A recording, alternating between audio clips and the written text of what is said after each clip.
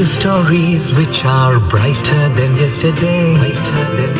The streets have never been so quiet. The squirrels found a new hideaway. Tomorrow will never be the same. There is so much hope in our hearts. Brick by brick we shall overcome and walk right into a new start. Welcome to the brand new world. We're the children of our Mother Earth. Reach out your hands, let us heal our earth together. Welcome to the brand new world. We're the children of our Mother Earth. Reach out your hands, let us heal our earth together.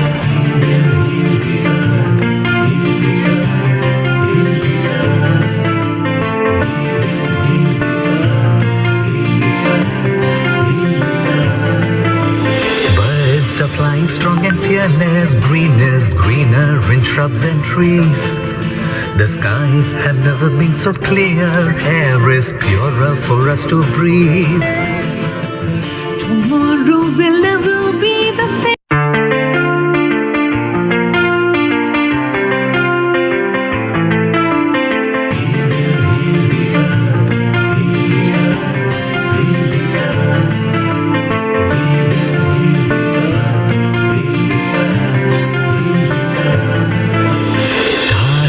Can tell you stories which are brighter than yesterday.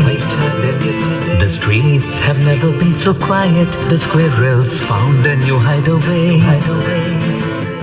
Tomorrow will never be the same. There is so much hope in our hearts. Brick by brick we shall overcome and walk right into a new start. Welcome to the brand new world.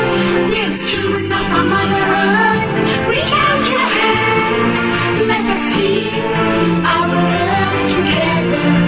Welcome to the brand new world. We're the children of our Mother Earth. Reach out your hands, let us heal our earth together.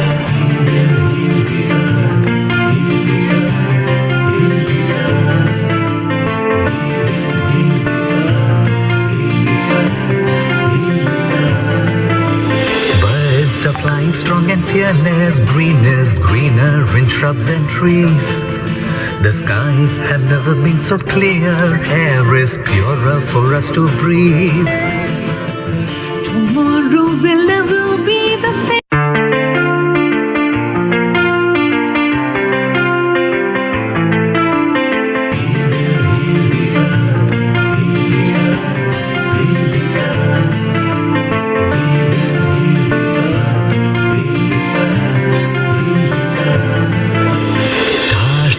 Can tell you stories which are brighter than yesterday. The streets have never been so quiet. The squirrels found a new hideaway. Tomorrow will never be the same. There is so much hope in our hearts. Brick by brick we shall overcome and walk right into a new start. Welcome to the brand new world. We're the children of our Mother Earth. Reach out your hands, let us heal our earth together. Welcome to the brand new world.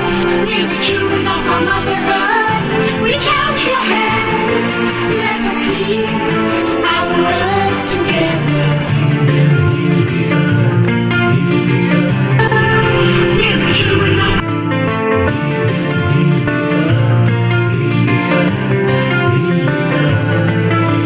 Birds are flying strong and fearless. Green is greener in shrubs and trees.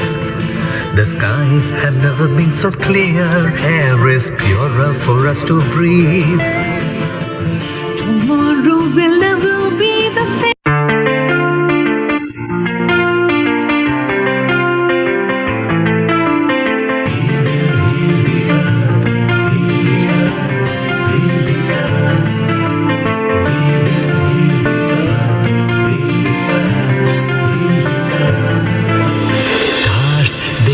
you stories which are brighter than yesterday. The streets have never been so quiet. The squirrels found a new hideaway. Tomorrow will never be the same. There is so much hope in our hearts. Brick by brick we shall overcome and walk right into a new start. Welcome to the brand new world. We're the children of our Mother Earth. Reach out your hands, let us heal our earth together. Welcome to the brand new world. We're the children of our Mother Earth. Reach out your hands, let us heal our earth together.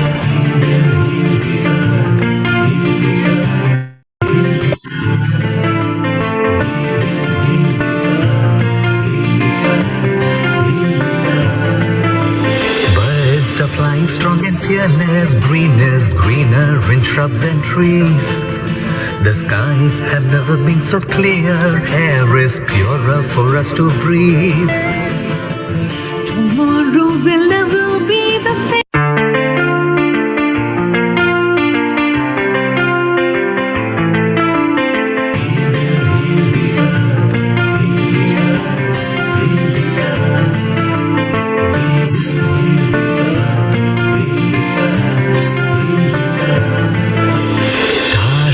Can tell you stories which are brighter than yesterday. The streets have never been so quiet. The squirrels found a new hideaway. Tomorrow will never be the same. There is so much hope in our hearts. Brick by brick we shall overcome and walk right into a new start. Welcome to the brand new world. We're the children of our Mother Earth. Reach out your hands, let us heal our earth together. Welcome to the brand new world. We're the children of our Mother Earth. Reach out your hands, let us heal our earth together.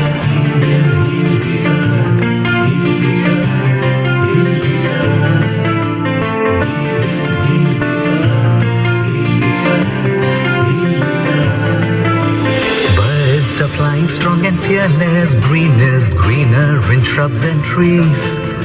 The skies have never been so clear. Air is purer for us to breathe.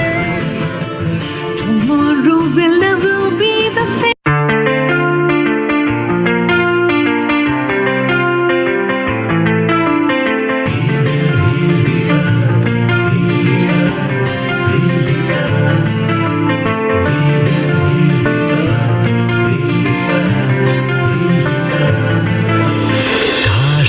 Can tell you stories which are brighter than yesterday. The streets have never been so quiet. The squirrels found a new hideaway. Tomorrow will never be the same. There is so much hope in our hearts. Brick by brick we shall overcome and walk right into a new start. Welcome to the brand new world. We're the children of our Mother Earth. Reach out your hands, let us heal our earth together. Welcome to the brand new world. We're the children of our Mother Earth. Reach out your hands, let us heal our earth together.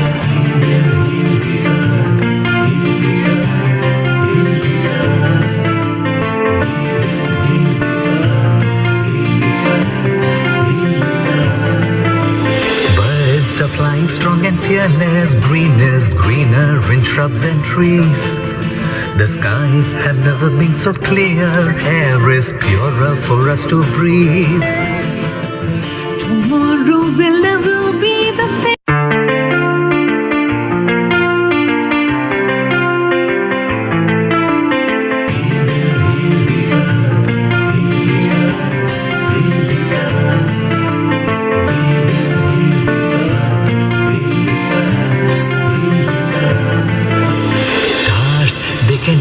stories which are brighter than yesterday. The streets have never been so quiet. The squirrels found a new hideaway. Tomorrow will never be the same. There is so much hope in our hearts. Brick by brick, we shall overcome and walk right into a new start. Welcome to the brand new world. We're the children of our Mother Earth. Reach out your hands. Let us heal our earth together. Welcome to the brand new world. We're the children of our Mother Earth. Reach out your hands. Let us heal our earth together.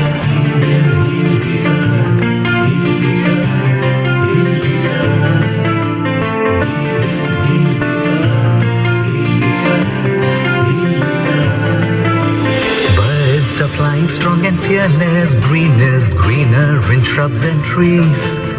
The skies have never been so clear. Air is purer for us to breathe. Tomorrow will never be the same.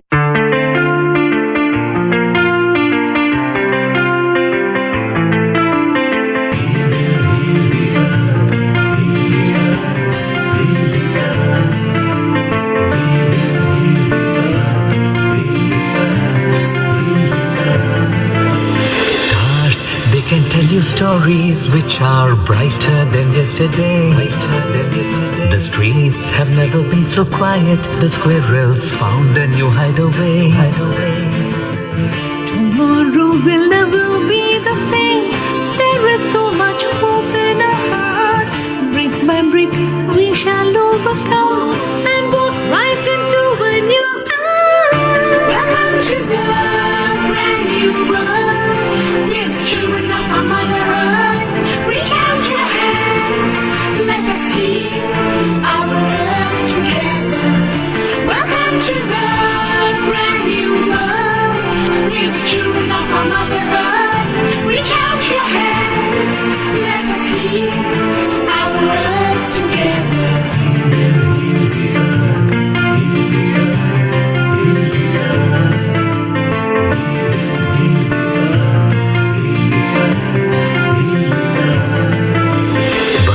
Are flying strong and fearless. Green is greener in shrubs and trees. The skies have never been so clear. Air is purer for us to breathe. Tomorrow will never be the same.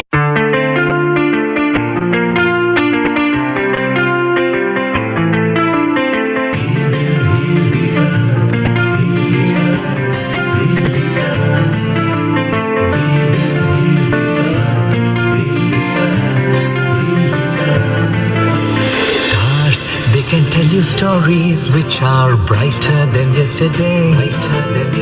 The streets have never been so quiet. The squirrels found a new hideaway. Tomorrow will never be the same. There is so much hope in our hearts. Brick by brick, we shall overcome and walk right into a new start. Welcome to the brand new world. We're the children of our Mother Earth. Reach out your hands. Let us heal our earth together. Welcome to the brand new world. We're the children of our Mother Earth. Reach out your hands. Let us heal our earth together.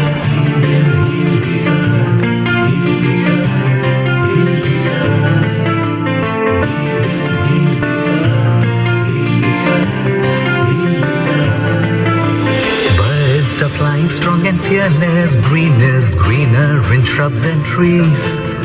The skies have never been so clear. Air is purer for us to breathe. Tomorrow will never be the same.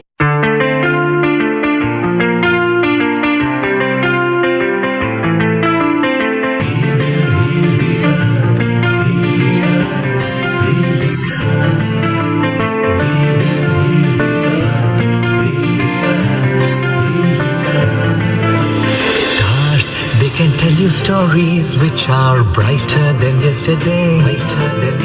The streets have never been so quiet. The squirrels found a new hideaway.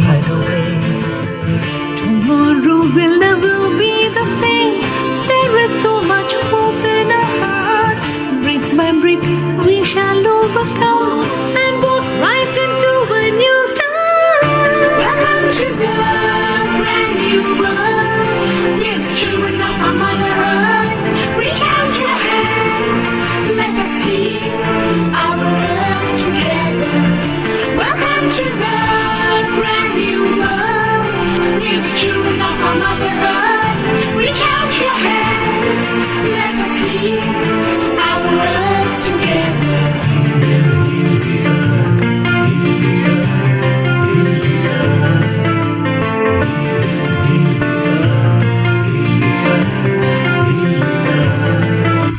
Birds are flying strong and fearless. Green is greener in shrubs and trees. The skies have never been so clear. Air is purer for us to breathe. Tomorrow will never be the same.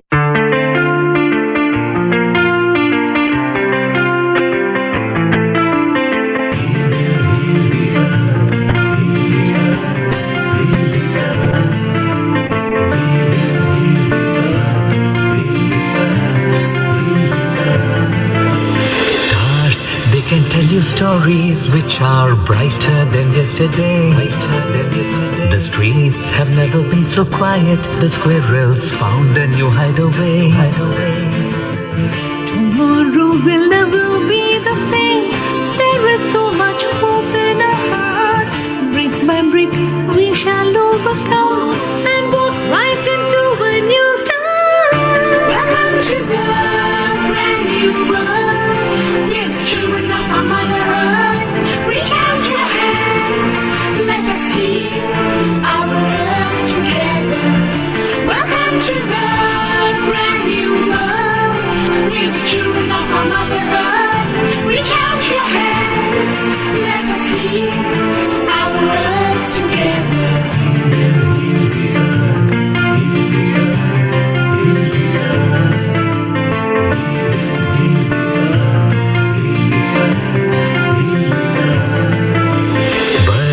Flying strong and fearless. Green is greener in shrubs and trees. The skies have never been so clear. Air is purer for us to breathe. Tomorrow will never be the same.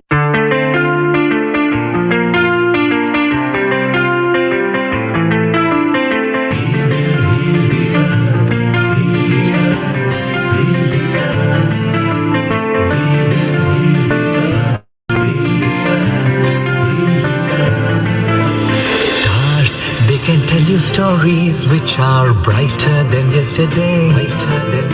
The streets have never been so quiet. The squirrels found a new hideaway. Tomorrow will never be the same.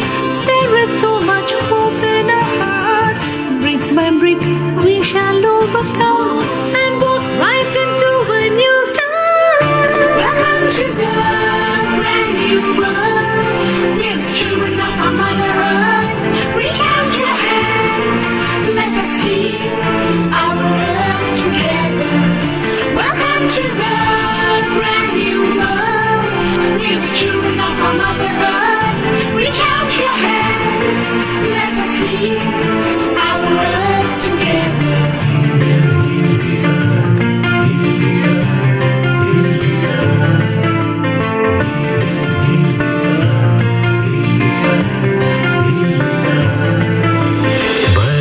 Flying strong and fearless. Green is greener in shrubs and trees. The skies have never been so clear. Air is purer for us to breathe. Tomorrow will never be the same.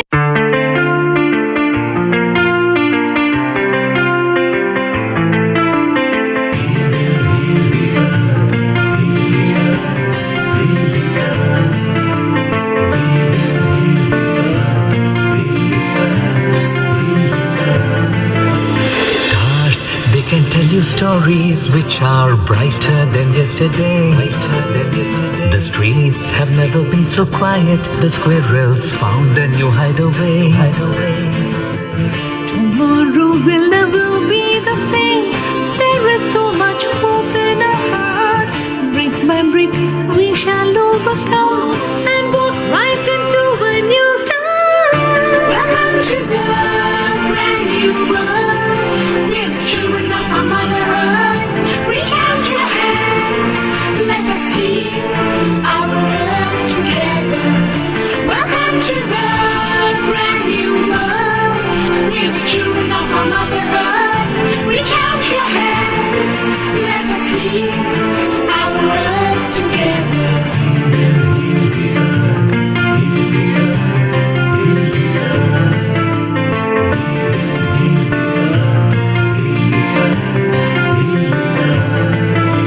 Birds are flying strong and fearless. Green is greener in shrubs and trees. The skies have never been so clear. Air is purer for us to breathe. Tomorrow will never be the same.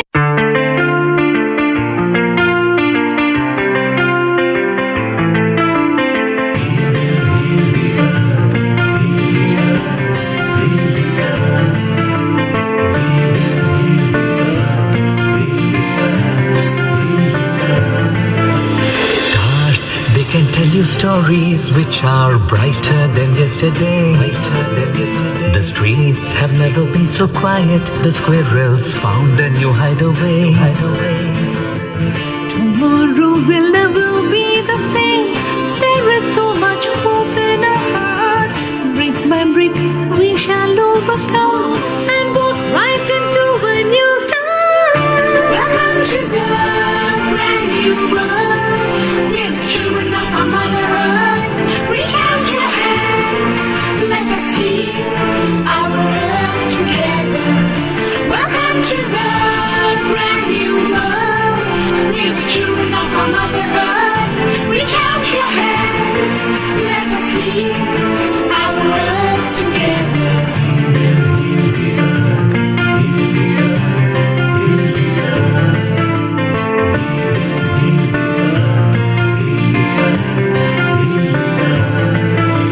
Birds are flying strong and fearless. Green is greener in shrubs and trees. The skies have never been so clear. Air is purer for us to breathe. Tomorrow will never be the same.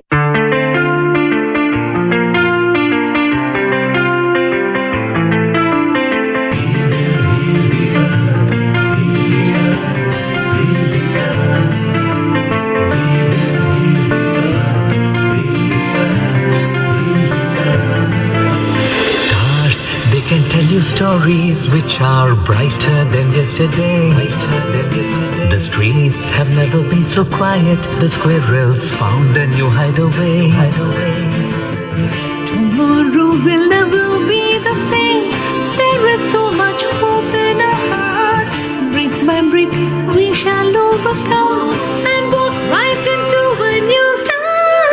Welcome to the brand new world. We're the children of our Mother Earth. Reach out your hands, let us heal our earth together. Welcome to the brand new world. We're the children of our Mother Earth. Reach out your hands, let us heal our earth together.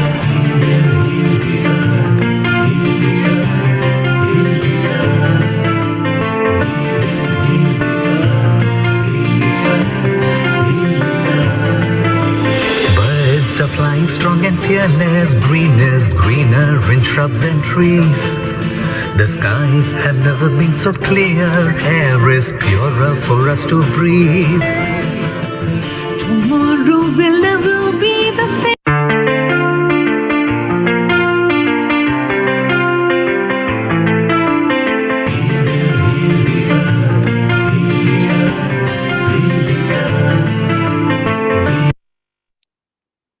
Ten, 9, 8, 7, 6, 5, 4, 3, 2, 1.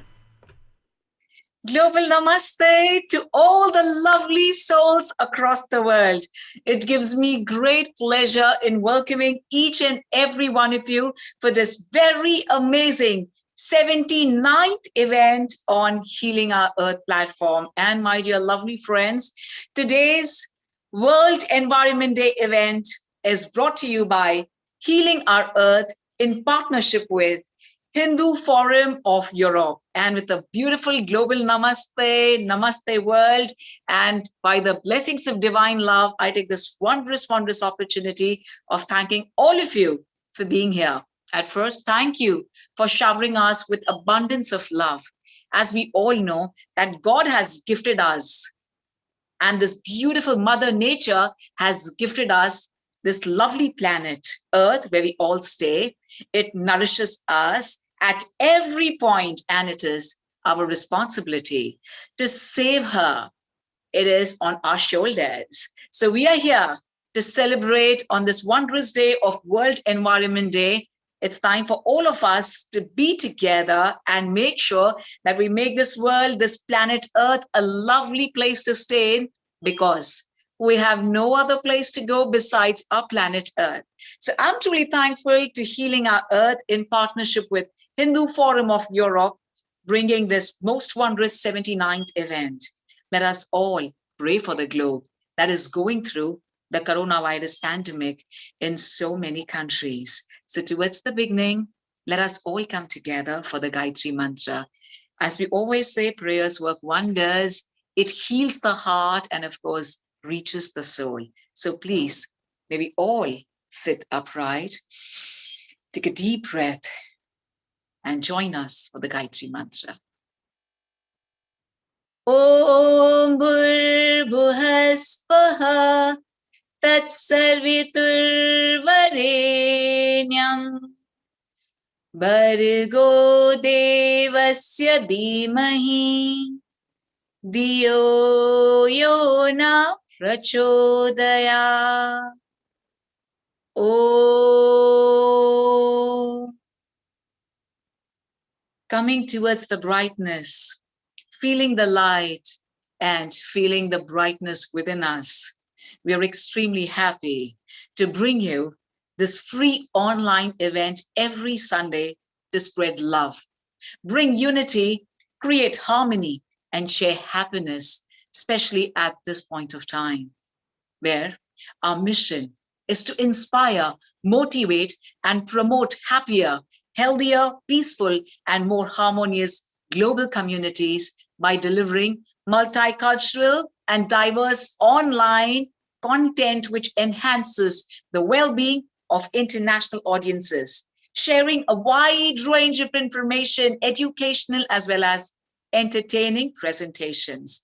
My dear lovely friends and lovely souls from across the world, thank you for being with us throughout for months together. I'm going to request you all towards the beginning to please share, like, subscribe, and follow us on our Facebook, YouTube, Instagram, and Twitter channels. And if you wish to participate in any form, then do contact us via the WhatsApp number mentioned on the website.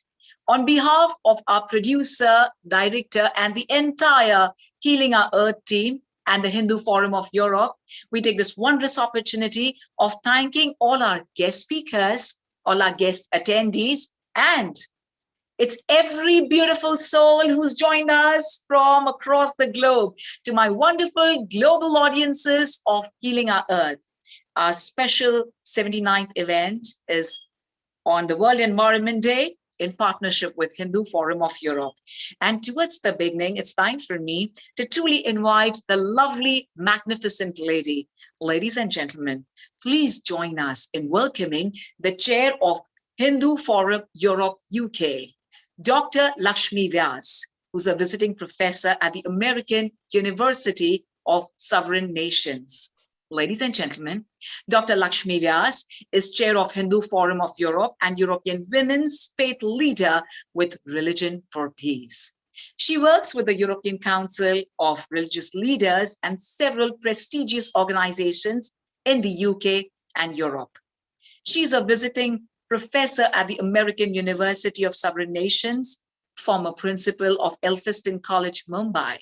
She's authored 3 books and several research papers in reputed magazines and journals. We all love her. She's also a family member of Healing Our Earth. May we please, with folded hands and with tons of love, welcome Dr. Lakshmi Vyas, Chair of Hindu Forum of Europe. Global Namaste. Hello, everyone. Thank you, Simran, for that wonderful words. A global namaste to all of you. And thank you to each and every one of you for your wonderful presence. On behalf of Hindu Forum of Europe, I welcome you to today's session. I also invite all the Hindu Forum members from Europe, from different countries. I welcome them too. Environmental protection and restoration of ecosystem is need of the day. We have some excellent and experienced environmentalists who will be sharing their thoughts with all of us. You may put your questions on the chat box if you wish. And thank you very much once again to all of you for being here and being my support. Back to Simran. Thank you. Thank you, Dr. Lakshmi Vyas, for the very beautiful inaugural welcome, which is love personified. It is such a pleasure to see you every time. Thank you so much. And as you know that I love your name. Thank you, Dr. Lakshmi. Thank you so much. And I request you to kindly be here with us. And we are extremely fortunate, ladies and gentlemen, my lovely souls from across the world, to receive a very beautiful special message by our Vice President, Metsola, European Parliament, Malta. Well, ladies and gentlemen, our Vice President of European Parliament, the lovely lady, Ms. Roberta Metsola, is the Vice President of the European Parliament. In 2020, she was elected as the first Vice President of the European Parliament, becoming the first Maltese national to hold the post. Professionally, she's a lawyer who specialized in European law and politics. Ms. Metsola is working with the European Parliament as elected MEP since 2013 and re-elected in 2014 and 2019 as well. She holds several portfolios that includes the member of Civil Liberties, Justice and Home Affairs Committee and of the Delegation for Relations with the United States. Our Vice President, Ms. Metsola, is associated with Environmental Harmony, and she is a substitute member on the Committee for Environment, Public Health and Food Safety, and the Special Committee on Artificial Intelligence in the age of today, the digital age. She's also a member of the Delegation for Relations with Japan. She has several credentials and actively represented various organizations right from the student days. She's extremely soft-spoken, very caring, extremely helpful to the communities in Europe. And I'm going to request Dr. Lakshmi Vyas and everyone to kindly join us as we truly hear this lovely message by our Vice President, Ms. Roberta Metsola, please.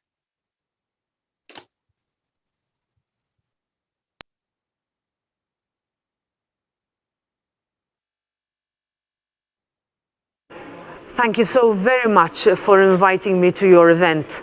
It combines 2 topics that are very dear to me: environmental protection and communication with communities passionate about it. Hindu beliefs and thinking about nature have been especially relevant for the protection of the environment. They emphasize the link and interdependence between humans and the nature that surrounds them. They also emphasize the importance of balance in that relationship, a concept that the rest of the world has caught up with only recently.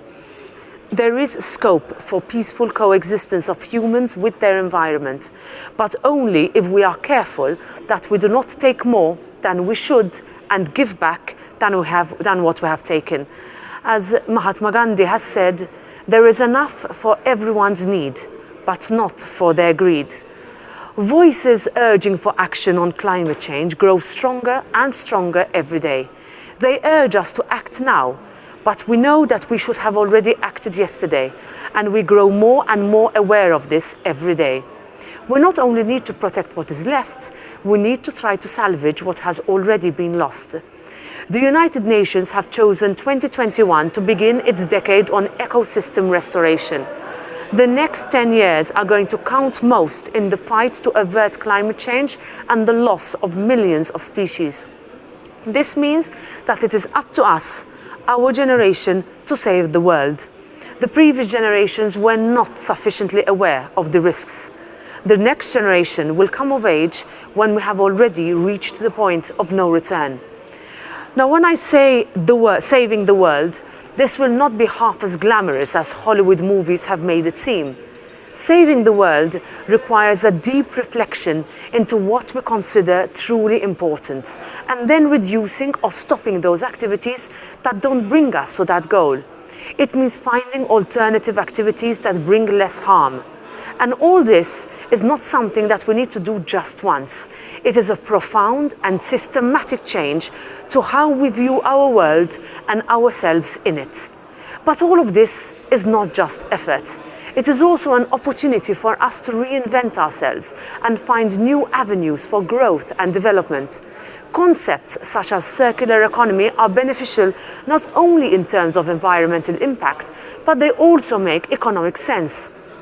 They create jobs, they generate new spheres of economic activity, and they respond to the challenges of our time. The European Union is aware of the urgency of the situation and has been doing everything in its power to change it. The President of the European Commission, Ursula von der Leyen, has very eloquently stated that making nature healthy again is key to our physical and mental well-being and is an ally in the fight against climate change and disease outbreaks. It is at the heart of our growth strategy, the European Green Deal, and is part of a European recovery that gives more back to the planet than it takes away. So, of course, when talking about the EU's activity in this area, we cannot not mention the European Green Deal. It is the EU's plan and strategy to transform the Union into a modern, resource-efficient and competitive economy where there are no net emissions of greenhouse gases by 2050, where economic growth is decoupled from resource use, and where no person and no place is left behind.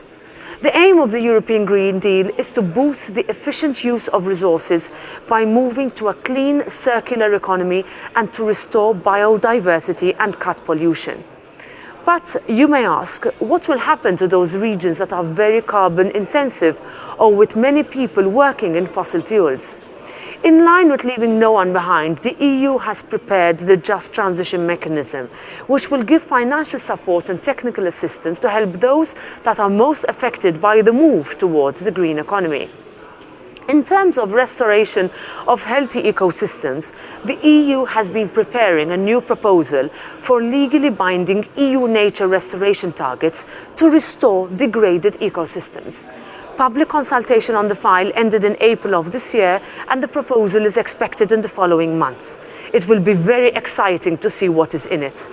This proposal is in line with the EU's biodiversity strategy for 2030, adopted last year, that envisages establishing protected areas for at least 30% of land and 30% of sea in Europe. It also envisages increasing organic farming, restoring EU rivers to a free-flowing state, planting 3 billion trees by 2030, reducing the use and harmfulness of pesticides by half by 2030, and many more. But the actions of the European Union institutions are only a part of the puzzle. We all need to act together to save the world for our children, and I know that you are our committed and very reliable partners in this. Thank you. Thank you. Thank you so much. What a beautiful message.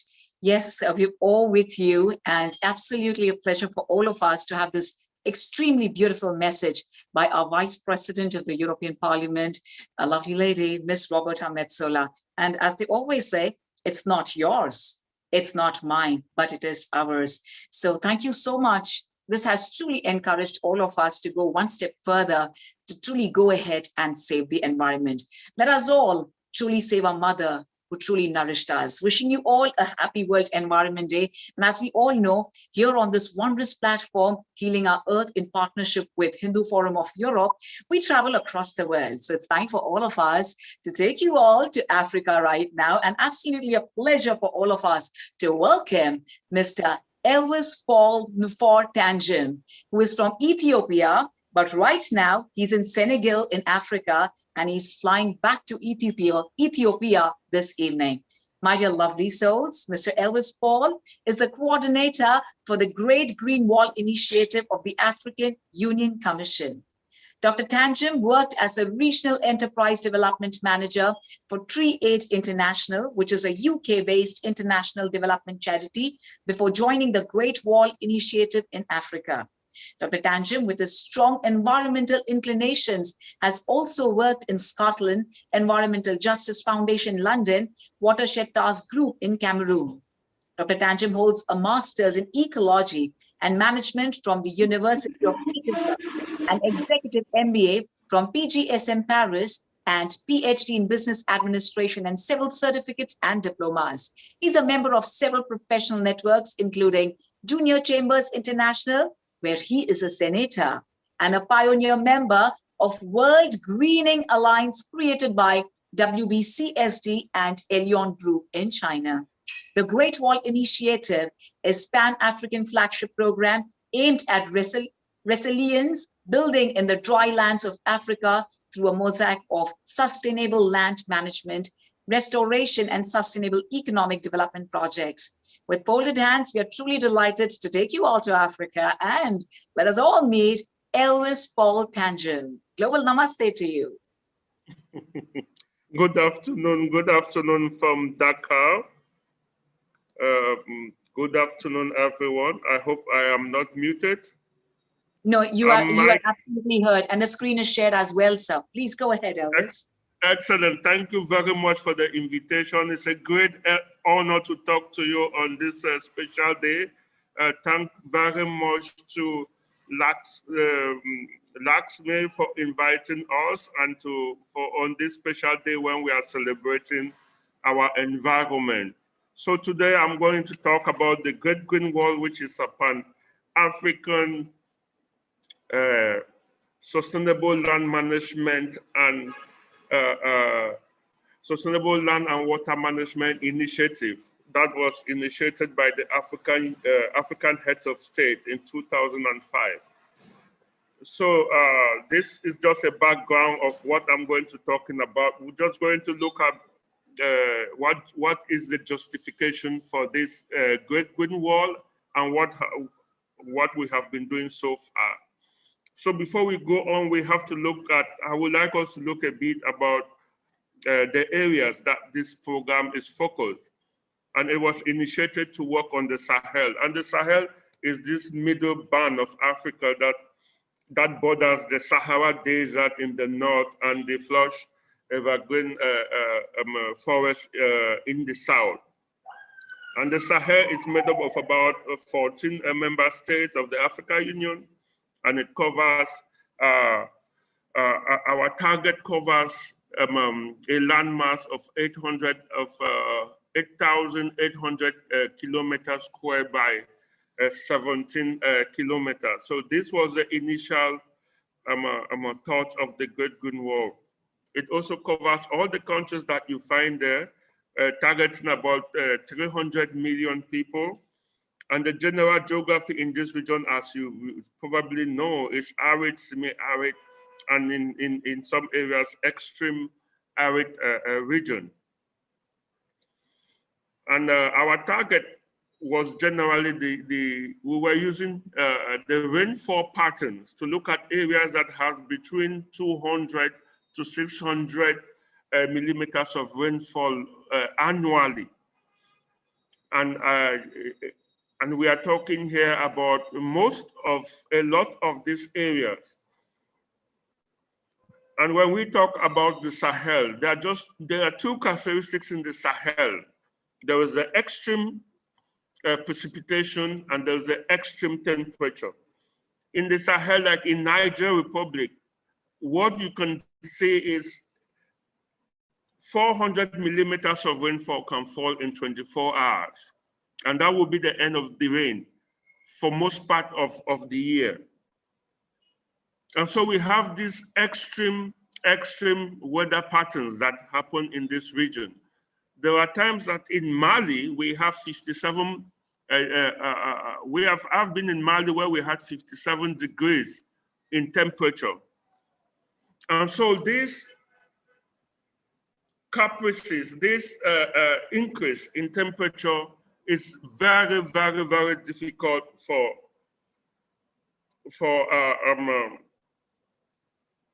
is somebody working on it? Hello? Yes, please. Perfect. Are you getting me? Very well, very well. We are with you. Elvis, we are with you. Am I audible? Super. Yes, but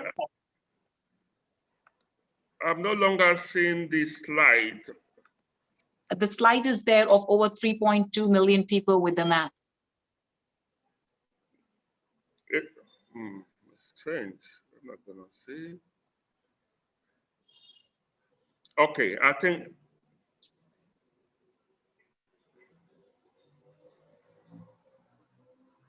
Okay.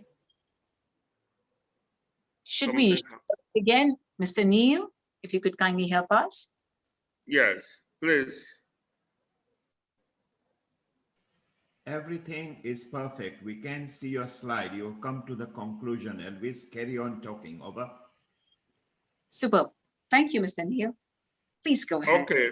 Okay, so I wanted to show the challenges. I wanted to use the challenges that we had in Lake Chad region to exemplify what I'm talking about, the extreme weather conditions and the challenges of land degradation that we have in the Great Green Wall. If you are seeing this,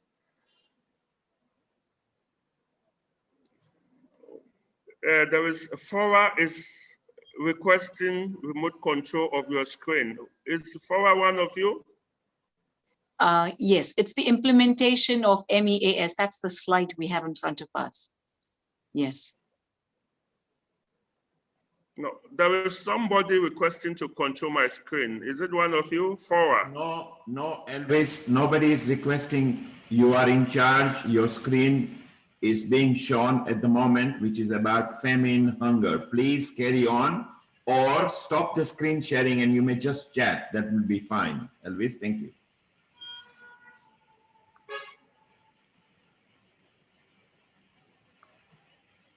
Elvis, you can just talk if you like.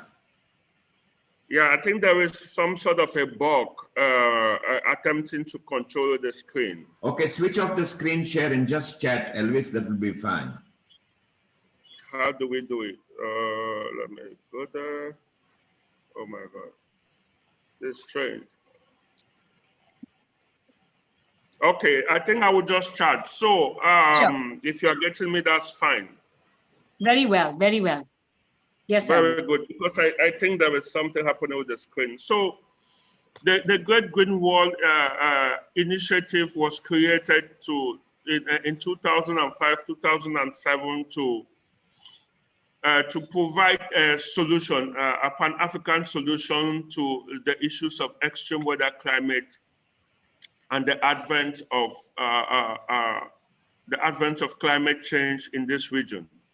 So if you were following the news in the early 80s, in the early 90s, you would have heard about the challenges in the Sahel, which was manifested through extreme weather climate. We talk about drought and flooding and which led to a series of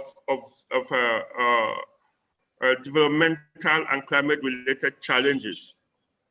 And one map that I wanted to show was what is happening in Lake Chad. Lake Chad, which is found in the Sahel region of Africa, which is located between Chad, Cameroon, Niger, and Central African Republic, is an example of the challenges that we face. Lake Chad has lost its water body since 1963 by more than 94%. And when you lose your water body, the area is degraded, and there is a huge population in this area of about 30 million people. And these people are people that depends on nature for their livelihood and for their income generation activities. So we are talking here about serious problems with Lake Chad. So the African Union came together with all its member states to bring out this program to support our member state in combating land degradation and desertification in this area. And since 2007, we have been implementing this project. We started with 11 member states, and then we have 16 member states. And now, as we speak, we are talking about 35 member states because we extended the program to the Southern Africa region. As you may know, the Southern Africa region is also facing huge the challenges of drought. And so we are now working with the Southern Africa Development Community to do an extension of the Great Green Wall to this region. And when we talk about the Great Green Wall, what do we mean?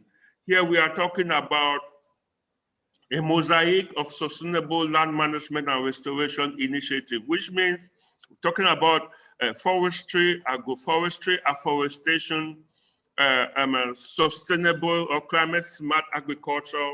We talk about water management. We talk about energy transition.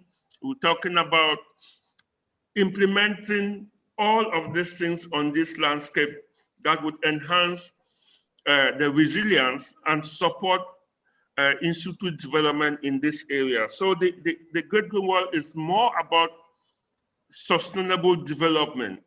There is generally an idea that it's about agroforestry or forestation. No, it's about sustainable development. And so since we started in 2005, 2007, it became a Pan-African program.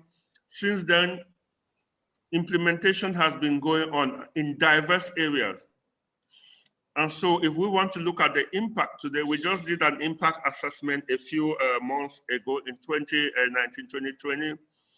And we found, and the results show that about 18% of the 100 million hectares that we target, that was targeted for the SDGs has been realized. Here we're talking about, when we say we've achieved 18%, what does it mean? It means we've created millions of jobs. We've created millions of dollars in terms of income generation.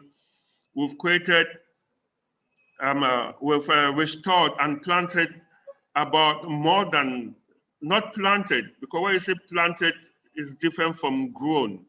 We've grown, I don't know the statistics, but we've grown millions of trees through various methods. A natural assisted regeneration method, we've grown millions of trees through farmer-managed natural resource systems, through direct implementation and things like that. So there's a lot going on now in these countries as far as the Great Green Wall is concerned. We have been working with our international development partners like the European Union, the World Bank, FAO, and especially the UNCCD to ensure implementation and to raise funding. As you very well know, the issues of biodiversity conservation is more than just about development. It's more than just about the ecosystem. It's also about the human being. It's about our sociocultural norms and the fabric of the society. One of the biggest challenges that we are facing today in the dry lands of Africa, and especially in the Sahel, is the issue of security. And the biggest, one of the push factors for this security is the fact that we have complete degradation of the environment. When the environment is degraded, when the farmers are no longer able to have access and use the arable farmland. When the pastoralist communities are no longer able to have enough rangeland for feeding their cows and their cattle and their camels and their goats. This lack of natural resources has led to serious conflict. One of the biggest issues that we have is what we call climate security conflict. And this conflict has degenerated into international conflict. You can hear about the conflict between the Dogons, the hunters, and the herders in Burkina Faso, in Niger, and right down now to Mali and to other regions. So the fact that the environment is degraded, the fact that people can no longer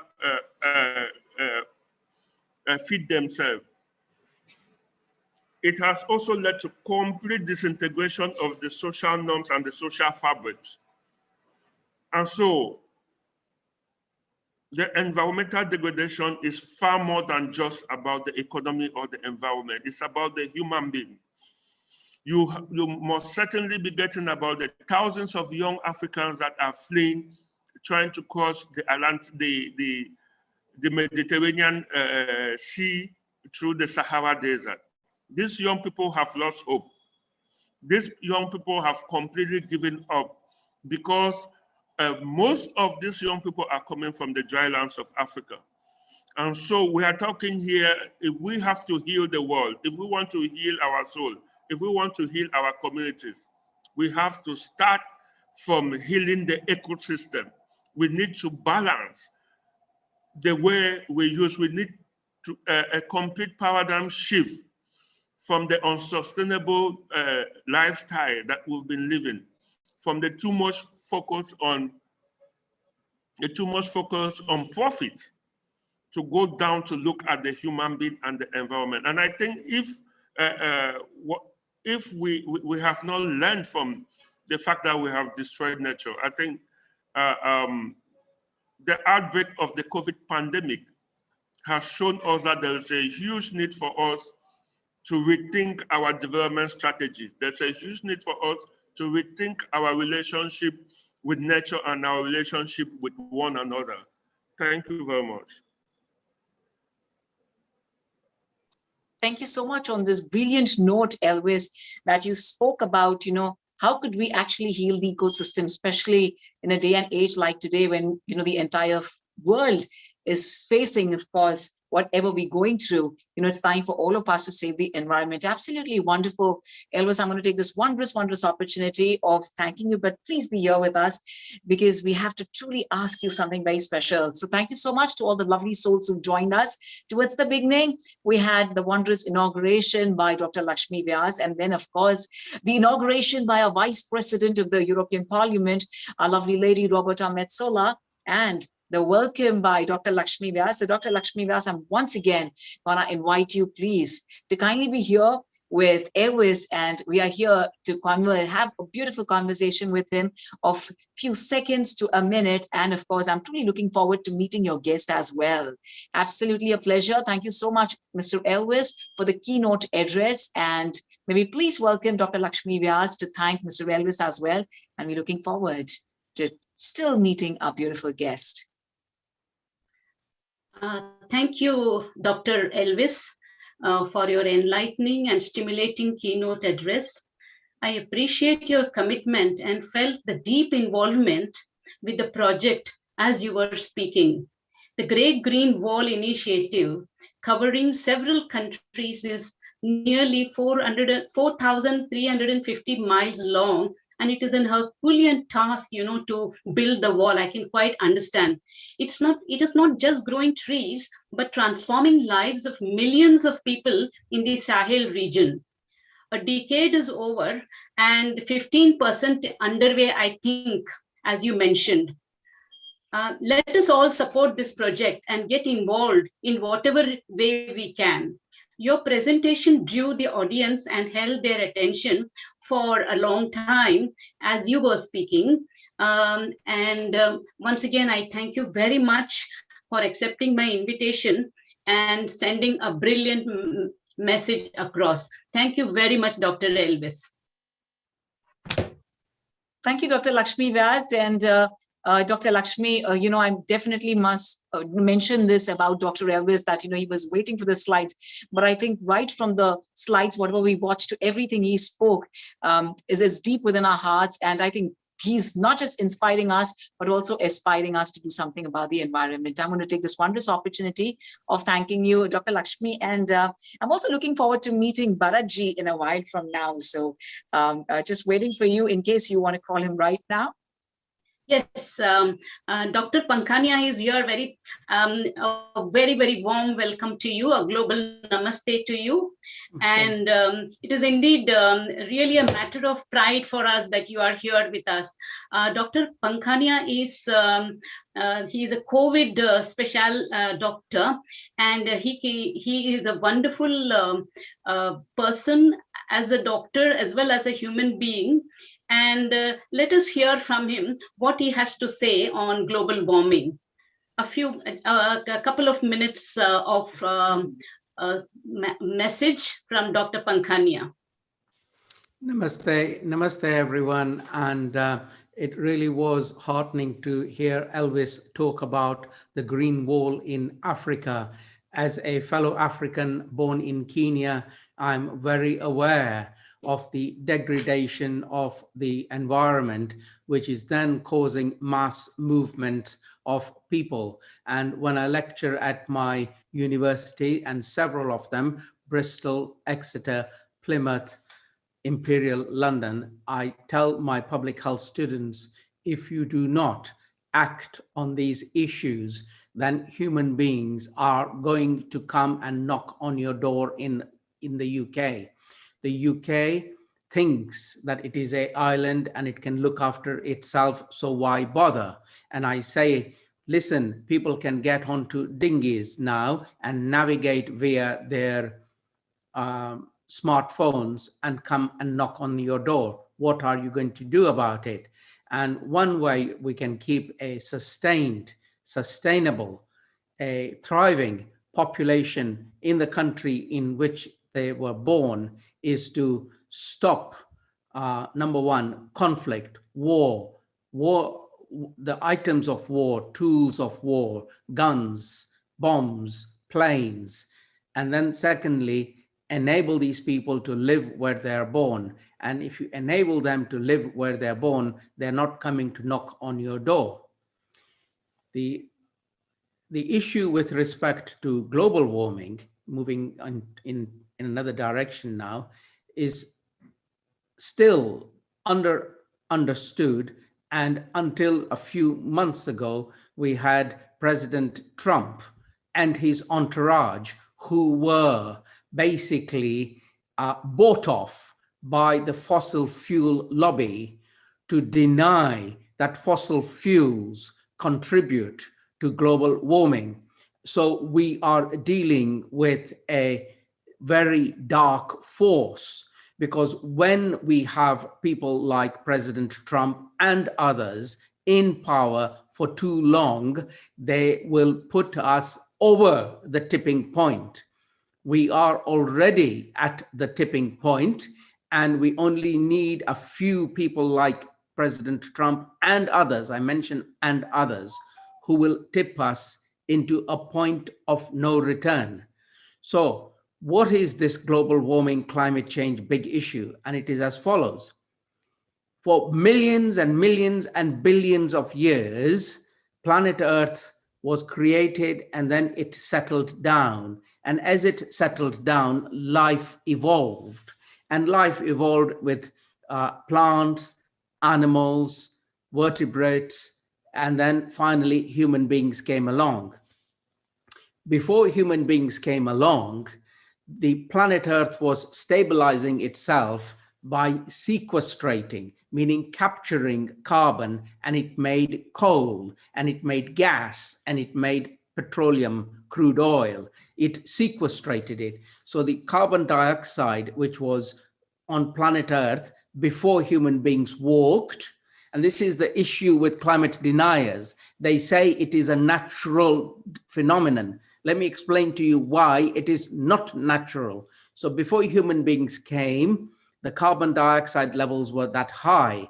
And then as the carbon dioxide levels were dropped with the growth of trees and the production and basically the growth of trees and sequestration of carbon, as carbon levels fell, other life forms evolved and human beings finally set foot on planet Earth. And then all was still well. All was still well for thousands and thousands of years. And then the Industrial Revolution came. And in the short period of 150 years of the Industrial Revolution, we have been releasing colossal amounts of sequestrated carbon in the form of methane gas burnt, coal burnt, coal, methane, and fossil fuels, including trees and deforestation and release of methane gas per se. Now, what's the big deal? The big deal is as follows. When you release either methane in the environment or carbon dioxide in the environment, it traps the heat that comes from from sun. So the heat that comes in doesn't go out because the carbon dioxide forms a net, and carbon dioxide and methane are holding back the heat. Where has all this heat gone, you ask? Well, the heat has gone by being sequestrated in the oceans. So the vast, the huge, the large volume of oceans, 70% of planet Earth, have been capturing this heat. And because it is a large amount of volume of water, we do not see where this heat has gone. Well, I tell you where this heat has gone. It is in the water. When the water starts warming up, then things start to go wrong. And you will notice that a couple of degrees warming up of the waters around the world, the oceans, is a colossal amount of energy that has been so far trapped by the oceans. But this tipping point is coming. With the tipping point that will come, we will have crop failures, we will have climate change, we will have hurricanes, we will have floods, we will have mass movements of people. We will have started the process of destroying planet Earth. And I'm not being extraordinarily scary. I'm depicting a picture of once you reach tipping point, you can't return. It costs too much to return. You can only save planet Earth now, if you act now. Once the tundra, the steppes, which has got frozen methane from millions of years, starts warming up, it leads to a rise in temperature. Then it leads to a further rise in temperature, more methane comes out, and more, and more, and more. So you've created a chain reaction. And once you've created a chain reaction, it is finished. You know, rising sea levels, the sea ice will go, we'll get more heating, and then more release of methane, more heating. What are we to do? I don't know all the answers, but what I do know is that there are some nations per capita that release more carbon dioxide than others. So the nations that I'm looking at are United States, India, China. They release disproportionate amounts of global warming gases. They look to Africa to tell them to do things. They look to Africa to improve their game. They look to other countries to improve their game, but they don't want to put their own house in order. We have to put our own house in order. So I'm going to end by asking all of us, well, what can we do? Very little, but we can elect the right politicians. And please, if you do not want to live in harmony with planet Earth will wipe the smile off our faces. We will all die. So it is important, very important, that we live in harmony with planet Earth. What can you personally do? Well, personally, change your diet. if you were to change your diet from a meat-based diet to a vegetarian diet or very little meat, you will be contributing a colossal amount towards preventing global warming with the release of CO2 and methane gases from cattle and the plowing of fields and the deforestation to grow grass, to grow cattle, to feed you. So what would I advise? Top 3 tips. Live in harmony with planet Earth. Live a simpler life. Fly less and eat less meat. I will stop there. Namaste, everyone. Wow, this was truly, truly unbelievable. So I'm going to take this wondrous opportunity of truly thanking Dr. Bharat Pankhania, sir, who is absolutely, our regular esteemed guest and dignitary on Healing Our Earth platform, and also a great contributor to Healing Our Earth. Thank you so much for bringing such valuable updates every now and then, even regards COVID and right now regards saving the environment. Well, dear sir, on behalf of our founder of Healing Our Earth, Mr. Neil Kumar, and Dr. Lakshmi Vyas of Hindu Forum of Europe, I take this wondrous opportunity of thanking you, and thank you for giving us the key 3 points on how on this beautiful day, the 6th of June, 2021, we can all start thinking about it and actually take the action of doing something to save our beautiful planet Earth. Absolutely, I have no words to express my gratitude to you, because I'm going to definitely watch the show again, to hear every single thing you've said, and of course, to also, absorb whatever Elvis mentioned about the green wall of Africa, to understand and to absorb it deep within. Well, my dear lovely friends and souls from across the world, we do have Dr. Bharat Pankhania's YouTube channel on his personal name. Please go on his YouTube channel and let us all be the best version of ourselves. We can always follow him there, understand everything about life, and make this world a better place to live in. Thank you very much, Dr. Bharat Pankhania ji. Dr. Lakshmi Vyas, would you like to say something to Dr. ji? Thank you. And now, well, my dear lovely friends and lovely souls, I'm getting some fabulous information. So I'm going to please request you all at first to please share this with all your loved ones. And do remember to watch it again. You can have a watch party and share it with all your loved ones. We are live on YouTube, Facebook, Twitter, as well as Instagram. So please tell all your loved ones to join you. It's time for us now to invite Mr. David Earl, the director of the Universal Peace Federation. Ladies and gentlemen, and my dear lovely friends, David is very much concerned about the state of the family in our society and about helping young people to become citizens of good character. For the past 25 years, since 1993, he's working for UPF from street level to the government level on inter-religious and intercultural projects and conferences which bring people together to serve the public good. Mr. David graduated from Leeds BSc and Aberdeen MSc as well as PhD universities in biochemistry and nutrition and in agriculture. Well, my dear lovely friends, taken here to the United Kingdom with a bright smile and wholehearted welcome. May we also welcome the lovely Lady Patricia and David Earl from UK, the director of the Universal Peace Federation. A global namaste to you. And to you, Simran, thank you very much. And to all brothers and sisters all over the world, those of you who are tuning in, greetings from Birmingham in the United Kingdom. I'll just attempt to share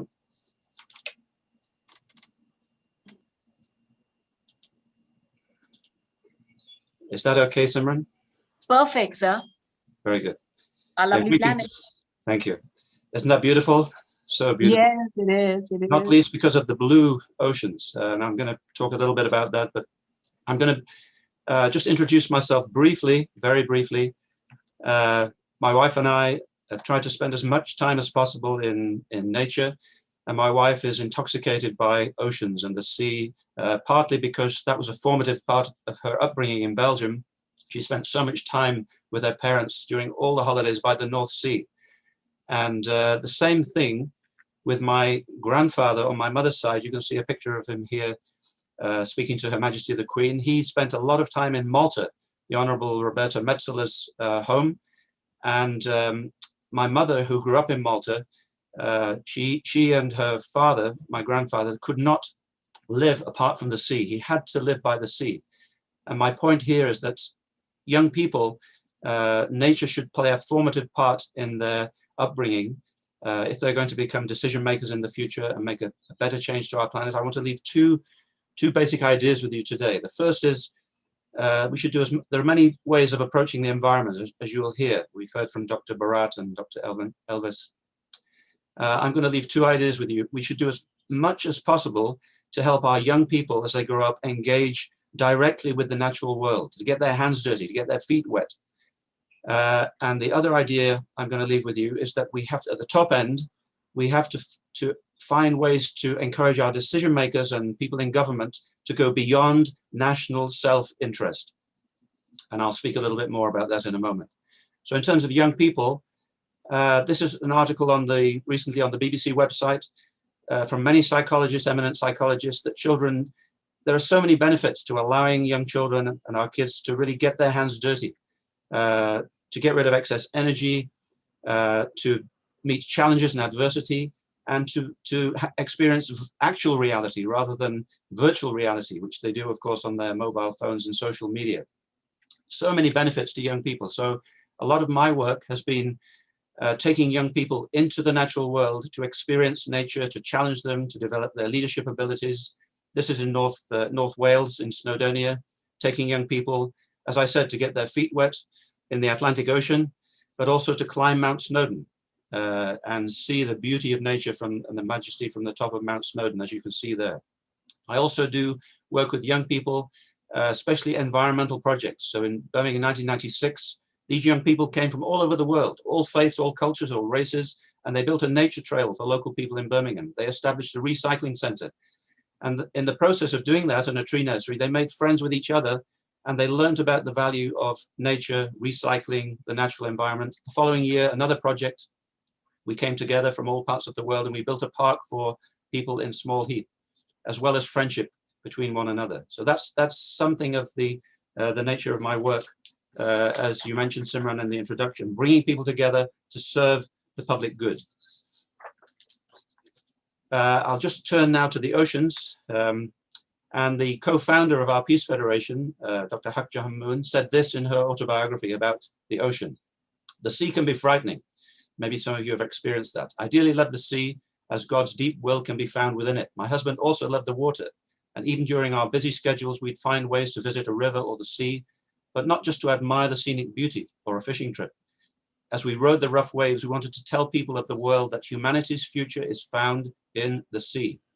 We often took young people with us to fish on the high seas. We wanted to raise them to become leaders who would work anywhere. As I mentioned, this interaction, direct interaction with the natural world.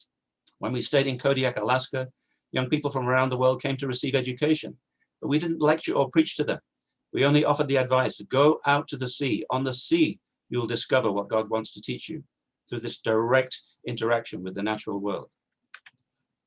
As has been mentioned already, the oceans cover 71% of the Earth's surface. They hold about 97% of the Earth's water. The rest is in glaciers, lakes, rivers, and ice, and so on. And almost 250,000 species of marine life.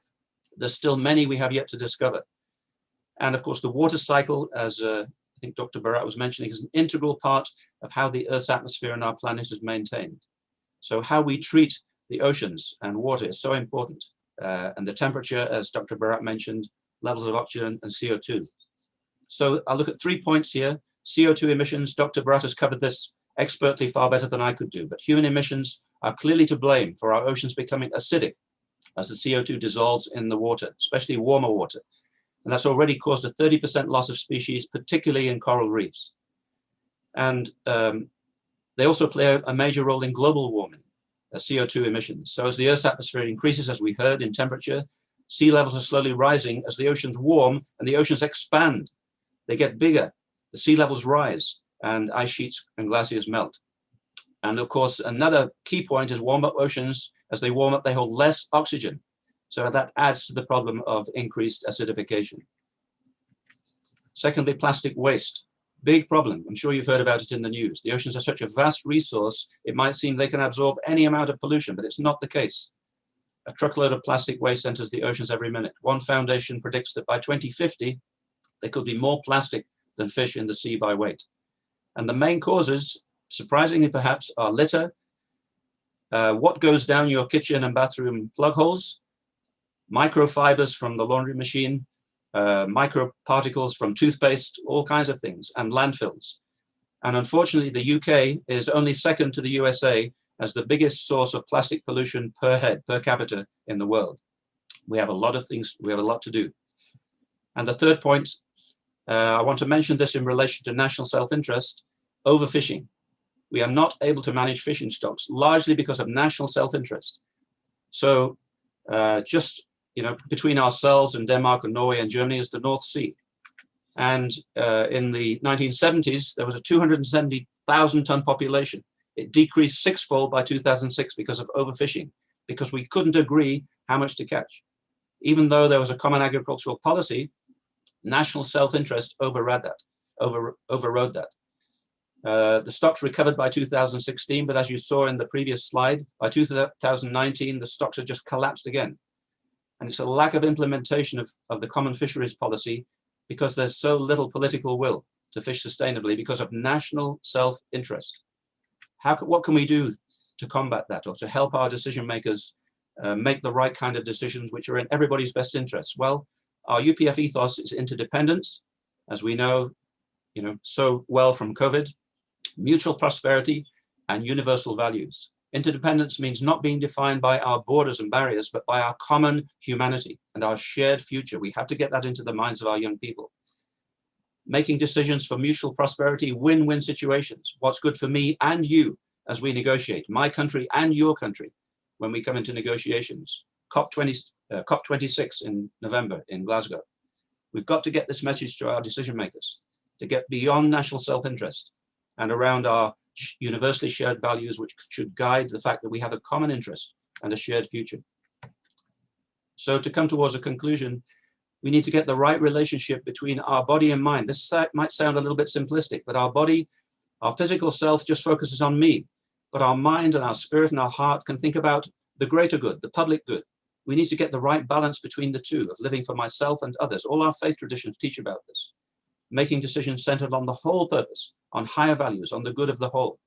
And if we put that in relation to the environment, then we need to take care of the environment, the right stewardship, whereby science and technology should benefit everybody equally, material prosperity for all, in the way that we use the resources of the ocean and the natural world. This is absolutely crucial. And just to illustrate that point, it's a very simple diagram. I live for my family lives for my community lives for society, my society lives for my nation should live for the sake of the greater good, for the sake of the European community or for the sake of the world.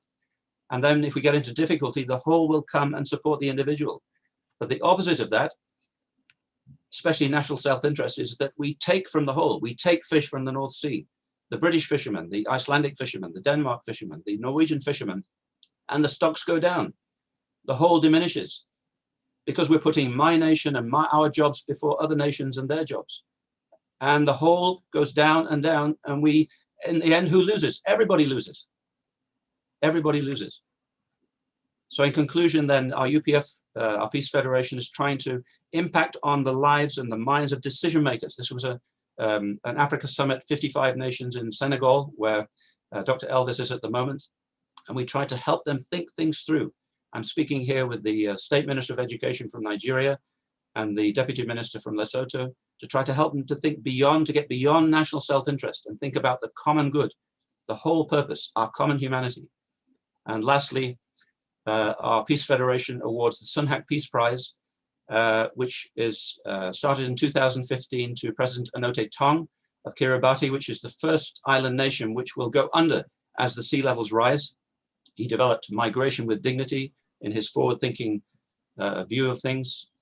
And Dr. Modadugu Gupta, an Indian biologist and fisheries expert who pioneered the Blue Revolution. So we want to really applaud and acclaim these kind of people who are thinking about the oceans, who are thinking about the environment, and bringing real solutions. So that's my message today. We need to influence decision makers to go beyond national self-interest, and we need to help our young people to engage directly with the natural world so that they grow up with formative experiences that enhance and inform their decisions for the future. We create a better future together with them. So thank you very much for listening. That's my little presentation. Thank you. Thank you. Thank you very much, Dr. David Earl. And right from, the first picture and the last picture, which is extremely fascinating. And of course, in between, where we all individually, as a whole need to really work on saving the environment. I'm truly delighted and thankful to you. But I'm going to also have a word with our lovely lady, Patricia. And, both of you have been doing phenomenal work, to save the environment. And I would also love to congratulate both of you. A global namaste to you, ma'am. Yeah, namaste. Yeah. I want to congratulate both of you for also having the honorary citizenship of India, for being the recipient of the prestigious award. Please, David and Patricia, ma'am, I would love to ask you that. Please, would you like to tell all our lovely viewers about this award? Yes, my wife should speak, but I'll just say a few words. We do a lot of work, as I mentioned, bringing people together to serve the public good. So we, all the different communities of Birmingham, Hindu, Sikh, Muslim, Christian, Jewish, raise money for a project we developed in Hyderabad in southern India, in Andhra. And it was to provide a home for Dalit orphan children and education. And the money for it came from all the faith communities of Birmingham to fund that project. And it's not even a drop in the ocean, but most of the young people who've gone through that home and the local school have managed to get a college degree, vocational qualification. And the project somehow miraculously came to the attention of the Indian government. And we received what was called the Hind Ratan Award, the Jewel of India Award in 2003. So we went to India, but in order to receive that award, Patricia and myself, we had to be given sort of NRI status, which is a little bit unusual, honorary citizenship of India, to receive that award because it's only given to NRIs. But it was the collective effort of all the people of our faith communities here in the UK which made that happen. So beautiful. And it was also the collective effort of women coming together, because I've been doing peace work for many, many years with women from beyond race, culture, faith, for peace. And so everybody would go in their own place of worship. We could collect a lot of money. And so it was a wonderful way to create a bridge between India and the UK and to give something back to India, to restore all the exploitation, from the past and to serve that country. And also to create some communal harmony in that place of India where there was a lot of tension. And yeah, it was an amazing project, and it still keep going, really. And just to mention, Simran, that we believe that, to heal Mother Earth, we need more and more the motherly aspect of the female contribution to decision-making, people in positions of responsibility, the aspect of compassion, togetherness, the motherly aspect. We need that women need to play a much bigger role together with men in healing our Earth. Brilliant. I think the way, both of you have expressed it, I think this goes as a beautiful message to all the families to truly come in together and truly do something. And we've been receiving beautiful messages, and, where people are also asking us, for that we could probably ask and, tell all the organizations who are working towards peace and harmony, to do something about it. So thank you for sending us all your comments. And David and Patricia, it's been absolutely a pleasure on behalf of a founder of Healing Our Earth, Mr. Neil Kumar, as well as Dr. Lakshmi Vyas, the chair of Hindu Forum of Europe. I take this wondrous opportunity of truly thanking you. And I'm going to please request everyone to share this with all your loved ones, share this with every single soul on this planet Earth. And I think we need to bring this change. And of course, it is absolutely in our hands. So thank you for spreading our word and for giving us and letting us know and making us aware of the whereabouts. And I'm still mesmerized by the beautiful first artwork and the last picture. It is going to stay with me. And I truly look forward to imagining a beautiful world. We all need to imagine and make sure it really comes to be true. Thank you. Thank you very much, David, and our lovely lady, Miss Patricia. Thank you. Thank you to all our lovely souls. And we're going to take you now to the United States, where we're going to invite Professor Dr. Lane Hartzell, who's a professor at the Asia Institute at Washington, D.C. and Tokyo in 3E, that is energy, economy, environment, and a research professor at the Center for Ethics in Science and Technology Department of Philosophy at Chulalongkorn University in Bangkok. He's also a project scientist in Sensoria in Montreal.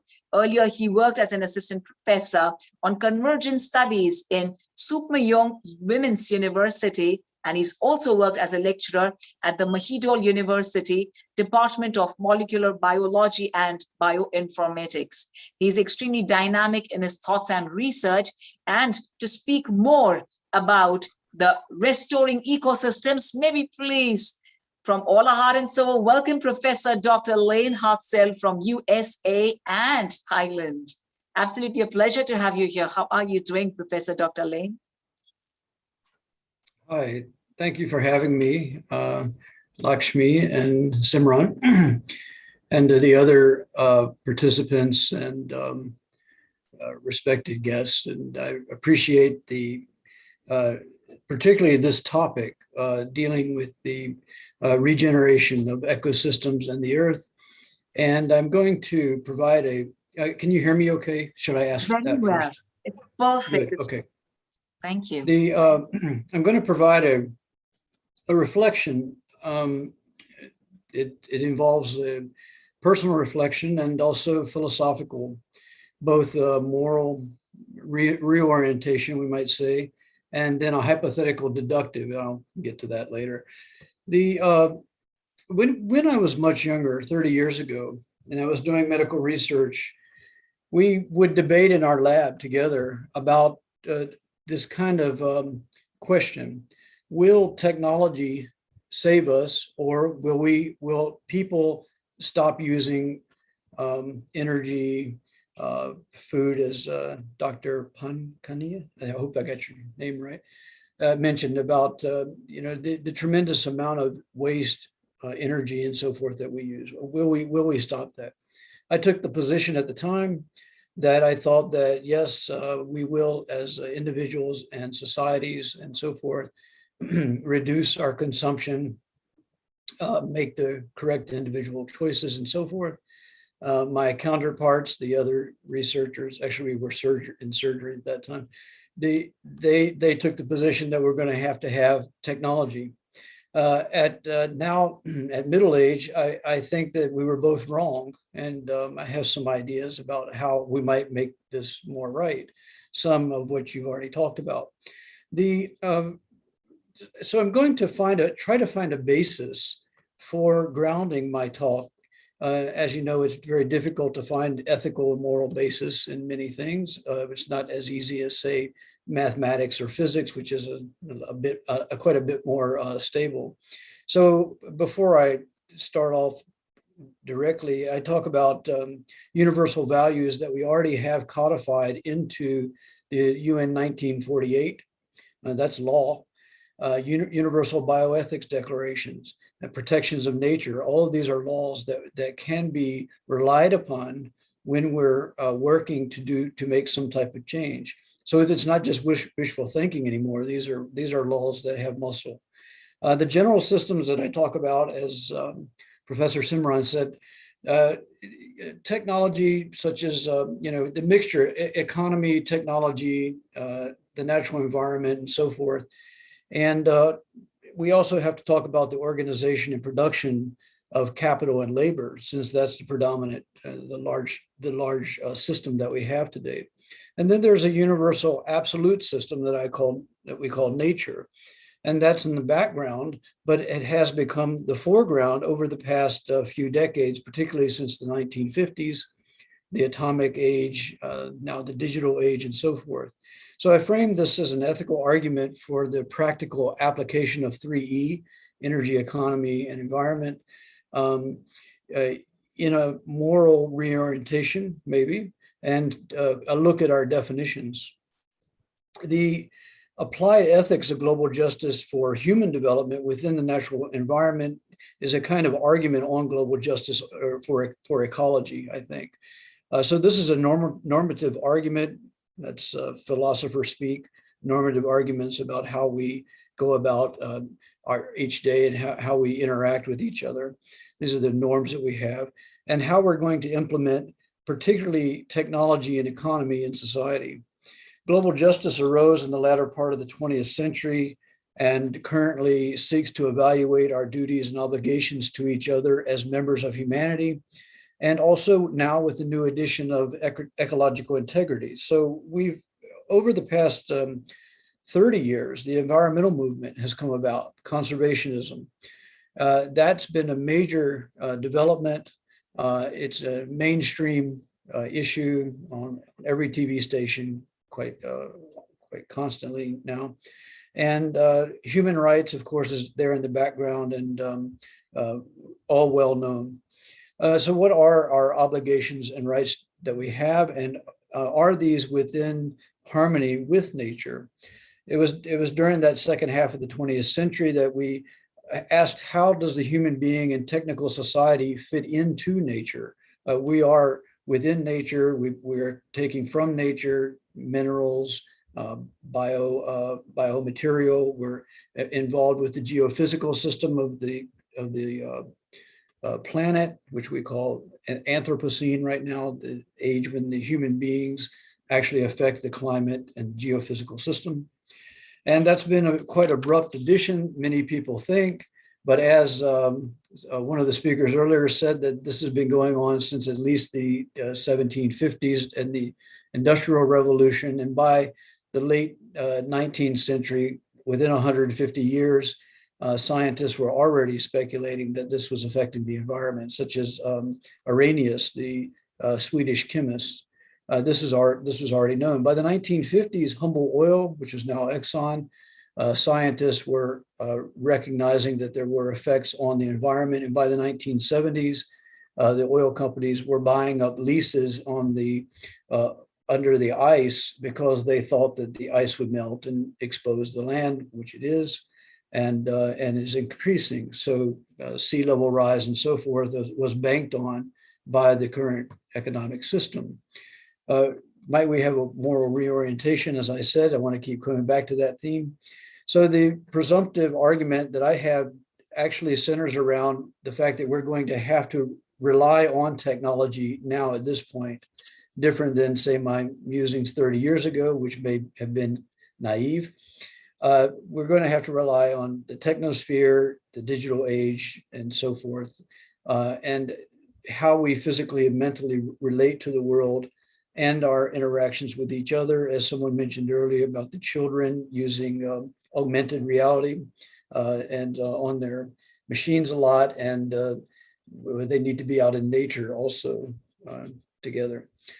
Technology mediates our relationship to the world, and different than in not so distant past, we usually interacted directly with nature. It's only until maybe the last, not even half a century, that we interact with the world through mediation of technology. And at this point, the mediation of technology is near absolute, with the constant looking at a screen as we do. And of course, it depends on what we're doing with it. So we might want to take up the question of technology. So first of all, I think that we should have the analytical ability to get an accurate picture of the world so that we can act effectively. We also should have what in religion you might call inner values, religious values of ethics related to each other. So like a Christian ethic is that we're all sons and daughters and human beings of God, the creator. And within this other aspect of technology, I call it a political technology, because technology, I think, is neutral, but there's this political aspect of how technology is developed and then comes about, and what we use technology for, which is a key aspect to getting ourselves out of the mess that we're in, I think. And I'm not I'm not too optimistic, and I'll tell you why. So the first major point is development, planning, and implementation of technology. And I have a few slides, but they're not actually, they don't have a lot of bearing on the actual concepts that I want to share with you. Number one, the biocentric argument, you could say, comes from the UN Bioethics Convention, Article 17 on the protection of the environment, the biosphere, and biodiversity. A short quote, due regard is to be given to the interconnection between human beings and other forms of life, respect for traditional knowledge, and to the role of human beings in the protection of the environment, the biosphere, and biodiversity. And I want to mention, how many of us actually think about the insects and the role that, say, insects play in our life? I mean, if you think about the insects, they're kind of like the internet of nature. They're flitting around and sharing signals and so forth. Without insects, we wouldn't live too much longer. And same with fungus and bacteria, these little beings that we hardly even know about. The next one is an argument on a just international order. UN 1948, Article 28. Everyone is entitled to a social and international order in which the rights and freedoms set forth in this declaration, human rights, can be fully realized. Now, these are underpinnings on which we can rely that are codified, as I said at the beginning, to create this particular, a better society, a better future that all of us, I perceive, want. And we seem to share the same values related to ecological and human values. Let me give one example. Since I've covered the concepts, let me give one example of a massive system. Dr. Lakshmi asked me to give an example. So let's take, for example, the New Silk Road. There's two parts to the New Silk Road from China that goes all the way over to Europe. There's one that goes over top through Pakistan and India and into Europe. There, I think it's just above Greece. The other one is a maritime route which goes along the old Islamic trade routes over, from, say, Istanbul to Medina, and then down, and from Medina over to the Spice Islands, where I'm at actually right now in ASEAN, in Southeast Asia. So this is a major project, massive infrastructure, and as you can assume, as you can probably deduce, that it's going to require a lot of minerals, cement, sand, and all of this kind of stuff to actually build this thing. So now I want to move into what I'm really getting at, and that's the matter of urbanization. So in the I had a choice from Dr. Lakshmi to choose something other than the oceans, because that was already covered. So I chose urbanization and the bioethics like this. The definition of urbanization is the massive flow of resources into urban cities. That's the definition of civilization, and urbanization is the definition of civilization. So I'm not going to make the utterly absurd conclusion that we have to get rid of civilization, but we need to find a way to deal with the massive inflow of natural resources into urban centers. This is what's creating most of the problems, right? Because if you look at this whole integrated system, this productive system, this massive inflow of natural resources, that we have a problem. So take, for example, well, maybe in the Middle East, we can take that. Someone might say, well, yes, cities are made out of sand and steel and glass, but in the Middle East, there's plenty of sand, such as say Doha or something. Well, the sand, first of all, that area, Northern Africa and the Middle East today, these areas that we've called after, say, the Darfur Agreement and so forth, these areas were covered by pine cedar forests as far as you could see, and as thick as you could see. And there was grass savanna down towards Saudi Arabia. Today, it's deforested, it's desert, and so forth. And then we get to the city. Even the cities, they have to bring sand from the Mekong here in Southeast Asia to build the cities in say Doha or the region there, because the sand there is too fine. So you have to have coarse sand to build cities. So cities are large piles of sand, silicate, steel, and petroleum. That's a city, and then all what goes into it, where you have to create a massive energy system to drive this thing. So this combination, I think, is, if you want to look at the larger scale, what's causing our major issues. If you've ever seen say, for example, a lithium mine or a bauxite mine for producing aluminum, these are massive holes in the earth, all kinds of chemicals, logistics and so forth. So how can we deal with such a matter? Well, I don't know, but we can try to find some ways to what we might call preserve as much of the earth as we can within this particular fairly horrific system that's being imposed on the earth.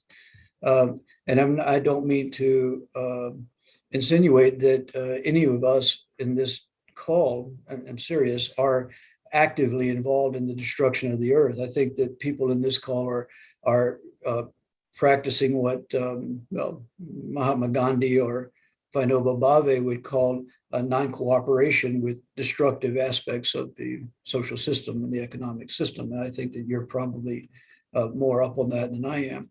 So the question is, how are we going to participate within this system to move the system to something better? And at the same time, we're participating in himsa or violence because of the matter of the use of resources.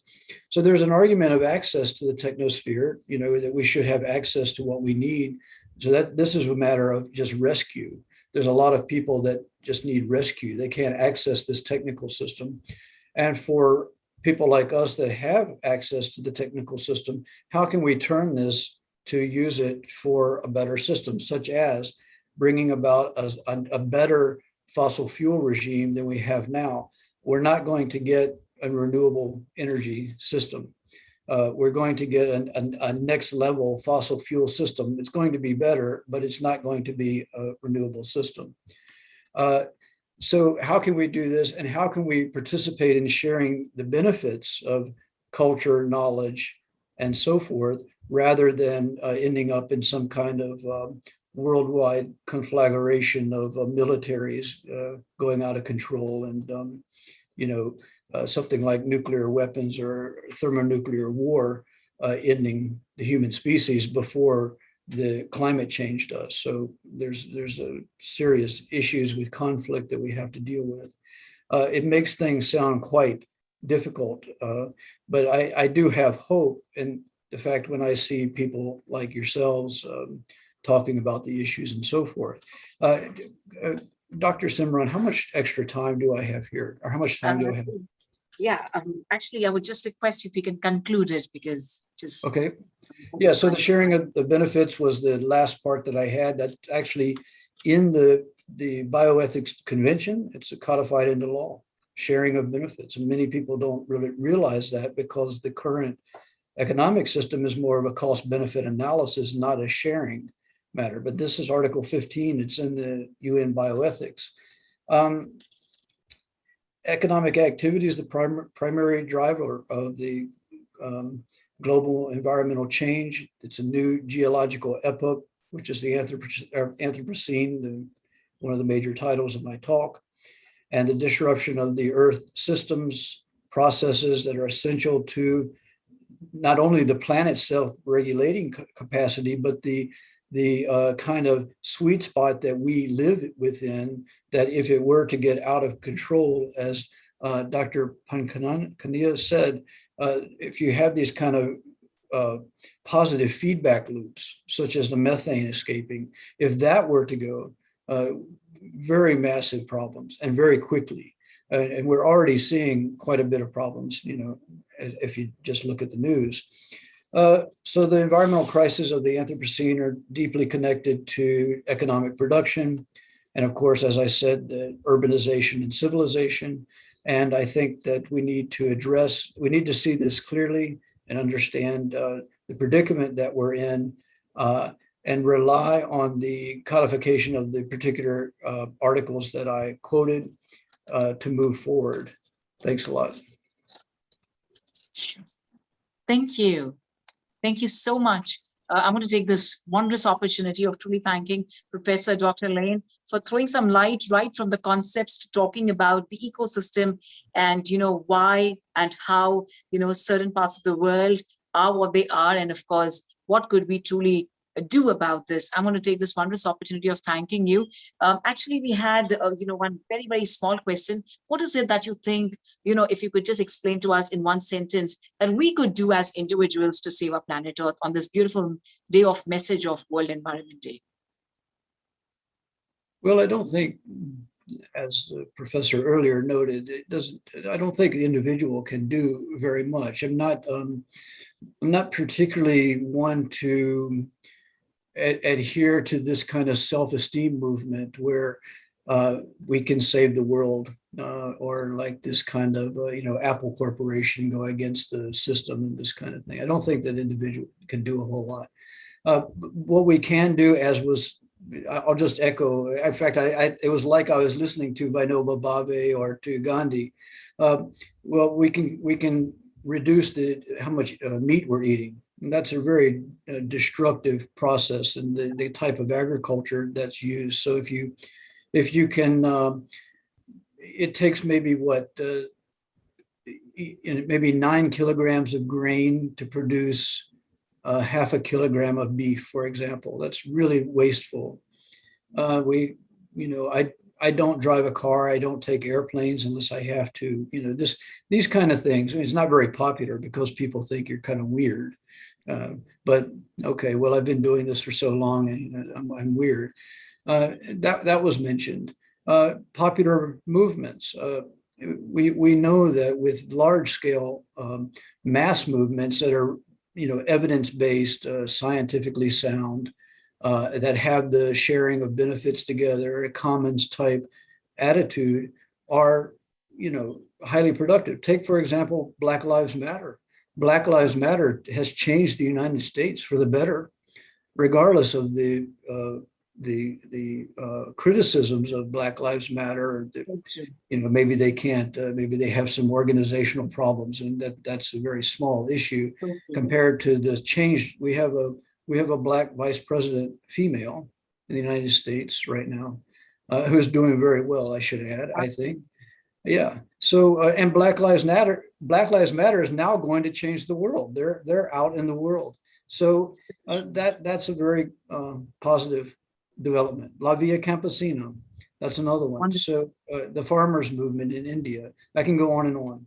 Sure, but thank you. I think we got the message, and there is an important message I like to give everyone. At the same time, I'm going to thank, on behalf of the founder of Healing Our Earth, Mr. Neil Kumar, and Dr. Lakshmi Vyas of Hindu Forum of Europe, our lovely chair lady. I'm going to truly thank Professor Dr. Lane Hartzell, and thank you for right from the concepts towards the end, sharing the little tips. So let me tell you all, for all those, to make this world a better place to live in, the coming Sunday, the 13th of June, we look forward to giving you some very amazing vegetarian and vegan dishes. So we welcome you to Vegan and Vegetarian Kitchen on the 13th of June. And of course, on the 20th of June, we have the 7th International Day celebration. So we here also on Healing Our Earth shall have International Yoga. So I look forward to meeting you every single Sunday where we are here live on Healing Our Earth. And right now, Dr. Lane, right from USA and Thailand, will take you to Malaysia, where we shall meet Professor of Bioethics and Environmental Education, Suma Jayachandraji, who's working as a professor in Malaysia. Thank you very much. Thank you, Dr. Absolutely a pleasure having you here, Professor Dr. Lane. Thank you. Dr. Suma Chandra is HRDF consultant, professor in bioethics and environmental education at Austin. She also holds a doctorate in education from the University of Sydney, Australia, and is involved with a lot of work on environmental ethics. Let's know more from Dr. Suma Jayachandran. Global Namaste to you. How are you doing today? Thank you very much for that introduction, and I hope all of you all are doing well. Hello from Malaysia. I thank Lakshmi ji for actually inviting me, and this is a very good opportunity to voice out from the. I feel that I can represent educators because I think that environmental education is something very important, and that is the main reason. It's a passion for me to actually bring this up, and many countries in Asia we do not consider this very important, and there is an urgency, as the previous speakers have spoken. And I've heard many times, because of climate change, there are going to be disasters, and we know that things are going to happen, and it will happen very quickly. It is just that how quick can we educate our children? So it is from this perspective that I would like to talk about mountains and ecosystems. So I'm focusing on two other topics, and we all know mountains have their own expressions. They are the source of the purest forms of trees, water, and herbs. If you look at the Himalayas alone, 240 million people actually live in the Himalayan ranges. 1.9 billion live in around the 10 river basins. Okay? And more than 3 billion people are actually enjoying the resources from the mountains. And mountains have remained there maybe much before us, and they would I would say that mountains are also the reflections of the self. If you look at greatness, strength, and grandeur, mountains have to be there, and there is a kind of quality which we have to respect, as we have learned from our different religions and faiths and cultures. So I'm looking at two different aspects because I think that both are important for children. I like to share my screen and I hope it works. Oh, yes, I'm sure. You can please share screen. Can you see? Not yet. And also, I'm thinking to be a little louder if it's possible, only if it's possible and to you. We can't see the screen yet. Okay, it says fail to share. Let me try again. Sure.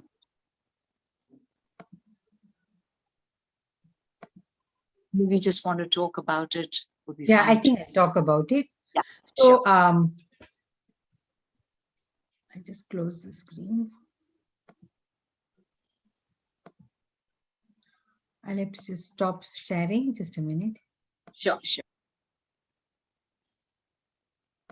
Okay, there's a white screen that's appearing in front of me. Anyway, so the main message that I thought that I would just pass on is that if you look at mountains and ecosystems, we are looking at the biotic system around the living systems around rivers and lakes, as well as in the mountains. We're looking at bacteria, we're looking at the carbon content, we're looking at various different things, because today we have structured our mind and fragmented it to bits. And we are trying to go through a very scientific approach. And this is, we have lost the connectivity between mountains and rivers and streams. This is something that's really important. And I thought that I need to bring this up from all the research work that I've done. And even the recent research as of 2020, it says very clearly that we have been disconnected. For example, our award winner, the recent award winner, I'll just read out his name, Kishan Thakur. He says he's a national environmentalist, and he says that a site selection is important for a particular species. Broad-leaved stalks should be planted near rivers and streams. Now, this is so important, such an important knowledge. And survival rate of new species decreases if non-native species is planted. So as we can see that we are disconnecting ourselves when we do not have the direct experience, and people need to know local knowledge. Today, when I go into the internet, I can see a lot of statistics which children are able to, youth are able to get. But what about the knowledge or the direct experience and what's happening around their own environment? I think that's really important. And to go further, the geological history matters where mountain is concerned, because when you look at the ecosystem functions, we need to look at the timeline as well. And we are losing out on those aspects because uh, this kind of knowledge is with the indigenous communities. And we need to actually integrate this kind of knowledge and work with the people around that area as well. So we get to know more from researchers, but I think there's a lot to learn from the locals who live around. This is something that is missing in education as well, because uh, if you look at the disciplines now, it is all in separate fragments, and to bring all this, the economic aspects, the geographical aspects, the science aspects, everything, even the language, the culture, and this is what humanity is about. So to bring this holistic picture, I think we have to really work on integrating all these subjects into one. And it's very important children see this whole view instead of seeing fragments. And working with the school in Thailand, I was there for 7 years. I noticed that children, they had one class where they brought all these subjects together. And so you can see how integrated they're exposed to integrated information. And when you are exposed to integrated information, you actually have an integrated view of things. And it takes time for people to look through research and interpret. And sometimes the research is done from different places. For example, if you look at the Himalayan ranges, you can see that the research has been conducted in few places many times, and many of these other ranges have been left out. So we are losing out on the continuity of knowledge as well. And so what is more important, I think, is to set up eco communities, which will be very good for them to have a direct experience of the place. And researchers should be from there, from these eco communities. And so that they are able to actually tell their own experiences, their stories, their voices. And if you look, there's some important information I thought I'll share before I close. Um, the Metis tribe, Sure. that is somewhere in Northeast India, in Manipur. It was around 2003 that a case study was conducted, and the Metis tribe had their own ways of preserving things. They protected certain plants, certain trees. They had their sacred places where they kept, made sure that the species had retained. So there were taboos not to touch, not to take plants, and also not to harvest certain plants. So this is now this is also to do with ecosystems, because we do not know what is available, how much, and at which temperature, which season. Because if you look at research, the time frame is not there. They do not give you the time when these things grow. And I'm talking about herbs and shrubs and medicinal plants, which are very valuable, as well as for the human health. And today human health and well-being is so important, and even animal well-being. Yes. So my question today, I'm just leaving this whole thing for us to think about. If you look today, education and policy making is going towards one direction. One is digital identification of plants. Yes. Whereas earlier we had stories that spoke about the life of water bodies and mountains and plants. Then again, preservation of species for genetic codes. We are trying to code genetically, because now we are looking at nanotechnology, we're looking at many kinds of advanced science systems, and so we are focusing on them. But how did people preserve this in the earlier traditions and through religious means? I think that knowledge has to be included in education as well. Patenting or guidelines by forestry and authorities of plants, trees, water bodies. Now, patenting has become very important. What about the earlier stories that we have heard, especially when I grew up, on taboos and consumptions of plants? Certain, you can't cut the teak tree during the season. There was some kind of connectivity. I'd like just to share something from my own life. I remember that when somebody passed away in my house, they said that the teak tree fell, and that was a warning sign. So I'm looking now, scientifically it may not be true, but or it may be true, we don't know. But I'm just looking at how people connected their lives with the environment around them. And this is from grandmother's tales.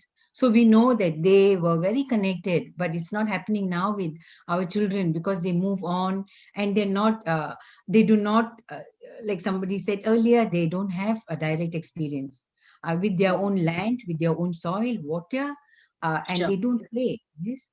So, and then structural knowledge, we are so stuck with structural knowledge and not with process-based knowledge. We do not know what's happening once the water comes from the mountains and where does it go. We have also disaggregated or defragmented rivers and lakes. We have man-made lakes and resorts now. And so we have moved these bodies separately. We do not know, research doesn't cover all this. And so we are losing touch of that interconnectivity. And Kepra has done a lot of work on this. David Orr has stressed a lot on this, on how this discontinuity is continuing. And we realize it, but we're not doing anything, especially with the younger generation. So I leave today with this message that we have to bring structure and process both together. We have to bring traditional knowledge and the advanced scientific knowledge that we're going through. And at the same time, many of us who are from who are connected spiritually, we know that we are nothing but the reflection of the environment itself. What Absolutely. we destroy is we are destroying our own self. So this message has to go to children. And Love. I think it is long time we have been arguing about religion, who is greater, who destroyed the environment. We need to stop that and try to bring things more through intercultural, interfaith, and work from humanity. Yes. And in my meditation, I'm just opening up to you all my personal experience. There's nothing like the power of love. And there is only one Beautiful. unity, humanity. And I think the source has to come from divinity. If children know this, we can't see any separation between anyone. Yeah. So this is a message that I leave, that That's we the most amazing message. So true. thank you. I'm going to, mention this to everyone. One of the most renowned and best professors of bioethics from Malaysia, Dr. Suma Jayachandran. Thank you for that message. And that message goes to all the generations. So let us please answer that question and you'll have all the answers to yourself. I'm going to now request and take you all to the UK with Manish Tiwari ji. And I'm going to request our managing director of Here and Now 365, which is UK's leading independent ethnic advertising and marketing agency. Manishji, I'm going to please request you to kindly summarize on right from the beginning what we started with, and please comment. How are you doing here today, Manishji? A global namaste to you. Thank you very much, Simran. So before I start and I come to the speakers and gist of what they said, I'd just like to take a small detour. So I grew up in India. I live in London, but I grew up in India in a small state called Chhattisgarh. And it's largely a tribal land with almost majority of the population being tribal. Most of the land is green, as until about 80s, it used to have a forest cover as high as 70%. And in the last 30, 40 years, that has been eroded. And when I go back there now, in the cities, you see these kind of industrial units, pollution. There's a lot of economic growth there. And obviously, if you were to calculate the per capita income, maybe it has gone up, but life and nature has been destroyed in many other ways. And that is the irony of what we're dealing with. So I just wanted to highlight that. I just wanted to say that before I touch upon the speakers of today.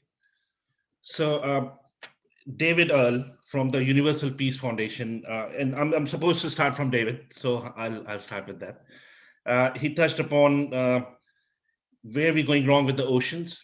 And I think there's a wonderful documentary which we all must see, if not already seen, called Seaspiracy, which is on Netflix.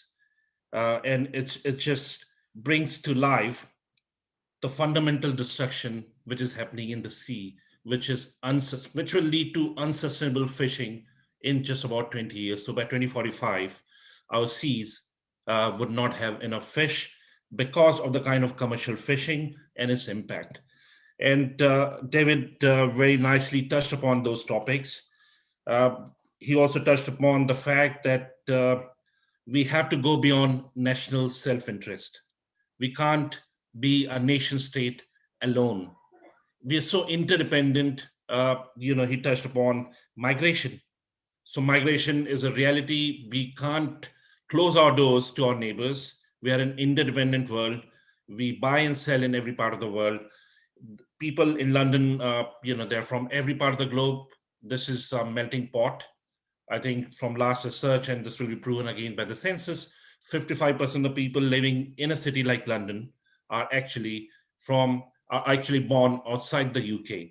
So this is a telling sign that this world is not going to be anymore confined within the realms of a nation state. And Dr. David and Patricia Earle talked about this.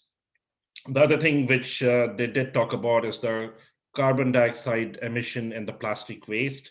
And these are real issues. If we do not tackle it now, 71% of our planet is sea and water. And if we don't take care of that, we are in deep trouble.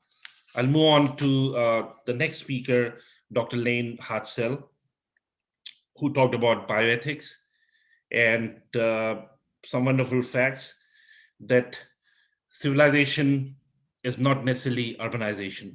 These are two different things. We somewhere got confused, and we have created great cities, and we think that this is what civilization should be. But that's merely urbanization, and it's not going to solve mankind's problem. So great cities are fundamental to commerce, to growth, but they don't necessarily solve problems of today's times, and they're going to lead to huge complications. The pandemic is a great example. I mean, imagine if we were living in a situation where we were not necessarily confined to smaller spaces like London or like many of the big cities in the world. It would have been much more easier to deal with pandemic. And we might just end up creating situations like this. So Dr. Lane Hartzell touched upon that. He also talked about the digital age and what it means, how we need to manage the 3 E's: energy, economy, and environment in preserving the earth. Very interesting idea which he did give, which was to do with Mahatma Gandhi, non-cooperation with destructive aspects. And we do see this kind of mobilization now within the millennial generation, where they are taking decisions based on ethics and not necessarily based on economics. And I think this is something very fundamental. I think this can be implemented. This we all can take up with some amount of passion, and we can make sure that we do not do things which are going to be destructive. Our next speaker, Dr. Suma Jayachandran from Malaysia, she talked about mountains and ecosystems, which is, again, extremely important. Mountains and ecosystems preserve, or rather, as we know, in South Asia, the Indo-Tibetan plain that holds the key to the entire region. If something goes wrong there, you will have complete destruction in entire South Asia, whether it's India, Pakistan, Nepal, or any other SAARC nation. So that fundamental understanding of ecosystem and how mountains help to preserve it is very important.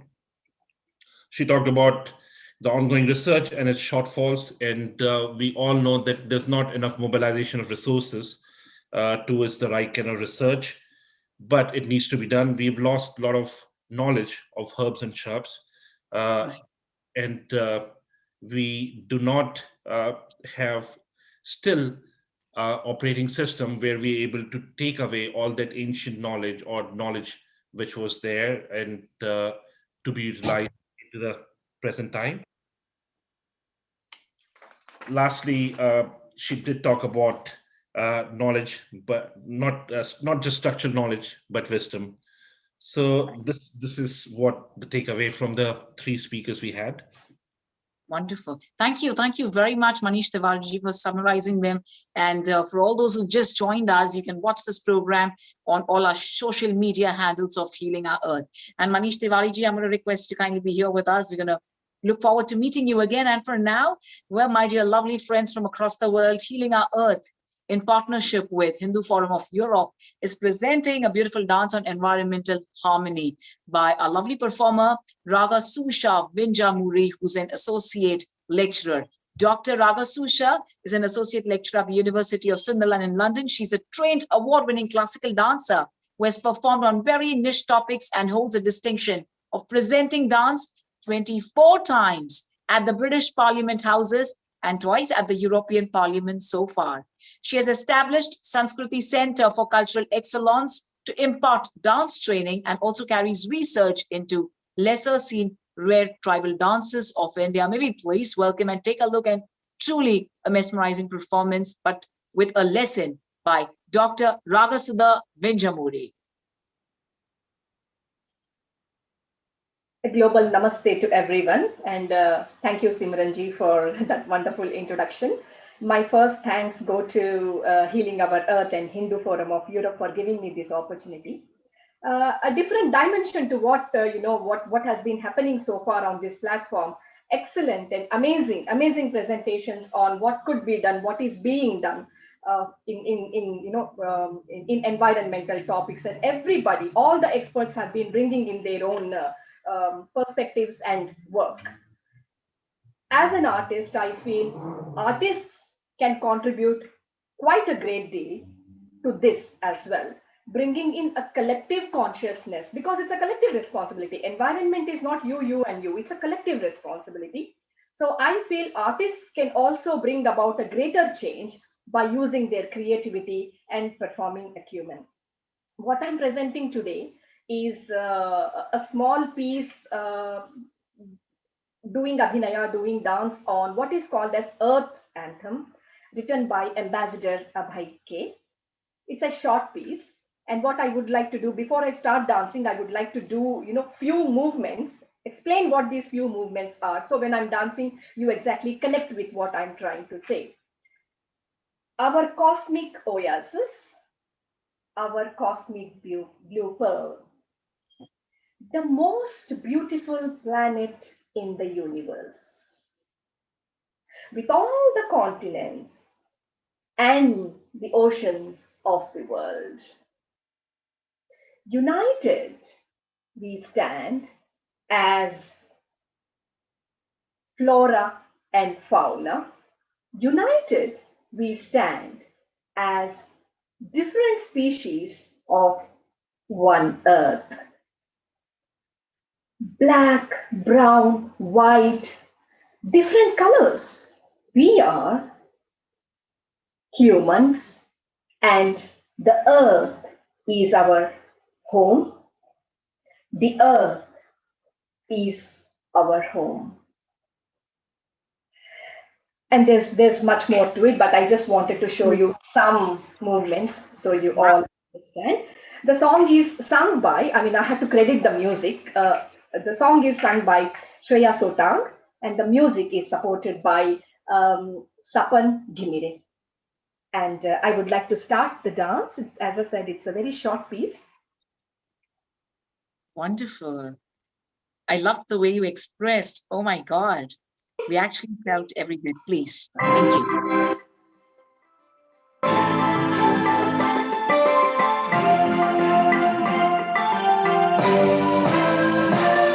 Our cosmic voices cosmic blue pearl, the most beautiful planet in the universe. Our cosmic voices cosmic blue pearl, all the continents and the oceans of the world.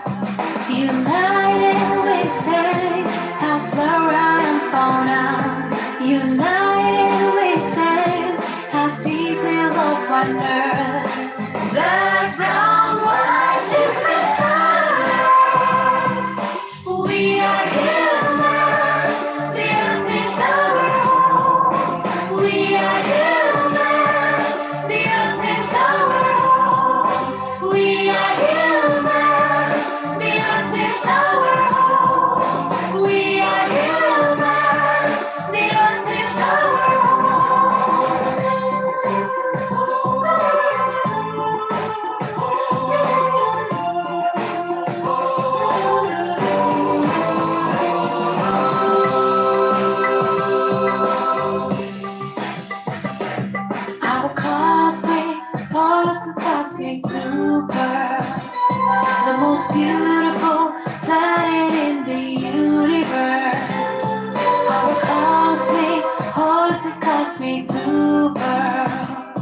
all the people and the nations of the world. All for one and one for all. United we unfurl the blue marble flag. Black, brown, white, different colors. We are humans. The earth is our home. We are humans. The earth is our home. We are humans. The earth is our home. We are humans. The earth is our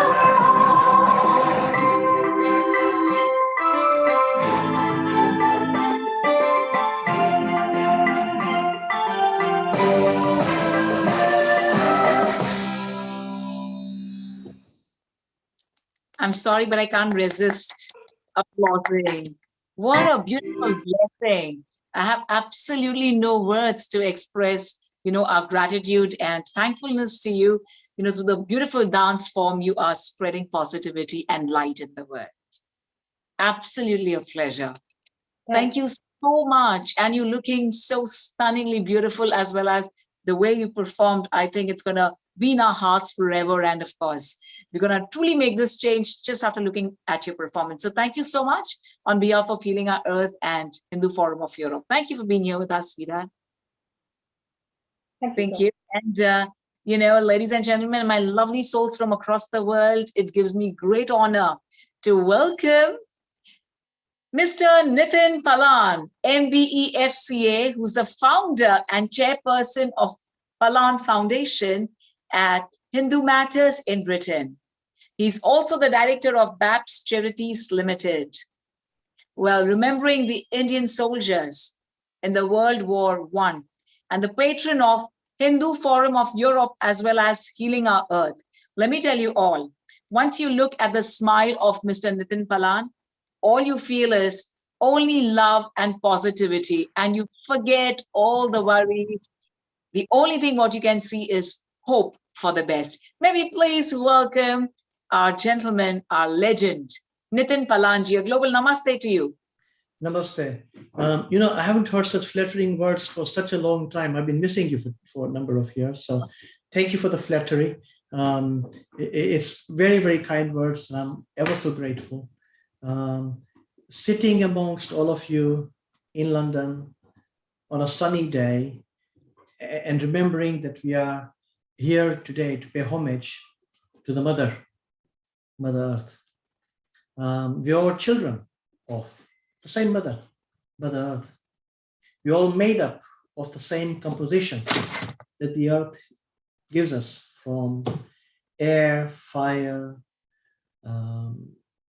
water, space, and the Earth itself. In fact, I should first of all thank all of you for a very highly intelligent debate. I should also thank the producer of this show, my friend Mr. Nil Kumar. And the essence of making this program, Healing on Earth, was to remind everybody on a weekly basis that the Mother Earth does need healing. And it's a constant reminder to all of us not to wait for the other to participate in this form of healing. So as a person that's not as involved in the various scientific outcomes, knowledge, research, such wonderful things that many people are involved in. As just one guy, I would just suggest a few things that my spiritual master has taught me. And I think Gandhi probably has said this before as well. Let us begin with being the change that we want others to be.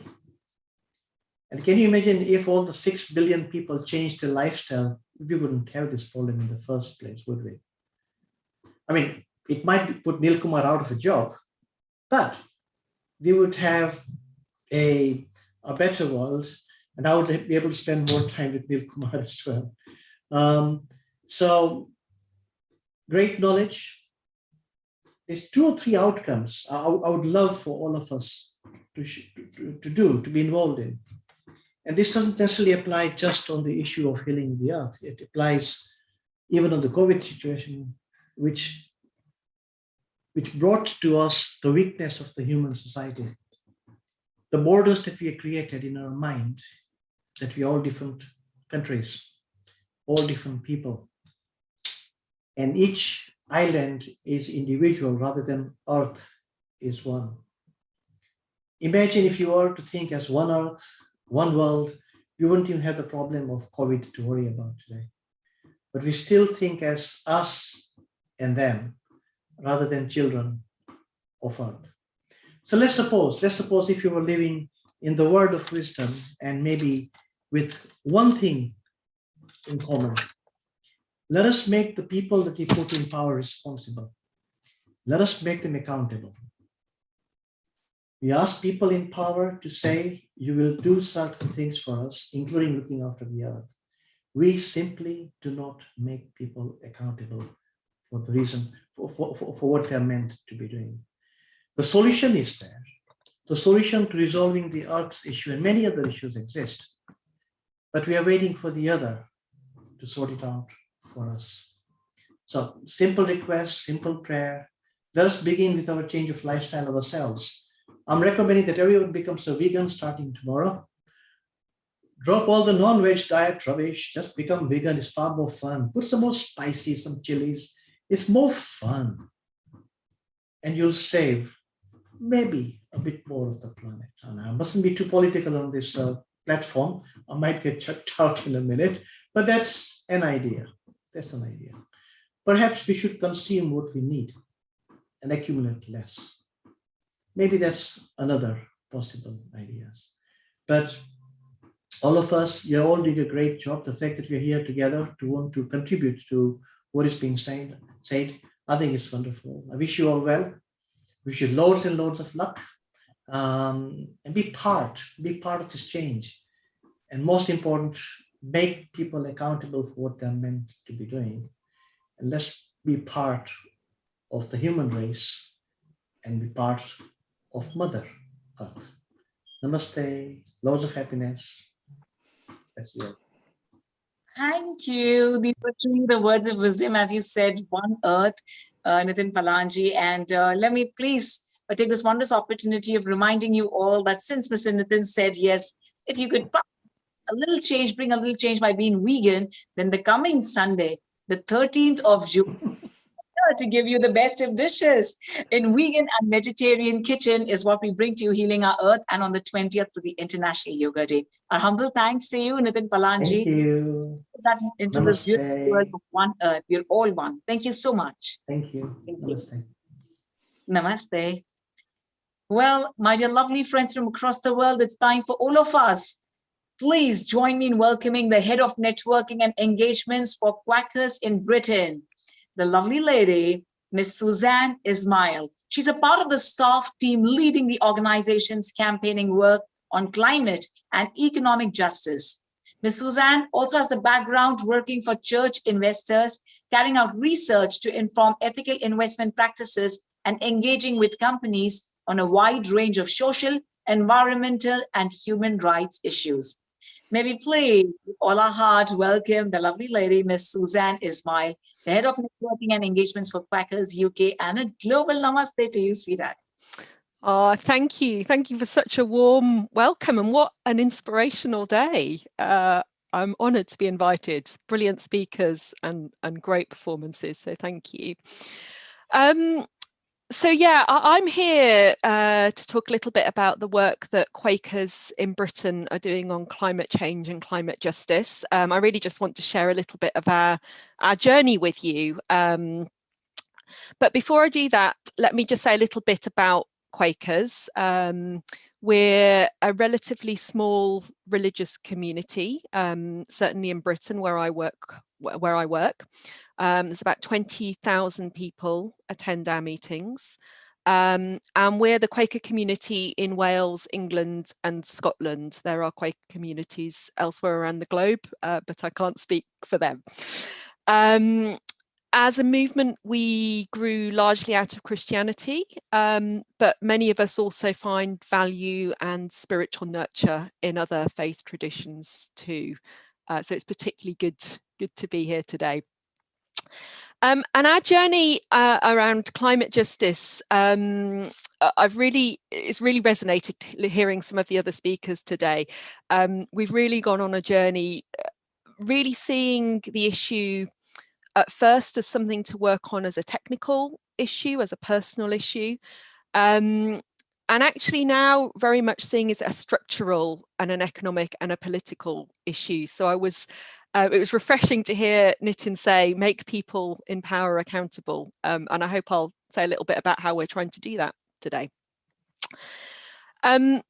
So you absolutely don't need me to emphasize the importance of taking urgent action on climate change. Some of our earlier speakers have done that far more passionately and more eloquently than I could have done.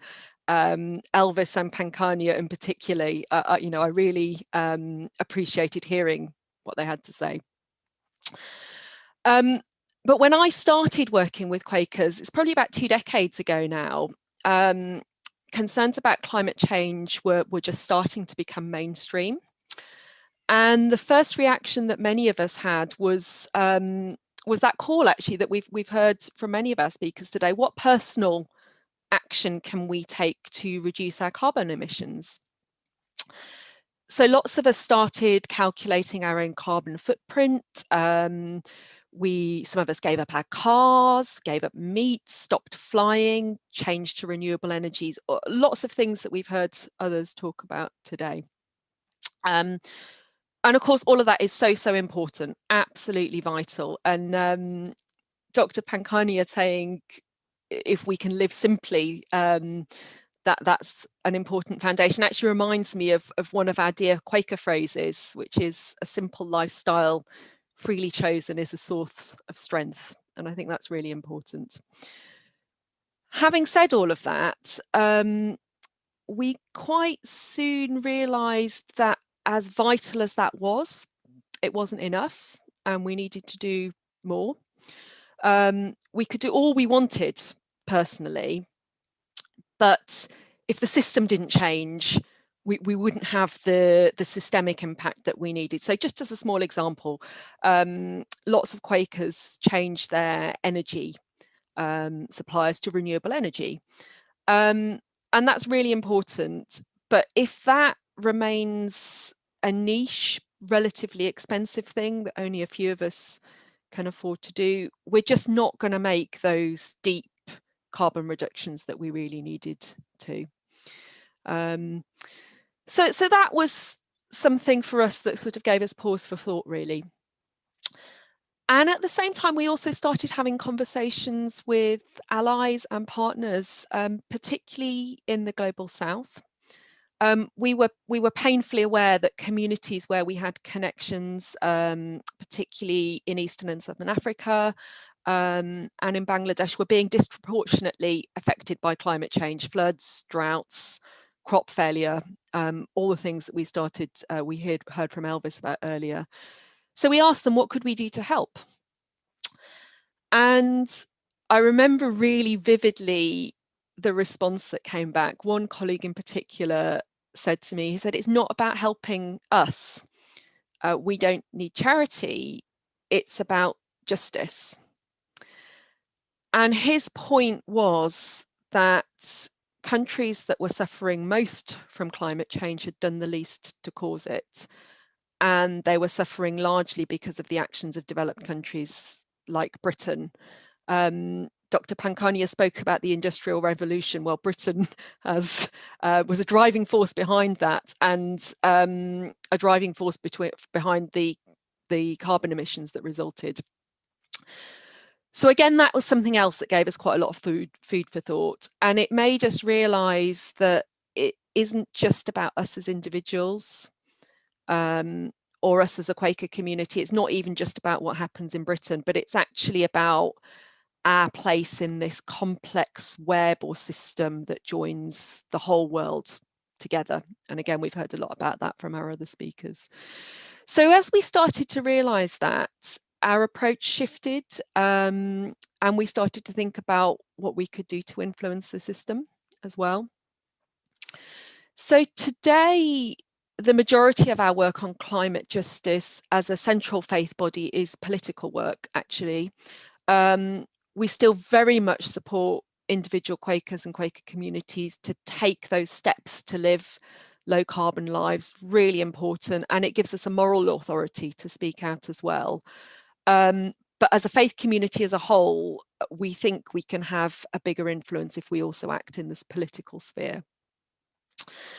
And also that impact can be even greater when we work together with others. So a lot of what I'm talking about, we're doing in partnership, particularly with other people of faith, through an organisation called Faith for the Climate, which is a space for all people of faith to work together on climate change. And it's also really exciting to be able to do this work with people from other faith traditions. It makes us a lot stronger, I think.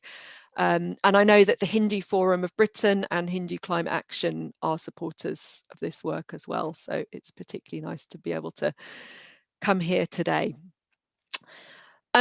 So of course, in terms of political action on climate change, as we've already heard, 2021 is a very big year.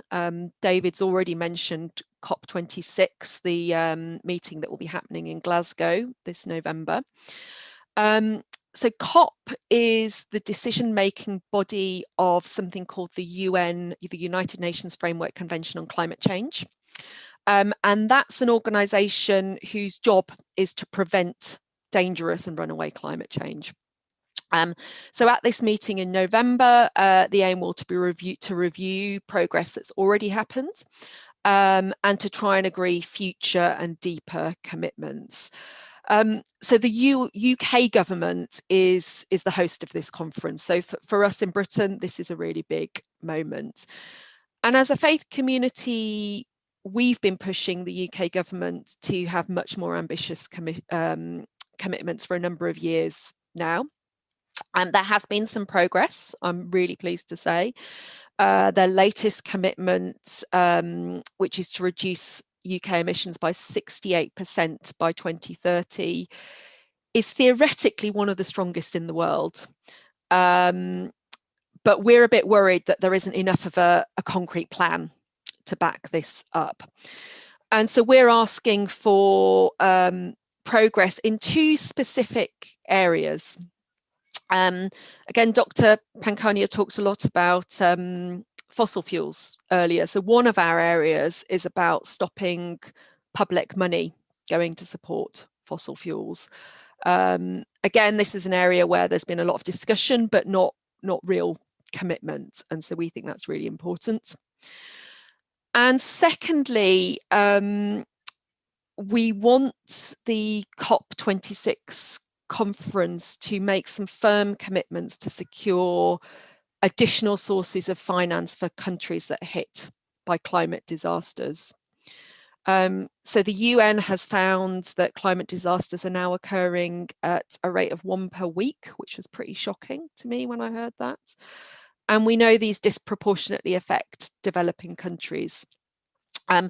And although there is international agreement in principle that countries affected by those disasters need additional financial help to respond to them, there's no agreement on where that money should come from or who should actually pay for it.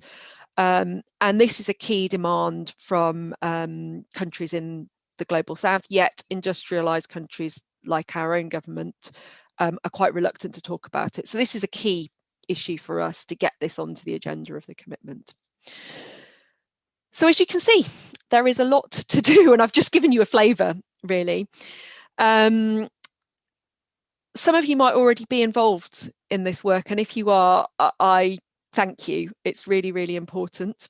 If you're not, I invite you to join us. One thing you can do right now, or perhaps after this meeting, is send a postcard to Boris Johnson asking him to take action on these issues. You don't have to be a British citizen to do this. There's a great website called Make COP Count. Go and have a look at it, and they've got a postcard action. They've also got lots more detailed information about the kind of issues that I've been talking about. A particularly good faiths briefing I would recommend, and they'll tell you lots of other things that you can do to get involved in the run up to COP. But I think I've probably run out of time. Looking forward to any questions or conversations about this, but in the meantime, thank you so much for listening and giving me this platform. But Suzanne, it's been truly, truly interesting. So we all got carried away without even realizing what the time was. But on behalf of founder of Healing Our Earth, Mr. Neil Kumar, and Dr. Lakshmi Vyas, the chair of Hindu Forum of Europe, we are truly, truly thankful to you. And thank you for sharing with us your website so we all can get in-depth details there. And of course, we can also connect with our lovely lady, Miss Suzanne. It's my absolute pleasure having you here. And you're looking so pretty and fresh. Wow. You're very welcome. Thank you so much. Thank you. Well, and we are still in the UK. It's time for us to meet our lawyer with expertise in environmental and human rights issues. Let us please meet Geeta Parihar, who was formerly the head of legal consultant at Friends of the Earth. And now she works as an in-house consultant for NGOs and the United Nations. She's also a trustee of the Climate Justice Fund. Ms. Geeta has a strong background in environmental legal campaigns and was shortlisted for In-House Lawyer of the Year by the Lawyer magazine. In addition, she's the coordinating environmental Sangha group at her local temple. She's also the co-founder of the Regenerative Activism series of conferences, which focuses on taking a holistic approach to environmental activism. May we please welcome lawyer Geeta Parihar, who shall speak and of course give us a lot of information on environment and human rights issues. Absolutely a pleasure having you here. Namaste to you, Geeta. Thank you so much, Shimranji. I've been asked to speak on the topic of restoring ecosystems. And first of all, I wanted to say it's a pleasure to be here. And I think the work of the Hindu-European Forum seems more vital than ever, really, both on the multi-faith aspect and for making the connections between the UK and the broader European continent, both of which are very necessary.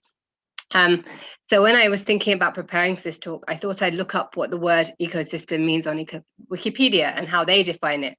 And it describes it as a community of living organisms in conjunction with the non-living components of their environment, interacting as a system. And so it's clear from that, and I know other speakers have mentioned this, how we are part of a wider system. We're within the fabric of a wider system. And this accords with very many spiritual and religious traditions. And so it would seem that if we really want to restore ecosystems and we're part of the ecosystems, then humans are also required to come back into relationship with the earth in a harmonious way and also restore ourselves as part of that ecosystem. And so part of the destruction we're seeing, it seems to me, after many years of work in this area, is also internal, that the extractivist and the kind of economic systems we live in do not only harm the environment, but they also harm ourselves as humans and as part of that environment. And that's part of what we need to shift. And I know many of you will be aware that for most of our time on this planet, humans have understood that we're part of this wider system, and our traditions and festivals have worked with the seasons and the sun and the moon and the stars. And then around about the 17th century, we saw in Europe this shift, and I know other people have discussed how industrialization spread from Europe through colonialism. And in order to continue and allow for industrialization, you needed to extract a lot of resources from other parts of the world. And this had impacts, of course, everywhere. And many centuries later, we have this conclusion in kind of the systems that we have, which are still in many places based on continuing uncontrolled growth. And as a result, we see species extinction, we see climate change, biodiversity loss, animal cruelty, and we see deadly diseases coming from this ecosystems loss as well. But despite this, there are many, many cultures in the world where the relationship between humans and nature hasn't been lost. And these include indigenous cultures, and they hold 80% of the world's biodiversity. So in Latin America, Mother Earth is known as Pachamama. And in the constitutions of Ecuador and Bolivia, rights of nature are specifically protected. And in Ecuador, there have been cases that protect rivers as well as the Galapagos, very famous Galapagos Islands. In Colombia, there's been also a case where the river is recognized as having legal rights in its own right. And the Amazon forest as well has been given legal status. In New Zealand, the same has happened with Maori communities who've taken over responsibility for the Wahanganui River and a national park, where those are again regarded as having their own status in law, not just being things which are used or extracted, but which have their own right to exist. And you see this in Latin American, in indigenous communities in the US also, and in Canada. And again, you have traditions such as Hinduism, Jainism, and Buddhism, which emphasize the sanctity of all life. And India's constitution refers to respect of for every form of life, regardless of what its worth to humans. And Nepal is reported to be considering protection of the Himalayas, their rights to exist as mountains, regardless of their use or their value to human beings. And the Paris Agreement on Climate Change also refers to biodiversity and says that some cultures recognize biodiversity as Mother Earth. And you also see a backlash, you see a push against these views. There was an American cases that was about the Colorado River in America. The case was withdrawn after the government said, we're going to sue you for costs because this case is pointless. And in Bangladesh, the country granted all its rivers the right to same legal rights as people. But then there were concerns that maybe that would be used to evict people from the edges of the river. There's a famous case in India, actually. The federal courts ruled that the Ganga and Yamuna rivers should be granted the same legal rights as people. But then this was overturned by the Indian Supreme Court. And there were very many difficult questions. There were questions about, well, why only these rivers if they're regarded as sacred to some of the population? What about rivers more broadly? And actually, this case was years of struggle between local communities who worship these mighty rivers as goddesses, as do many Hindus across the world. And there was also a competing drive for economic use of these rivers for hydropower, for growing basmati rice, and for so many other things. And so you see this tension still between extracting or using nature, or seeing yourself as part of nature, and nature is something that has a right to exist. And so if nature were to be represented in the legal courts, it would need to be by people who understand themselves as in relationship with nature, rather than perhaps a state that might be administering mining consents or dam building, which would then create a more exploitative, extractive approach to it. So we can see that actually this legal debate has a spiritual dimension to it.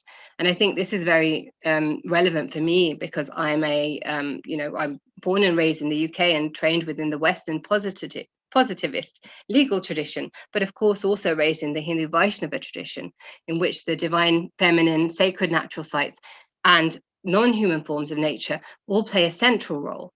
And I remember very much going to my local temple when I was a child, and seeing the cows and seeing the fields, and really that helping me form a connection with nature. And there are many, for example, in the Gita, there are references, Lord Krishna uses natural phenomenon like the light of the sun and the moon, and the season of spring, and the taste of water, and the fragrance of earth to describe his nature.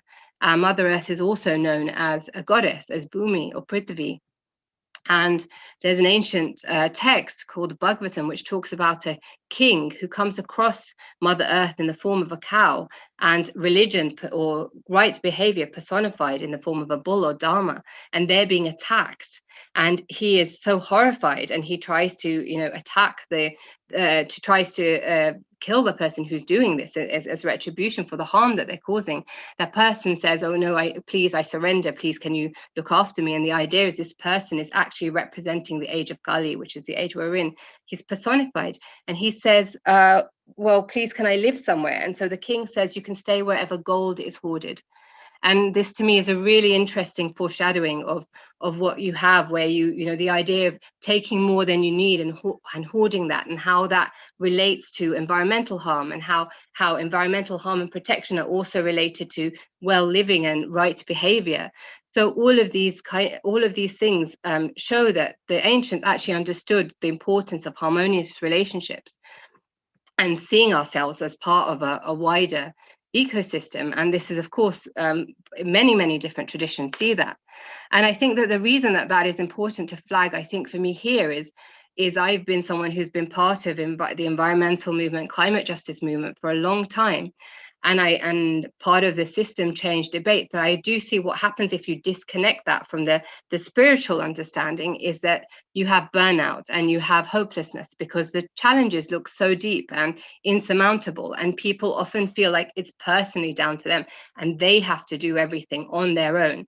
And what these ideas allow us to do is if we see ourselves in connection, we see our role as a personal, it's called Swadharma, your personal Dharma, you understand what that is and you understand you're part of a bigger picture and that you must play a part, but it is not all only down to you and that you're part of a bigger system. And it's not necessarily, you're not always going to understand what role you played or what impact it had. And that's something that, is very clear in the Gita, you have a right to do your Dharma, but you release the results. And that I think is a very powerful teaching for those of us involved in this movement, because you get very hung up on how hard it is and how difficult it is. And being able to understand our interconnection and the joy of being able to work together and the connections that we can feel with nature is a really lovely antidote to how hard it can get sometimes. And so I know that this is something that comes through many, many traditions. And it also reminds me of the Einstein quote that you can't solve a problem with the same thinking that created it. And so I would say that struggles relating to ecosystems are actually struggles about what we value and what our place is as humans within these wider ecosystems. And so really allowing space for different worldviews and ones that are not just focused on what can we take is super important to being successful in what we're all trying to do here. So that was my offering. It's been beautiful to hear everyone. So thank you very much. Thank you, Geetaji, for your holistic approach, and it's really touched our hearts. And I think it's a different feeling altogether, having this holistic approach towards environmental and, of course, saving the environment. Absolutely a wonderful feeling having Geeta Pariharji here, our lawyer in environment and human rights. And I'm going to definitely tell you to be here with us. Of course, we do have a lot of questions, but of course, due to time constraint, I'm going to truly thank you on behalf of Mr. Neil Kumar, our director and producer, a founder of Healing Our Earth, and Dr. Lakshmi Vyas, our chair of Hindu Forum of Europe. Thank you so much, our lovely lady, Ms. Geeta Parihar. Thank you. And it's time for us to welcome the lovely lady, Ms. Olivia Fuchs, the research fellow of the Center for Applied Buddhism. Ms. Olivia has a master's degree from Winchester University in Buddhism in reconciliation and peace building. She's working as a project coordinator of the Eco Dharma Network, part of the steering committee of Faith of the Climate. She's also a member of Make COP Count, Faith Coalition. Ms. Olivia continues her freelance career and pursuing a passion for interfaith work, climate action, and social change. Absolutely a wholehearted welcome to Olivia. Global namaste to you. Namaste, and thank you so much, Simran, and thank you for the invitation. As always. Thank you for being a part of a family. Thank you. It's an amazing tentative so far. I'm really amazed, it's just really overwhelming. I love what everybody said, extraordinary experts. Thank you, Geeta and Suzanne as well just now, and all the experts beforehand. So I consider myself not to be an expert. I'm going to talk about my journey and about my Lakshmi also asked me to talk quite practically about what can we do. So some of the things most of it has been already said, but I hopefully add something from my perspective. So my journey in response to the ecology and climate crisis started off with a sense of real grief. Grief at the damage we've done, the probable irreversibility of the damage we've done, and the biodiversity loss. Also with anger at how this has been allowed to happen and at how we're all going about our business as usual. This was pre-pandemic. And also shame at having let it happen on my watch and affecting my children's and all young people's futures. So the best antidote I've found, and it's already been referred to by Geeta, is to take action. It transforms all feelings of isolation, despair, and powerlessness.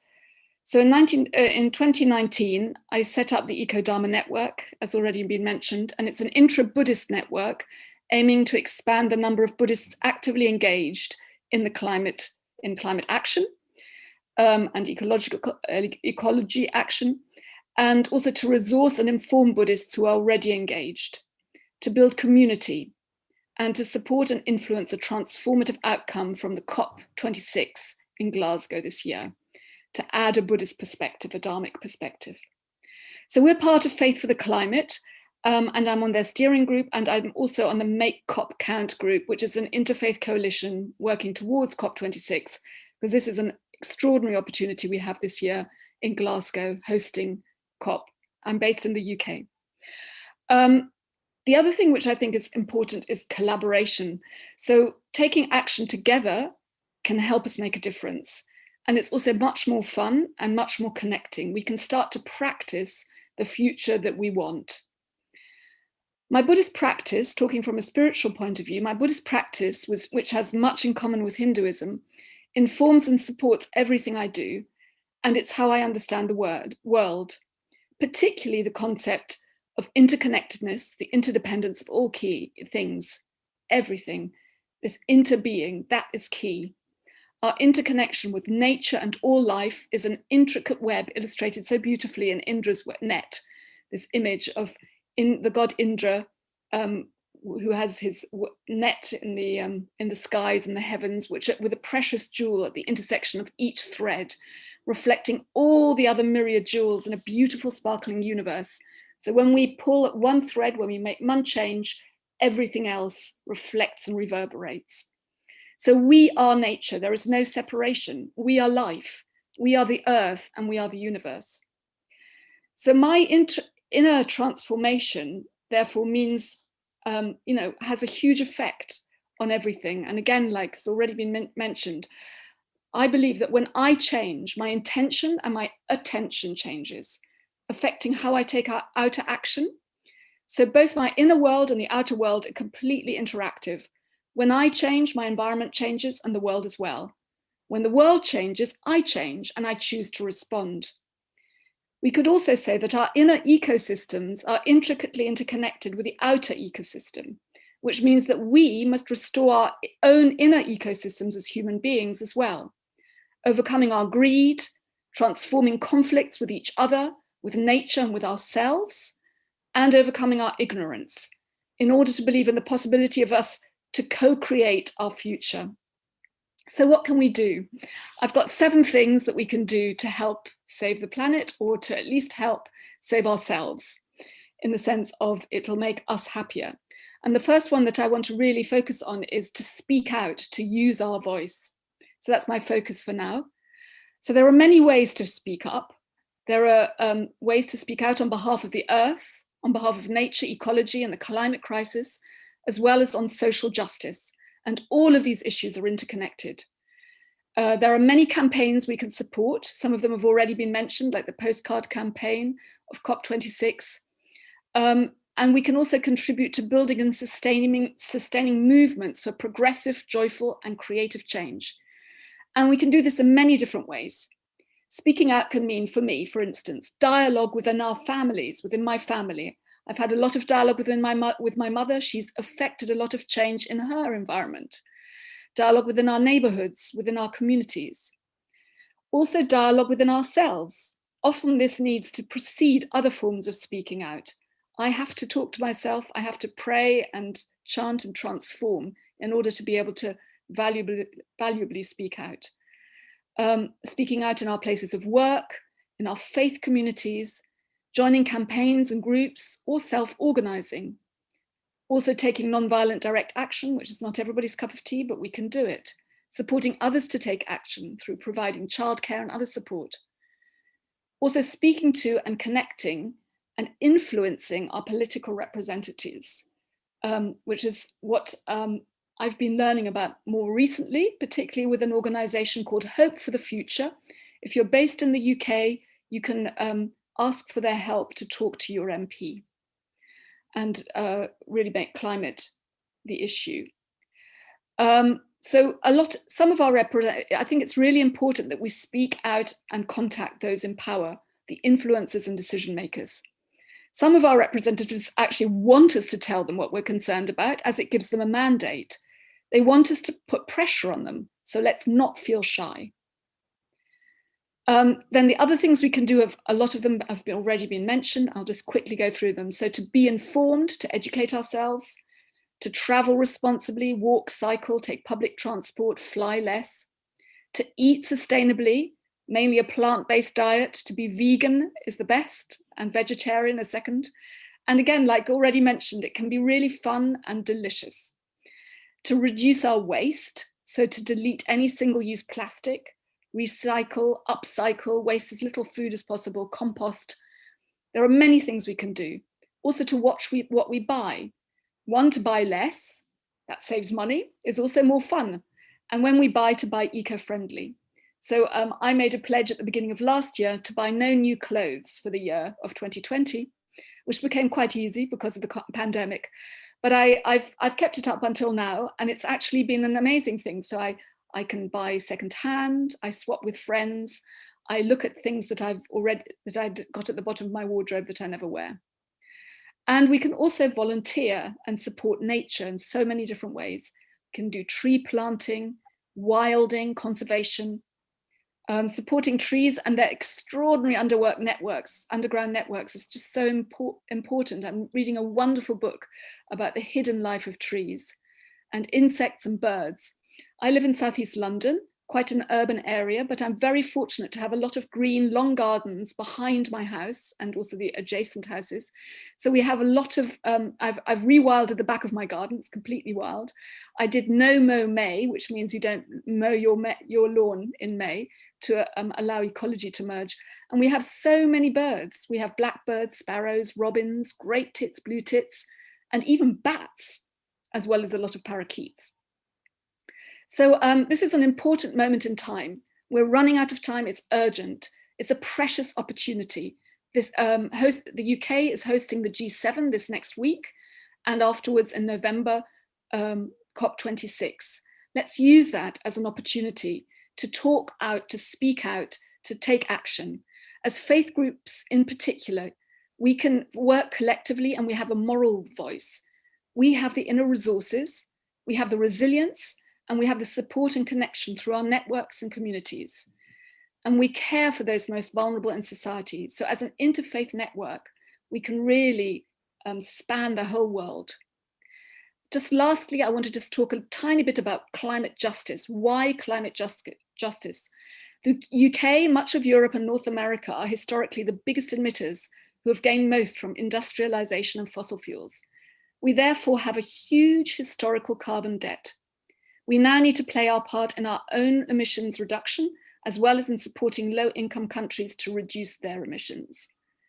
So the two main advocacies, which Suzanne has already mentioned, which Make COP Count identified, are to end all fossil fuel subsidies abroad as well as in the UK, and to create new and additional sources of funding for climate-related loss and damage, which includes immediate loss like hurricanes, wildfires, flooding, and also slower impacts such as rising sea levels.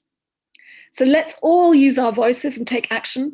Let's collaborate in co-creating a joyful, sustainable, and just world in harmony with Earth, leaving no one behind. Thank you so much.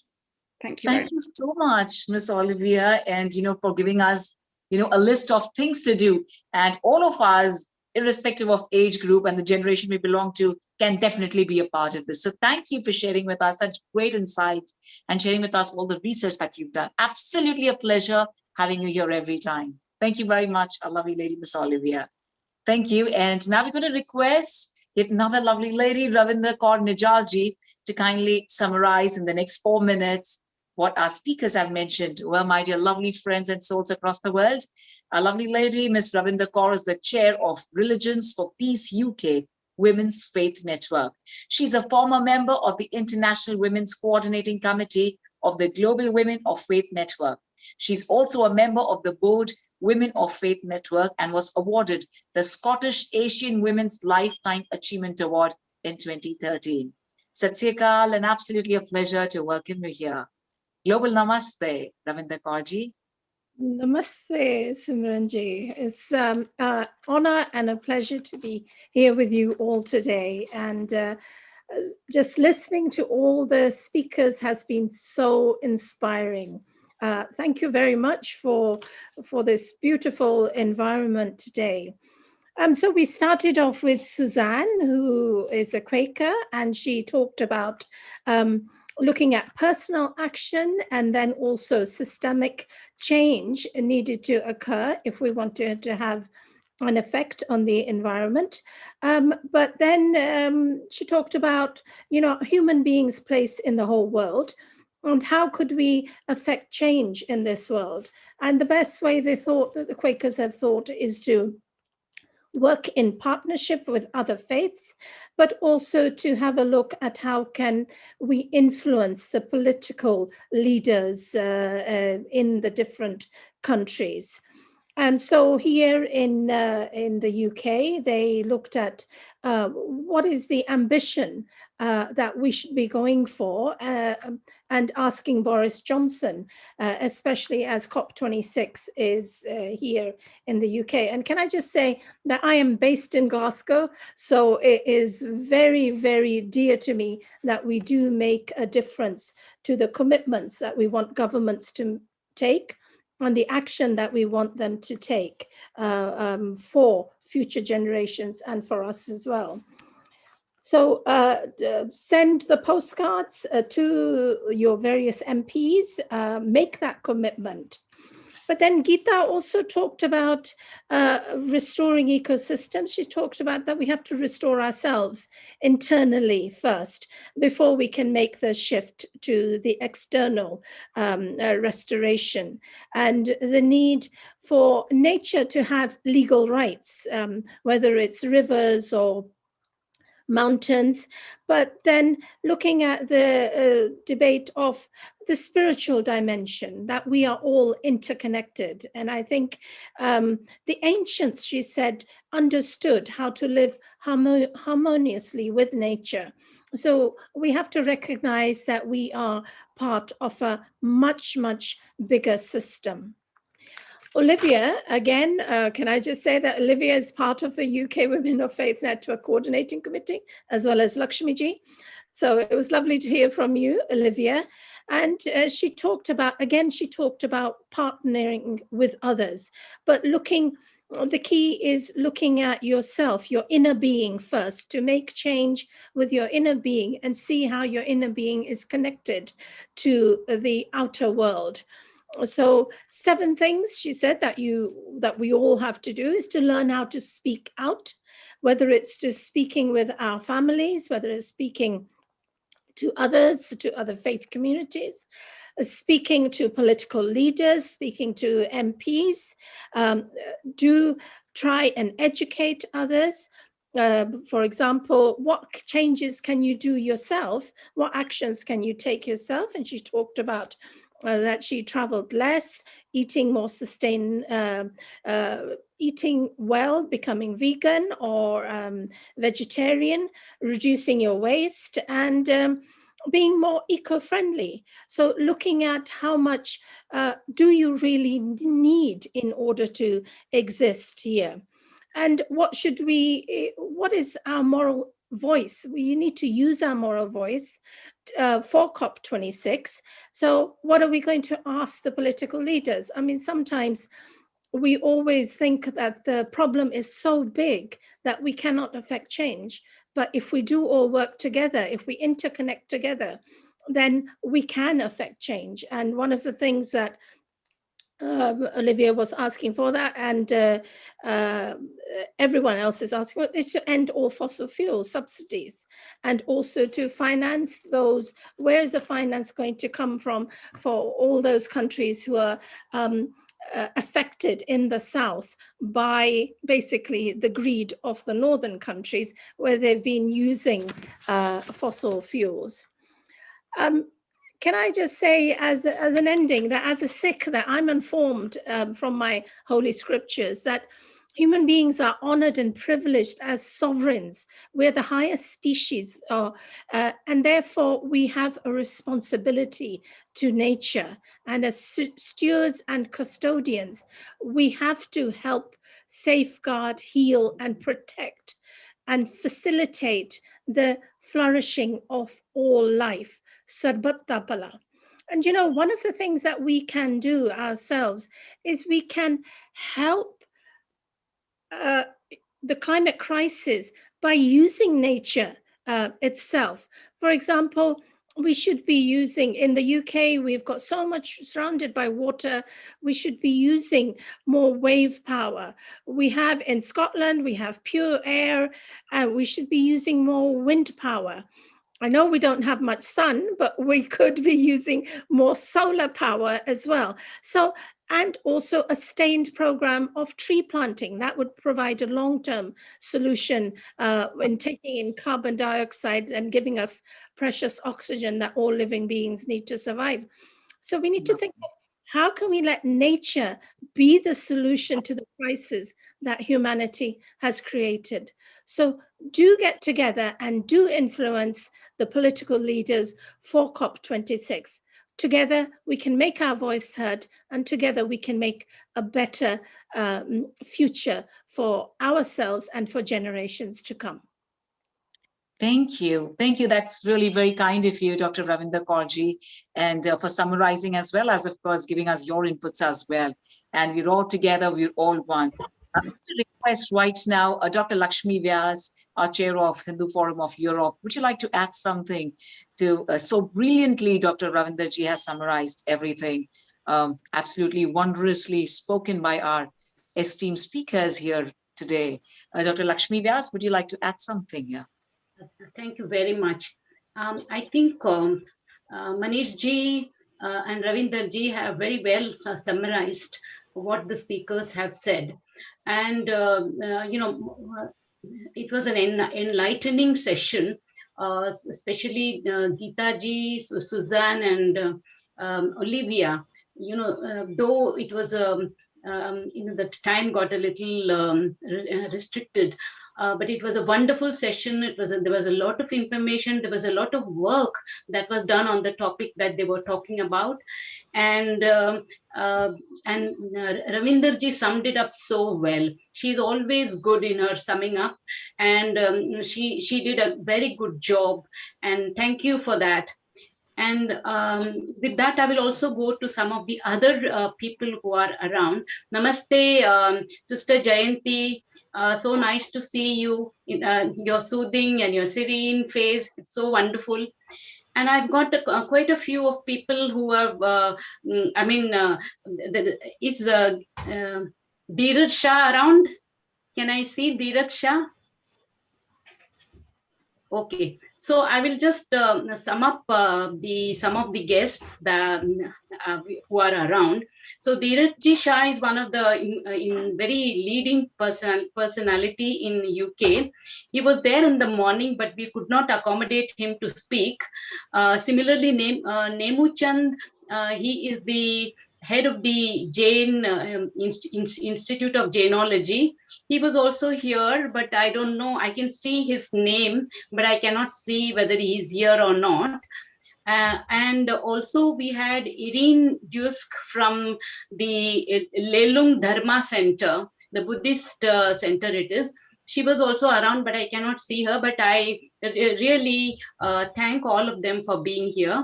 Then I would also like to thank some of my friends and colleagues who have joined us from India. Namely, we have Savit Smita, who was the head of the university department in Mumbai. Then we have Vibha Kumar and Geeta and many others. And we have Premlata, who has joined from Dubai. And she is also one of the major research person with whom I have worked in Mumbai. And I will also want to mention about Varsha ji, Kalpana ji from Cardiff, Jayant Patel. Are you there? I think I saw you. Jayant Patel, Surya Upadhyay, he's a Nepalese and he represents the Nepal community. Then Manik Paul from Brussels, Chitra from Sweden, Georgina from the Brahma Kumaris. Then Pratik Dattani, he was around, but I think he must have left by now. Vibha, again, Shanti Jyoti, Bhagya, Dr. Bhagya, and Mamta Saha from USA. These are some of the people who continuously support me in my activities. Chandrasekhar, the Dolly Parekh are the others. Kirit Wadia. And from the Hindu Forum of Europe, we have members from Switzerland. Satish Joshi, I can see him right here. Then we have Madhupati Das, somewhere I saw him. And Manik Paul's photograph I saw. Chitra Paul is around. Then Marie Mandakini, she is also around. So I thank you all for being with us. And once again, I thank you everyone for your support and being a part of this campaign. So with these words, I will go back to Simran, and thank you once again to all of you. Thank you. Thank you very much, Dr. Lakshmi Vyas. I just want to mention that your name is Lakshmi. That is abundance and richness. So we have all the beautiful souls who joined us today. Humble thanks to you with folded hands. And to everyone across the world, I'm going to please request you all to share this with all your loved ones, healing our earth in partnership with Hindu Forum of Europe. Lakshmi ma'am, absolutely a pleasure having you and everyone here. So please, this is still the beginning of the celebration of World Environment Day. At the same time, we're looking forward to solutions and talking what is need of the hour. Thank you so much. And I'm also going to take the wondrous opportunity of thanking Dr. Mukesh Batra for being here with us. Absolutely a pleasure having the world's most renowned homeopath here with us. Wholeheartedly welcome to you, Dr. Mukesh Batra. And now I'm so excited and thrilled to welcome a dear friend of mine who's like a princess. May we please welcome Dr. Hani Kalaria, who's a mind, body, soul coach and a multi-award-winning creative dance expert with over 35 years of experience in the field of art, culture, and entertainment. She's also appeared on numerous television programs, including the top celebrity chef, Jamie Oliver, as a presenter herself for the hit television series Cooking Queen, which was aired on NDTV. Being a pure vegetarian herself, she takes great pleasure in sharing healthy living and diet tips with dancers and creative artists, together with offering coaching to help develop performing arts as a career. Our lovely lady is gorgeous, been a spiritual seeker and meditator since she was a teenager. As someone who believes in holistic living, she regularly practices Samarpan meditation, which is also part of Dhyana Yoga, taught by the Himalayan yogi, Shiv Kripanand Swamiji. May we please welcome the truly gorgeous and, of course, the magnificent Hani Kalaria ji, a lovely doctor and, of course, a family member of Healing Our Earth. Global namaste to you. A global namaste to you too, Simran. Wow, what a wonderful, what a lovely presentation. And what a wonderful introduction. I have been absolutely thoroughly enjoying listening to everyone. The way you conduct your hosting and the way the special guests have been sharing such wonderful insights with the, with the area of environment. It also helped me to learn a few things as well that I'm going to start implementing straight away. So well done to all the special guests as well. And of course, Lakshmi ji, who just spoke just now as well, they're our partners as well, the Hindu Forum, of course, of Europe. So they've been a real big part of this event, bringing this fantastic, whole range of interviewees, guests, special guests. So thank you, Lakshmi ji, as well for joining us today and supporting this wonderful event. So Simran, you yourself as well, before we go on to Radhika, I know that we don't have much time, but I have to say to the audience out there, who you've been listening to is one of the top hosts in the whole of India. And you have to watch her movie that's coming out very soon. I believe it's called Zindagi Tumse. And Simran is also an amazing host. You will see her in all the top events that are taking place in India, whether it's IFA Awards and all the top events that you can think of. So Simran, you're doing an amazing job. And you're a winner of 18 awards when it comes to Indian folk dancing. Superstar. So Simran, thank you so much. I know you're going to still be with us. So please stay there as my co-host today right now. And before we start off, I'm just going to do a little prayer, because I think before we start anything, we should always start off with a little prayer and remember God as well on this special platform, which we call our Healing Our Earth, which is a wonderful place that I love being on. And we soon have Radhika as well joining us, Radhika Iyer, who will be sharing some really important tips with us too.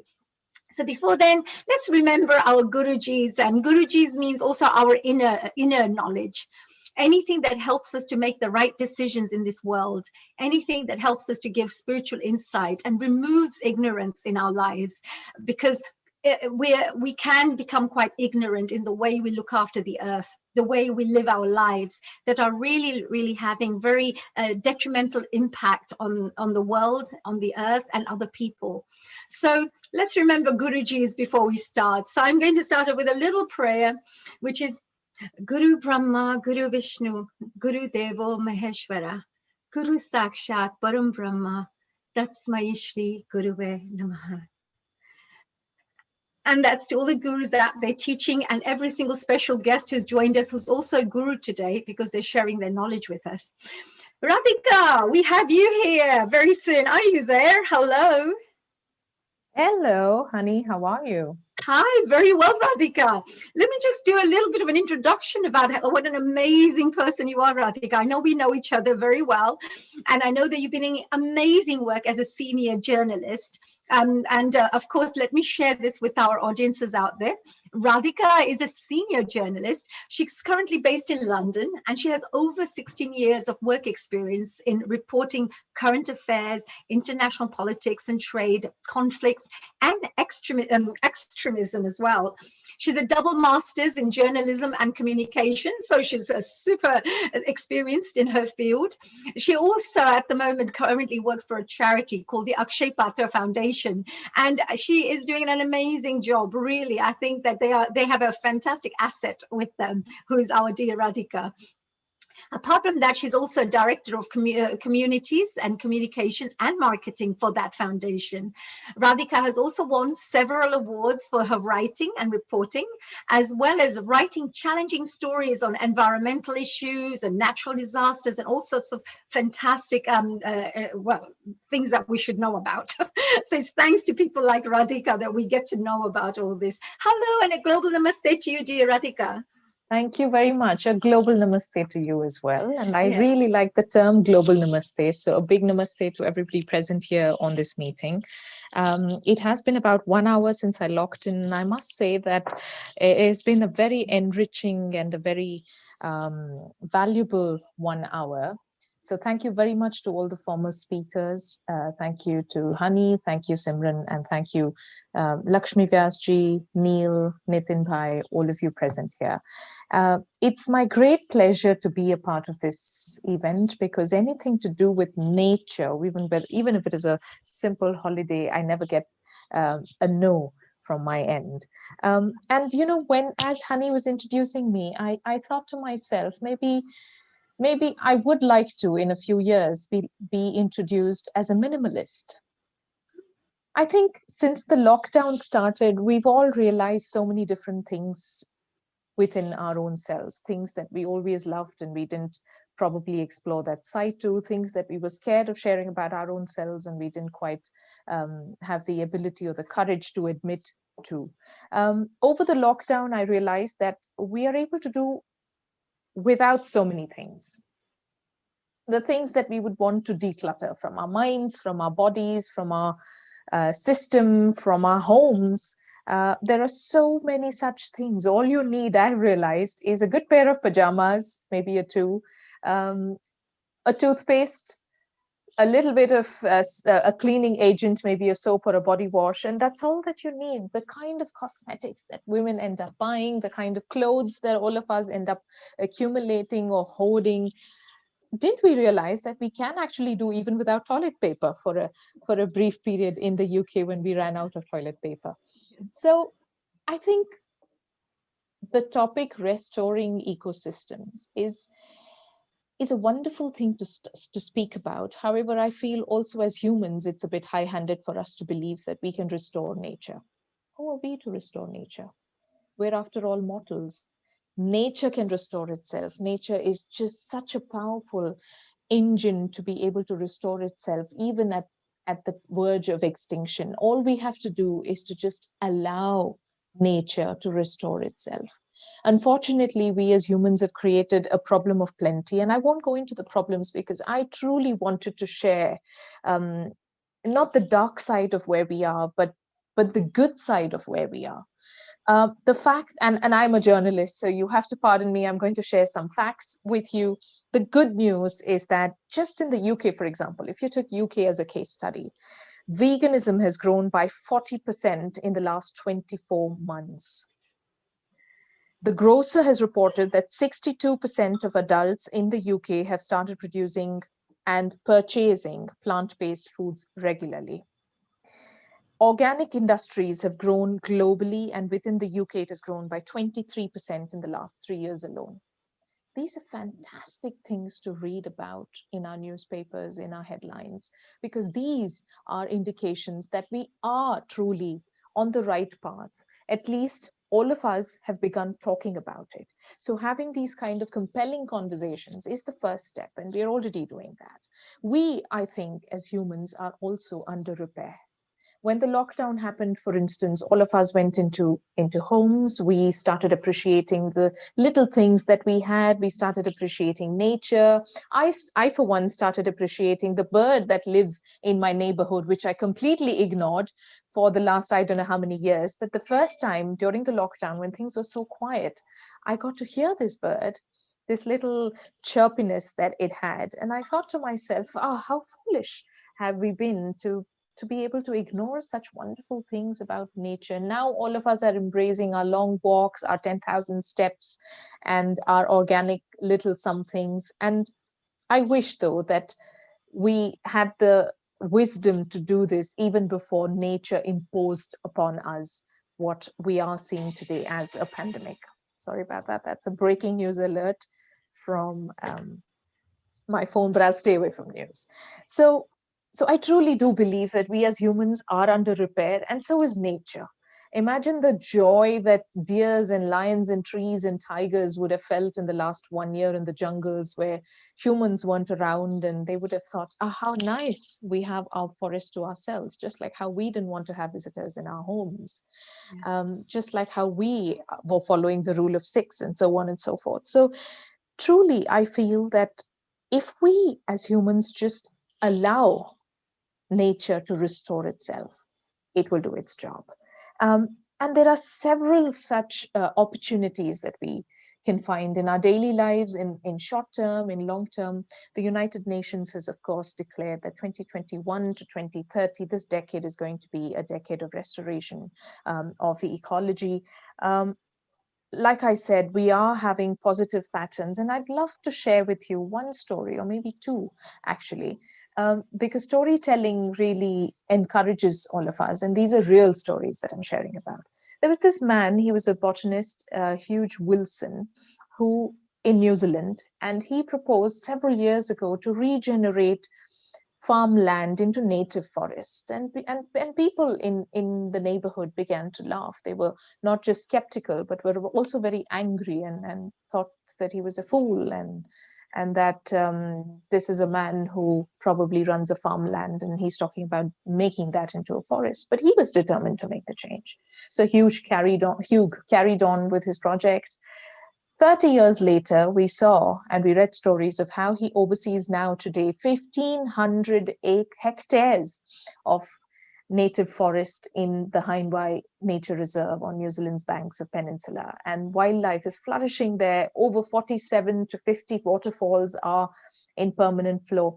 So this is a real story. There's this other story that I'd like to share with you. This is a story of one particular wildlife park in Africa. What had happened was a lot of wildlife in the Majetes National Park, which is Malawi as they call it, had been hunted out. We know how terrible it has been there, poaching especially. Elephants, rhinos, lions, buffalo, whatnot, they were all gone. and so were the tourists. But in 2003, the park became a part of a monumental restoration project. And the wasteland was gradually brought back to life thanks to an intense cooperation between NGOs of African parks, local communities who played a very big role. And I'd like to stress here the ability, the power, and the magic that communities can bring when they come together, especially for causes such as this one. So the ongoing efforts caused the return of thousands of animals in Malawi. At the same time, it generated hundreds of sustainable jobs for local communities. The ones completely sort of depleted area is now today among the big 5 reserve forests, which is Malawi premier wildlife destination. So, and the That's tourists are back, amazing. of course. These are Amazing, great. isn't it? It's amazing stories, dear Radhika, because, you know, all of this, I know that we have to look at the terrible things that are happening in the world, and how the earth is being destroyed, and how the trees are being, you know, completely, you know, like removed, as we can say. But at the same time, we mustn't forget these wonderful positive stories too, that help to uplift and help to encourage others to do the same, to also inspire people to go and take positive steps, like these wonderful cases that you've just spoken about. So I think that's really amazing, Radhika. This is really good. And thank you so much for sharing, Radhika. I know that there is plenty more that I would love you to just talk about. We're just moving on to our next guest and our next guest. I wish I could just interrogate you further with this information, you know, asking more questions. The one thing I have to say, Malawi is where I come from as well. So I really loved hearing that story, and it was really good news to hear that they've used this wasteland and they've just regenerated it, which is fantastic. Is there any kind of final messages, Radhika, that you'd like to perhaps share with our audiences out there? I know you talked about from your point of view, is that the nature, of course, you know, tends to balance itself. But, you know, we have to be careful with the way the humans are also looking after the earth and what's happening in the earth. Is there any final messages that you would like to share? Of course, which is to allow nature to repair itself. And what do we mean by saying allow? We, in our own little ways, we don't have to create reservoirs. We don't have to increase the areas of ecosystem. All of that sounds like it can go above our heads. We have a full-time job, many of us. However, little things: stop buying single-use plastic. Replace your shampoo bottle with a shampoo bar instead. Segregate waste at source, which is at homes, whether you're in India or in the UK or wherever, whichever part of the world you are in. Avoid chemicals in food, as well as in cosmetics or in your wardrobes. Use as much renewable energy as possible. Go natural, go green, and use these simple little things and buy as little as you can, because after all, we don't need so much. Sustainable cotton is a fantastic purchase to keep in your wardrobe. So little things like these really add up, and nature will look after itself, and also us.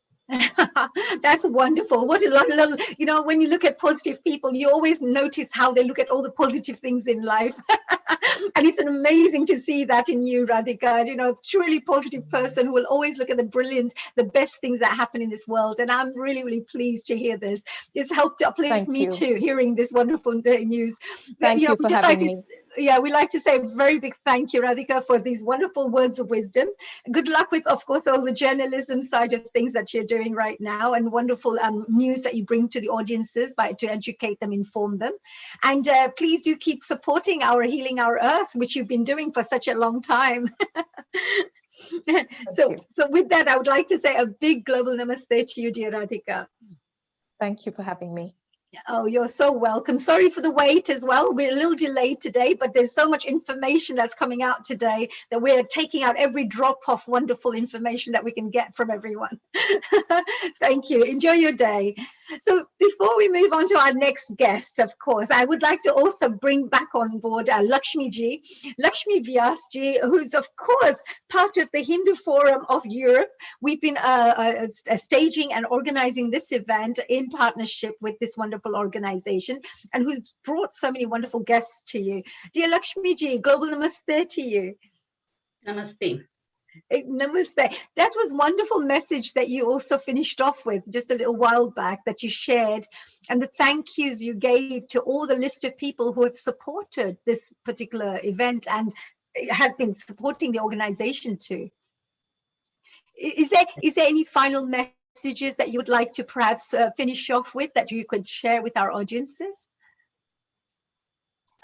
Yes. Well, on the basis of all the previous speakers, it is a feeling that we are left with an opportunity to redefine popular understanding of sustainability with respect, value, and ethical relationship to sustainable development. See, this is all what I can say.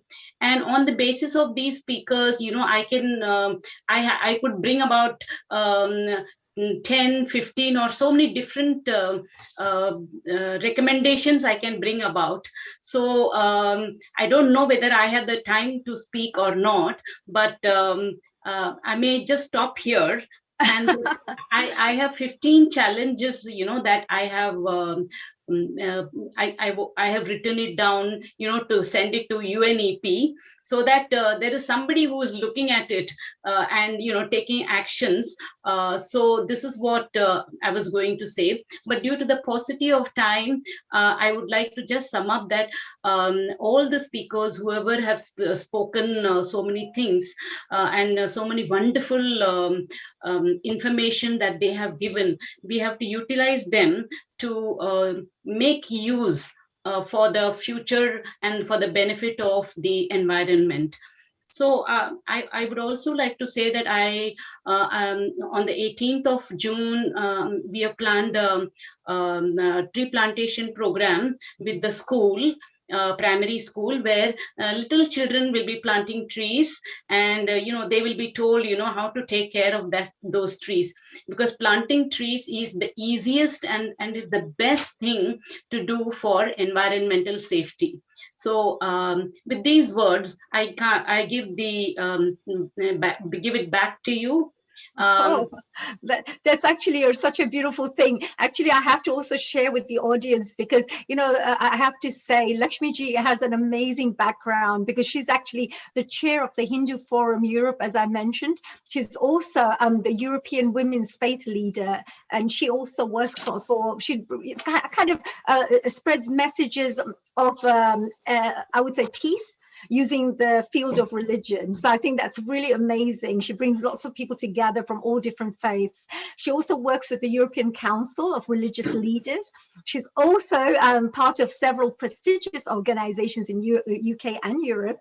And I believe that she also visits as a professor at an American university of sovereign nations, which is amazing. You know, she just travels all over the world doing this amazing work. So she's also authored 3 books, and she's also, you know, created some research papers, which I would say are part of reputable magazines and journals. So I really think that we have an amazing lady here, a great role model, who's now helping also change the environment, helping the earth become a better earth. So Lakshmiji, you have really done great job, because you're bringing peace, because peace is also part of our environment. Peace is also part of earth, how human beings can become better human beings. If you become a better human being, you'll think more about the earth. Is there any final 3 areas that you want to mention before we move on to Sangeeta Pandeyji? 3 areas that people should look at, tips that you would like to share on how people could support the environment.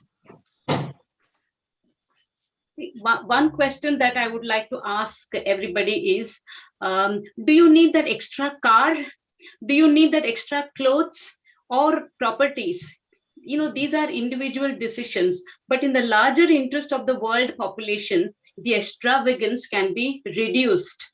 So in the Earth Charter 7, they say that reduce, reuse, and recycle to safeguard Earth's regenerative capacities. So this is one thing which I will put it across to everybody. Another thing which I would like to mention is the pharmaceutical companies and the medical world should open to accommodate alternative practices like yoga and acupuncture, Ayurveda and traditional practices should be integrated into the medical system. And, this also would help, the people in a long way. And last one is every town and village should have a mini forest or woodland in its border. So this revives biodiversity of our planet, and that is the need of the day. And I would rather end with this quote from Mahatma Gandhi: the earth, the air, the land, the water are not an inheritance from our forefathers, but on loan from our children. So we have to hand to them at least as it was handed over to us. So we have to take care of the environment. Thank you very much. Oh, wow. That's such wise words. I love that. I love that forest, the mini forest part. I love that. I love trees and I love environment. So what you just mentioned, I think everybody should be listening. Every single person around the world who's listening to this particular message, maybe you should talk about and maybe think about creating this mini little forest in your village, your town, your city or so. Thank you, Lakshmi ji. You are absolutely amazing. Thank you again, once again, to the whole of the Hindu Forum of Europe for coming on board and partnering with us with the Healing Our Earth team here. A big global namaste to you for taking your time and joining us here today. Thank you, Lakshmi ji. We're actually going to move on to Sangeeta Pandey now. Lakshmi ji, actually, I really would love to hear more from her. She has some amazing information to share. Next time we need to get her here for 3 hours so we can get all the wonderful juice from her. She's amazing. So anyway, let's move on to Sangeeta Pandey. Now, Sangeeta Pandey is going to be a wonderful lady who's going to do a bit of a summary for us. She actually is a director of business development and training, and she also supports people with corporate life skills. She has a deep interest in preservation and protection of environment, just like me, which is fantastic. And currently she's a member of the UK-India Business Council, which is an arm of the Women's Economic Forum. Wow, what a wonderful lady she is. And a global namaste to you, Sangeeta ji. And a namaste to you and to everybody else who's here. Thank you very much for having me over. Oh, we'd love to have you here. Thank you, Sangeeta ji, for joining us today. Is there a summary that you could perhaps give us from what you have heard so far? Yes, absolutely. So I know I joined right at the start, and I've been listening to the wonderful presentation that everyone has made in all the conversations, but I will restrict myself to what Radhika Iyer had said, and to a little bit after that, what Lakshmi had said. And moving straight away from where my passion for the environment of preservation, as I mentioned, is growing day by day because I see the need for it. And I have to say, I agree a lot with almost with everything that everyone has said, and more so with Radhika saying that in the future she would want to be introduced as being a minimalistic. That's a tough one. That is a tough one because one may want to give things away and just stay with really the little things, but to be introduced as a minimalistic means that you genuinely are going to reduce one's needs for things that we consider absolutely okay. We can have 3 sets of clothes, etc. So she wants to be introduced as a minimalistic. She also made a very strong reference to the power of nature, saying that who are we as human beings to try and restore something that has gone awry or gone wrong? It is nature that can help itself to restore. And that is something that has stayed with me, because all along we've been talking about the ozone layer, and we've talked about the whole and how we need to take corrective steps to restore it. What was fascinating are the statistics that within the UK, 40% growth for veganism, and there's a huge demand. I think 23% she mentioned for organic stuff. Both are expensive, mind you. I mean, if you go for regular processed food and you go for regular food, compared to the non-organic and to the non-vegan stuff, these will be expensive. But the increase means either there's more awareness, or there's desire to look after both nature, the environment, and oneself, because obviously, it is a cycle that we come back into. The two stories, one of New Zealand and one of the place that you belong to or come from, Malawi, were absolutely fascinating, where people, individuals, did so much to restore and to bring back. So yes, I would say here that there is a combination of the work we do as human beings and as individuals, and what nature does on its own. Lakshmi ji, if I was to come to her, she has been speaking, and her pearls of wisdom and her experience and knowledge has been incredible throughout. And I've heard her many times before. I've interacted with her before, and even on this occasion, she has really shared a lot of information. But I think I would just restrict myself, limit myself to the three things, to the things that she has talked about, taking stuff we have talked and discussed here forward. So she will create that list of 15 points and give it to yourself and to others, so that those points are then shared with others and that action can be taken on them, because it's all very nice to talk about at a forum, but then after that, what? So I would really like to, and I will conclude by this fascinating and a wonderful venture that Lakshmi ji is doing on the 18th of June with primary schools. And I'm summing it up by that it is catch them young, teach them young. We were taught in school as well with SUPW, etc. But then that thing has to be reiterated, reinforced. Catch them young, get them in young, look after nature, look after trees and respect. And finally, in the opening thing, and I will bring this thing that the person had said, that there's a link between Hinduism and the way we look after nature and animals and trees. And as I am going to sum up, I'd say, yes, that's entirely true. We have actually been taught to look after and respect. And therefore, we have special days and pujas for animals like snakes and for a lot of trees. So yes, that's how I saw the session today. And thank you very much, Honey, for the introduction. And it's been wonderful being part of this event. Thank you. Oh my God, Sangeeta, that was a really beautiful summary and such lovely points as well to remind everybody, of these important areas. And of course, your take on it as well, which is really important too for us. Thank you so much, Sangeeta. That was so great. With a lack of time, we need to move on to our next guest, but we'd love to have you back again in the future to share more of your wonderful knowledge with us. Thank you. Thank you, dear Sangeeta ji. Wow, wasn't she amazing? She's so good. I wish we had a chance to hear a little bit more of that summary, because it's really important to sometimes revise. Sometimes we learn some information, we gain knowledge, but it kind of moves away from our short-term memory or so.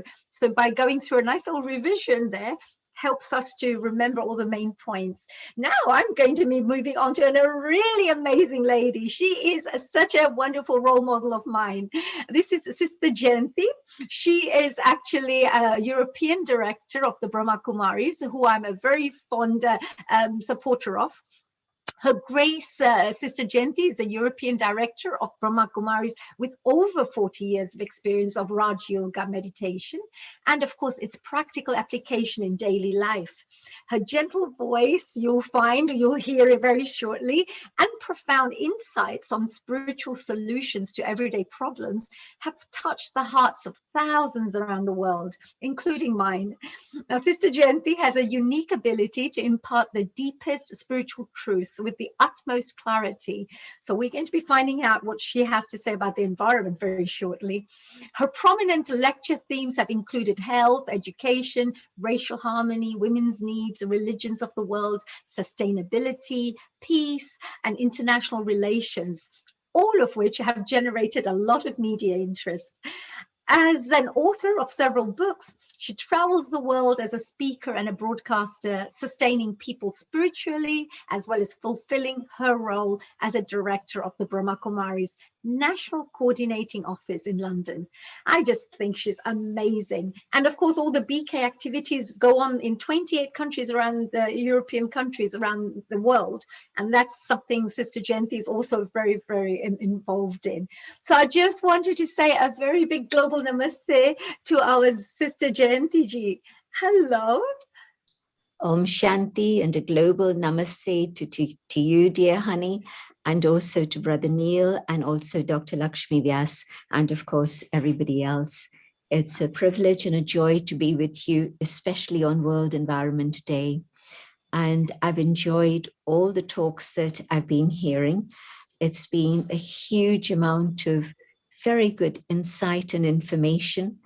And yes, I myself have been involved with the Earth Charter in the 80s, the Rio summits that have happened. And then, of course, since 2009, I've been attending each one of the conference on climate change. So there's a huge amount of information. But wow. Yeah, I mean, there must have been certain areas that you felt were very, very important for the whole, the whole of humankind to really, really learn about or to be aware of.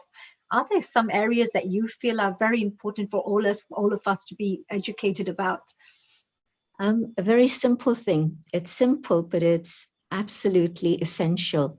And that is to change my consciousness and the way in which I see nature and how I respond to nature and interact with nature. There was a lovely expression that was used earlier on, custodian, or we can say trustee. If I think of myself as a trustee for nature, everything shifts dramatically. I'm no longer exploiting or aggressing or just simply taking, but I have a responsibility towards nature also. And yes, nature has the capacity and power to regenerate and do everything. But one essential thing is our consciousness. And so when I change from a materialistic consciousness in which I want, and I turn it around to a spiritual consciousness in which I can start giving something, even giving love and light and peace, not just to my human family, which I need to do, but also all species on the planet, but also to nature itself. Nature at this moment is in need of healing and needs our thoughts of love and good vibrations.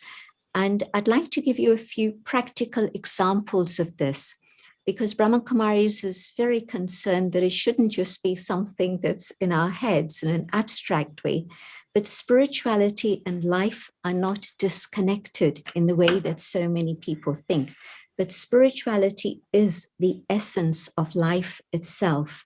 And so when I think about spirituality in this way, then spirituality transforms whatever it is I do. Very practical story. In the early 90s, and I'm talking about Rajasthan, where we have our headquarters since 1950. So we had this complex called Pandav Bhavan in Rajasthan since 1950. But by the end of the 80s, early 90s, more and more people were coming to the headquarters and we needed more space. And Mount Abu being a hill station, it wasn't so easy to get some land. But early 90s, and a group of farmers came to us, and they were actually dairy farmers. And they said to us, our land has now become infertile, it's barren, our cows can't survive on anything there anymore. We're going to have to move on and find another place. Would you like to avail yourself of this land? And we went to see it, and truly it was totally barren. And we said, fine, because it's going to be okay for a residential place for our campus. But together with acquiring the land, we also gave a commitment that we would not cut down any trees, and nor would we blast any of the rocks or the mountains to be able to make space for our buildings. And so our architects had a very holistic perspective. And you all have an invitation to visit us in Mount Abu and see Gyan Sarovar, the campus where the buildings are constructed around the hills, the buildings are constructed around the trees, and so on and so on. And so that was absolutely. I have to add there, Jayanti, that it is a beautiful place. I have been there. It's such a peaceful place. It's got beautiful mountains, nature all around. It's got peacocks everywhere, and it's like it's so gorgeous. People, you have to go there. You'll be, you consider yourself blessed if you get a chance to go there, even once in your lifetime. You should definitely visit. Sorry, I thought I have to mention that. No, thank you. That's a beautiful addition. Well, since you've been there, there have been thousands more trees planted, because apart from the main campus, we now taken the wasteland that was adjoining, and also the wasteland that was up on the hill that was totally barren and infertile also. And gardens have been created, fruit trees have been planted. It's become a space for not just organic agriculture, but also yogic agriculture. Now, you all know about organic agriculture, but the addition of yogic agriculture means that that space is given a lot of good vibrations. And so this is why I say that from consciousness emitting vibrations to everything all around, and what you're doing is actually restoring the earth. And so that which the farmers had stated was infertile and barren and arid, Rajasthan anyway is semi-desert, but it's now been transformed. It's a flourishing paradise. So not just our own campus, but also all the adjoining areas. Forest land has been again reforested on the mountain itself. The polo ground, which was just dry dust, has been turned into a beautiful garden. And so it's possible. Our thoughts can lead us to take simple actions like cleaning up the rivers, cleaning up the ponds, and create a beautiful space in which nature flourishes. And of course, human flourishing then is that much easier also. Absolutely. We also say the thoughts, you talked about the consciousness, which is very important, because thoughts leads to those actions, don't they? The thoughts lead to the right actions. If you don't have the right thoughts, then of course nobody's going to be bothered to do these things. So the consciousness levels that you mentioned right at the beginning, if we help to raise the consciousness levels of humanity, their thoughts will become a lot more purer, a lot more positive and helpful and healing as well. So I think you're absolutely right here that collectively we all have to work together to create this positive energy to help these things to manifest.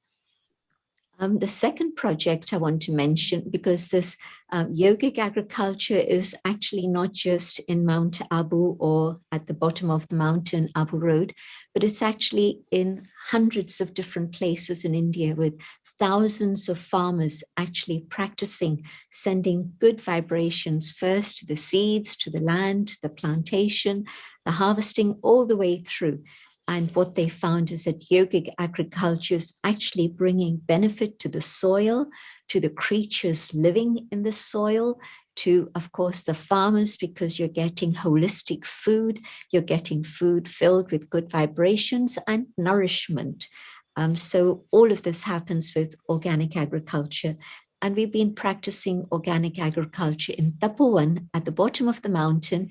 And if I give you one little example, one of the farmers there working at Tapovan, at our farm, the yogic farm, he produces aubergines this size that look beautiful and taste real, not cardboard. Cabbages this size. And in India, you usually get aubergines this size. You don't get them this size. So it works. The power of our thought is able to influence nature in a very, very positive direction. But another thing, of course, and we've been very focused on renewable energies, not as a fashionable thing to do now, but we've been doing this for over 20 years now on our campuses. First 1, then 2, then 3, then 4, and all over India too. I think at this point, we must be the leading organization, non-governmental organization that's using natural resources, the sun and the photovoltaic cells and all sorts of things. And we've got a little mini electricity generation plant there, India One, that has all the technical details, and that supplies all the needs of the township, where we have around 20,000, 25,000 people that come at a time, around 12 times of the year, pre-pandemic, and of course, looking forward to post-pandemic also. So again, renewable energies work, especially in Rajasthan, where there's an abundance of sunshine. Absolutely, and I've seen that as well. I saw the beautiful, the whole place that we had, the aero dynamic things all over the generators which were there. They were amazing. Simran, what do you think? Look at this. Do you not think Sister Jayanti ji is amazing? The kind of work that the whole BK organization, the Brahma Kumari organization, is doing. What do you think of this yoga? You're very much into yoga, aren't you? Yeah, you know, Sister Jayanti is a miracle. Om Shanti. And it is definitely, everything is truly by your grace. And I've never heard something like yogic agriculture, yogic farming. And I can't believe it. I have been to Mount Abu, but I have to still experience and look at that beautiful holistic side. And the approach and the answers that, sister, you always give me, it is, I'm telling you, you are truly a miracle. It is such a pleasure from deep within my heart. You know, Haniji, it just rejuvenates you. You don't have to do anything. Just be in seconds. It is a pleasure. I think we need to go out there and start praying, you know, with everything that we go and, sow, all the seeds we sow as well. We should be doing this. Actually, my friend Jayanti ji also, you know, Simran, even my friend, she did 2 plants as an experiment. She kept one plant where the meditation, her room is, where she does her regular meditation, and one she kept in a different room. She planted it at the same time, Jayanti ji, and you won't believe this, within a month, that one where she was meditating regularly, that just blossomed up like a huge plant, and the other plant was of course like a normal little plant. So can you imagine the vibrations that must be? She just experimented and saying, let me just see if these mantras really work. And she just experimented, and it did. So absolutely, the power of our mind is incredible. We just have to channel that energy in a very positive, elevated, pure way, and we all have that capacity to do it. And Simranji, just as you said, it doesn't take long. Just go inside for a moment and find that inner peace. And as you experience that peace, it's not only for you, but it's for all. And not just humans, but all species and even the elements of nature itself. So I think it's a very, very important contribution. And yes, the other word I'd like to leave everyone with is the word simplicity. Can I simplify my needs? Vegan diet, of course, plant-based food and drink, but simplicity. What is it that I can simplify in my life? And I'll find that I'm free. It's not any practice of anything austere or any hardship of any kind, but it's a liberation. It really is. Try it for a week and see. And the last thing I'd like to say is to have gratitude for nature. Nature has sustained humanity for millennia. And when do we ever stop and say thank you? I know growing up as a child, we were taught to say thank you to God for the food that was given, the food that was provided, but that system has also fallen out of place. But not just the food, but the air that I breathe, the water that I drink. Can I say a word of gratitude to the one above, but also to Mother Nature? Nature truly is a mother and has been sustaining us through millennia. And so absolutely. Do you know, Jayanti, that's one of the most powerful things. 3 very powerful tips you gave here. The yogi agriculture, which I think people around the world, if you're thinking about agriculture, think about the yogi agriculture side and implementing that strategy. You also talked about simplifying the needs, and I think that is absolutely true. Why have more than what you need? You know, the extravagance is fine, you know, but why when it's at the expense of the nature? why for that. And the third thing you spoke about was the gratitude, which I definitely think Simran Ji, I think is the same. She's always grateful for everything because I know she's such a lovely soul. And Lakshmi Ji, Lakshmi Ji, I know you're here as well. Before we finish off and say bye-bye to dear Jayanti Ji, is there any particular question you may want to ask Jayanti Ji whilst you're here, or any message? Sister Jayanti's address was brilliant, and it was so insightful. And she talked about so many simple things, but you can put that easily into operation. Such simple things of, for example, the cabbage. So, my question to her, whether I don't know how I'm going to put it across to her. How do you remain so silent, so serene, and so calm? This is my question to you. But this is our original nature. This is what we are actually born with. There's that goodness of peace in every soul. And it's just that we forget and we get attached to the identity and the role and all the externals. But it takes, just press a button here and go inside. And there's peace within each and every single one of us. So literally it takes a second, it takes one thought to go within and find that peace. And it's there shining in your eyes also, Lakshmi Ben. Thank you. Thank you. Actually, that's a lovely question, Lakshmi Ji. I've always wondered, but you have the guts to ask. So, which is fantastic. Well, Lakshmi Ji, thank you so much for that wonderful comment there. Jayanti Ji, thank you for sharing this amazing knowledge with us. As always, pearls of wisdom are the most powerful things that actually transforms people's lives forever, not just for a short term, but forever. And you do that. You always leave us with these wonderful pearls of wisdom, and we're so grateful for that. Thank you so much. And Simran Ji, as always, with her lovely yoga. She loves yoga. So Jayanti Ji, we've got another yoga lover there as well. Thank you, Simran Ji, as well. Honey Ji, let me tell you, I love Sister Jayanti.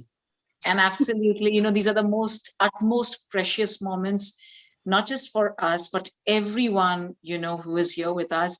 And, there is never a bye with Sister Jayanti, right from her thoughts, her teachings, and she herself, her beautiful innocent smile, which is more beautiful than a child's smile, always stays with us. So there is never, it's always a hi, hello, and Om Shanti and a welcome. It is absolutely, these moments are truly the utmost precious.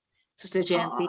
Thank you to everyone. You've all been very, very gracious and kind, and special thanks, of course, to my dear brother Neil and Sister Lakshmi. Om Shanti. Oh, dear Jayanti Ji, Om Shanti, Sister Jayanti Ji. Please do keep supporting our Healing Our Earth, because your support is really adds so much to our Healing Our Earth, and you're part of our family anyway. It's just like Lakshmi Ji and Simran Ji as well. We love you being part of this, and thank you for sharing. Enjoy the rest of the day, and of course to all our BK sisters and brothers out there, thank you so much for the wonderful, peaceful energy that you give to the world. Really, for every single one of you. I love that peace that you share with everyone. So thank you, and an Om Shanti to you, dear Sister Jayanti Ji. Om Shanti. Says Om Shanti. We're actually now going off to our next guest. I know you thoroughly enjoyed that, didn't you? Just like me, I love that. I was so looking forward to seeing this and hearing what Sister Jayanti would have to say. And now we're moving on to our next guest, and this gentleman, his name is Fosun Kali. And he's going to be talking to us about a sustainable environment. Now, Fosun is an environmental consultant with more than 18 years of environmental compliance experience. This includes developing and implementing environmental management systems for the Department of Environment, which is, of course, the Ministry of Environment. He has also proven skills in assessing a variety of property types, including garbage management, and a strong working knowledge of applicable regulatory programs, and especially also talking about guidelines of of how to sustain these things. Fosun has also participated in several workshops and research expeditions and has published about 30 articles on subjects related to environment. And we're so super excited to have him here. Dear Fosunji, a big global namaste to you. Thank you for joining us here on Healing Our Earth. Hello. Thank you. Oh, Thank yes. you. And it's warm greetings from Mauritius. Wow, you're from Mauritius, of course. I forgot to mention that bit. It's Fosunji from Mauritius, all the way from Mauritius. Thank you for joining us. And you have so much knowledge. You have so much knowledge in the field of environment. We really are very interested and very excited to find out more about what you have to perhaps share with us today. Yeah. So Neil Kumarji, Haniji, and Lakshmi Vyasji. Let me first quote to you something very interesting, because you made me jealous. You made me jealous because also we have been watching, and we see nice ladies. So I said to myself, if you walk alone, Raj, you will go only miles. But if you walk together, you can reach the horizon. So the Indian Ocean Center for Human Values has chosen Healing Our Earth as partner. And I'm being accompanied by Gayatri Sambhu, my sister. Absolutely. Gayatri ji is, of course, one of our wonderful members of Healing Our Earth. And she has really contributed in such a big way by bringing the most amazing guests on our platform. So thank you, Gayatri ji, as always. Global Namaste, Hanji, Simranji, Neilji, thank you. But we have somebody, a personality who has really been a legacy. He's a legacy, in fact, for environment in Mauritius. Yes, Mr. Khan. Yeah, but today we are both sitting together with a family with tears in our eyes. Tears because our heart is heavy. And you'll be surprised. The legendary statesman who initiated the move, who took the challenge, who had the vision, passed away and was cremated yesterday for World Environment Day. Yet he was a founder of the environment section. Let me take you down the memory lane, where when we talk of the environment, we're going to talk of the heartbeat. Why the heartbeat? You just move the letter H from the heart and you get earth. And it is earth print. So Mauritius has got a very rich story.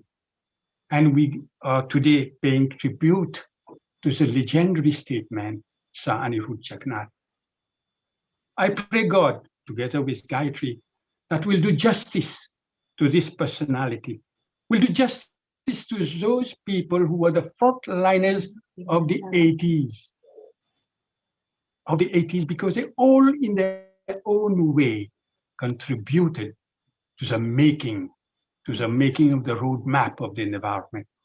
And for 30 years, we've been working together to make this story, to make the roadmap happen. Today, we have gone a little further in this field, because if you see the photos of the past, you'll be surprised that we were not that rich. There were so many problems. But Sir Anirudh Jagannath took a decision. And he was the person who took the opportunity and the challenge. When we're talking of the 80s, Mauritius was to the knees. Mauritius was very poor, unemployment, social ills, and so many things were happening that we couldn't meet the two ends. But then there was an opportunity. In the world, Hong Kong was about to be returned to the Republic of China, and many investors from that country wanted to go away. But they were polluting industries. So the Prime Minister, the then Prime Minister, Sir Anirudh Jagannath, took the decision of inviting those investors to Mauritius to invest and to create employment. Yes, there were exigencies from these investors. They wanted to have passports, fiscal incentives. But, you know, when you are hungry, you won't see what is happening. You would say, yes, please come to us. We'll talk about the environment later, but today we would like you to invest. And the textile industry sprouted out in the country, creating employment to such an extent that there was no unemployment in Mauritius. And we had to import over time, of course, people from India and Bangladesh to work in the textile sector. Gradually, in every household, there was a livelihood. There was an income. Everybody could send their children to school. Everybody could at least wear a decent clothes, roti, kapra, or makan. So these challenges were rewarding because over time, it proved to be okay, it proved to be right. There was the right decision at the right time, and this decision helped us through. But the World Bank was there, say, hey, watch out. Polluting industries, no problem. We're going to take the 4 pillars, and now I'm introducing to you the 4 pillars, very important. The 4 pillars, the first one is a political will. Yes, there was a political will to take the country out of poverty, to take the country from the poor state it was, to try to get some income so that people could improve the quality of life. So the political will was there. Then, to make things happen, government gave an institutional strengthening, that is to say, the creation of the Ministry of Environment. Of course, with the help of World Bank, in '88, we had a report, worked together, and created the Ministry of Environment. So the political will was there, the first pillar. The second pillar was an institutional strengthening, means an institution which is going to be responsible for the environment. But things cannot exist just like that. As used to say the Prime Minister, the ex-Prime Minister, moralité pas plaisante. Morality doesn't feed the stomach. What you need is a legal framework which is going to support the institution to perform. And to perform, you need the 4th pillar, which is very important, the public and private sector partnership. And this is what we're talking of today, partnership. So the 4 pillars were there, and the creation of the Ministry of Environment, where I joined in 30 years ago. I just left, I retired. But then, you see, it was not easy because it was a new concept, environment. What it is all about. Only 10% people understood what is the word environment. Then we had to work out a formula, which is very interesting. You educate a man, you're forming an individual. You educate a woman, you just build a family. But when you educate a child, you are going to build a nation. And it takes a whole time because it's beautifully said. Plan for 1 year, grow rice. Plan for 1 year, grow rice. Plan for 10 years, plant trees. But if you plan for 100 years, educate your people. And this was a mission which the Minister of Environment embarked upon. It said when you do things legally, from command to control, you command things, things will happen, but for some time. But when you educate your people, they act not only from the mind, but from the heart. And when you act with the heart, you love what you do. Doing what you like is freedom. Doing what you like is freedom. Liking what you do is happiness. And we believe in that philosophy. We wanted things to happen by liking what you do. And tell me, after 30 years, I don't see things have improved to that big extent that we expected. But surely today, when Sir Nehru Jagannath is resting in peace in the SSR Botanical Garden, you must be proud to say I legated this heartbeat. He was there to advise us. He was there to tell most of the time, including me, what should be done, how it should be done, the patient we should have.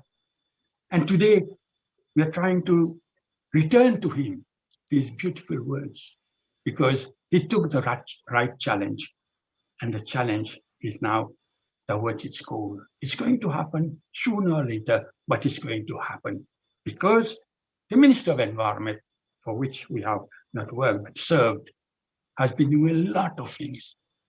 And my association with the Indian Ocean Center for Human Values is because we started somewhere together on the way. They supported me most of the time. And today, when I'm retired, already 6 years, we are together because we can pull together. To overcome any difficulty, we need to pull together, but in the same direction. And both of us, we have chosen this direction of sensitizing people. Because when you talk of education, we're not talking just of statistics and projects. We're talking of real people with real needs, roti kapra aur makan, appropriate clothing, appropriate medical care. The good thing about Mauritius is that it has been a long way. It's not over. The story is not over. But today, we can say from 10%, we have moved to 80% of environmental literacy. That's beautiful. These are statistics figures which I can quote, which has been written, which has been observed, and so on. But I don't want to dwell on that because today's subject is heartbreak. We're paying tribute to those frontliners who have toiled, who have done a lot for the country in the field of environment. But most of them, a few of them have passed away. Unfortunately, my colleagues who have worked together, a few of them have retired. But we have been working together as a team. And this is why, if I'm going to talk more on this, we're going to talk of the team spirit. It was one mission for everybody. So if you look at this story, the opportunity and the challenges taken, we are, to a certain extent, moving ahead. Today, when we talk of the environment, a small child will come to you and say, hey, sir, don't throw, don't litter. This is not environment friendly. So you learn from the children. And this is because the educational system has integrated environment in all its sphere. Today in all schools, we have got endemic gardens. In all schools, we have got a program of environment. So if you can look at Mauritius, we have moved from command and control to the 3 Ps, which is a public-private sector partnership. And they are all contributing. We are all contributing to the making of the environment. So while talking of the environment, my pleasure today, together with Gayatri, is to share with this institution of yours to bridge the distance we have. And we can see from what we are doing that we can work closer, make things happen. I'd like to share with you a few things that we have done together. They are unique sometimes, in the sense that things come out in the mind because you are so deeply rooted in what you want to do. And when the response comes from the public, from those school children, from those people who have said, this is very good. I've seen the changes. Then you feel proud to say, hey, at least I cannot be the sun. I can't shine like the sun, but in darkness, I can be the small candle. So you can see Lakshmi, very beautiful name. Lakshmi means light.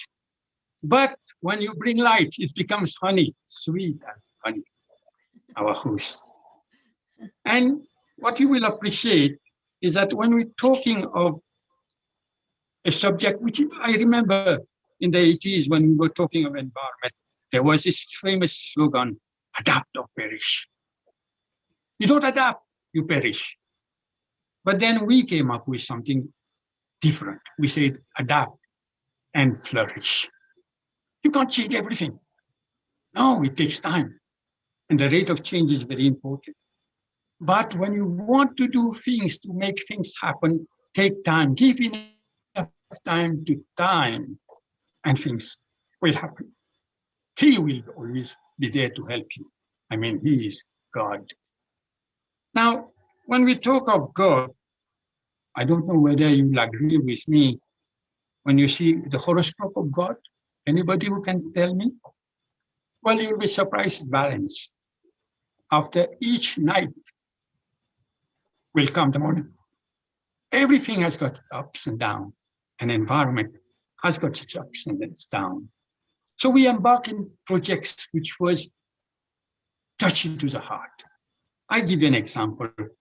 For example, the baobab tree, which we'll be talking about, Gayatri, 300 years in front of the Mauritius Institute, a museum. Everybody knew that tree, big baobab tree, which represents most of the time the African tree. Surprisingly, that tree fell down. And through the Indian Ocean Center for Human Values, together with the municipality of Port Louis, capital city, and the Minister of Environment, of course, we replanted, reintroduced that baobab tree, which was a symbol at the center of the city of Port Louis.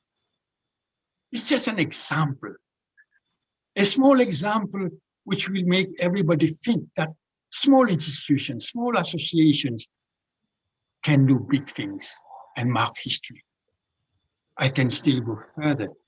Like, for example, the 5th of June, 2016, one of the last events that I orchestrated in a way, together with my colleagues in the ministry and at the highest level,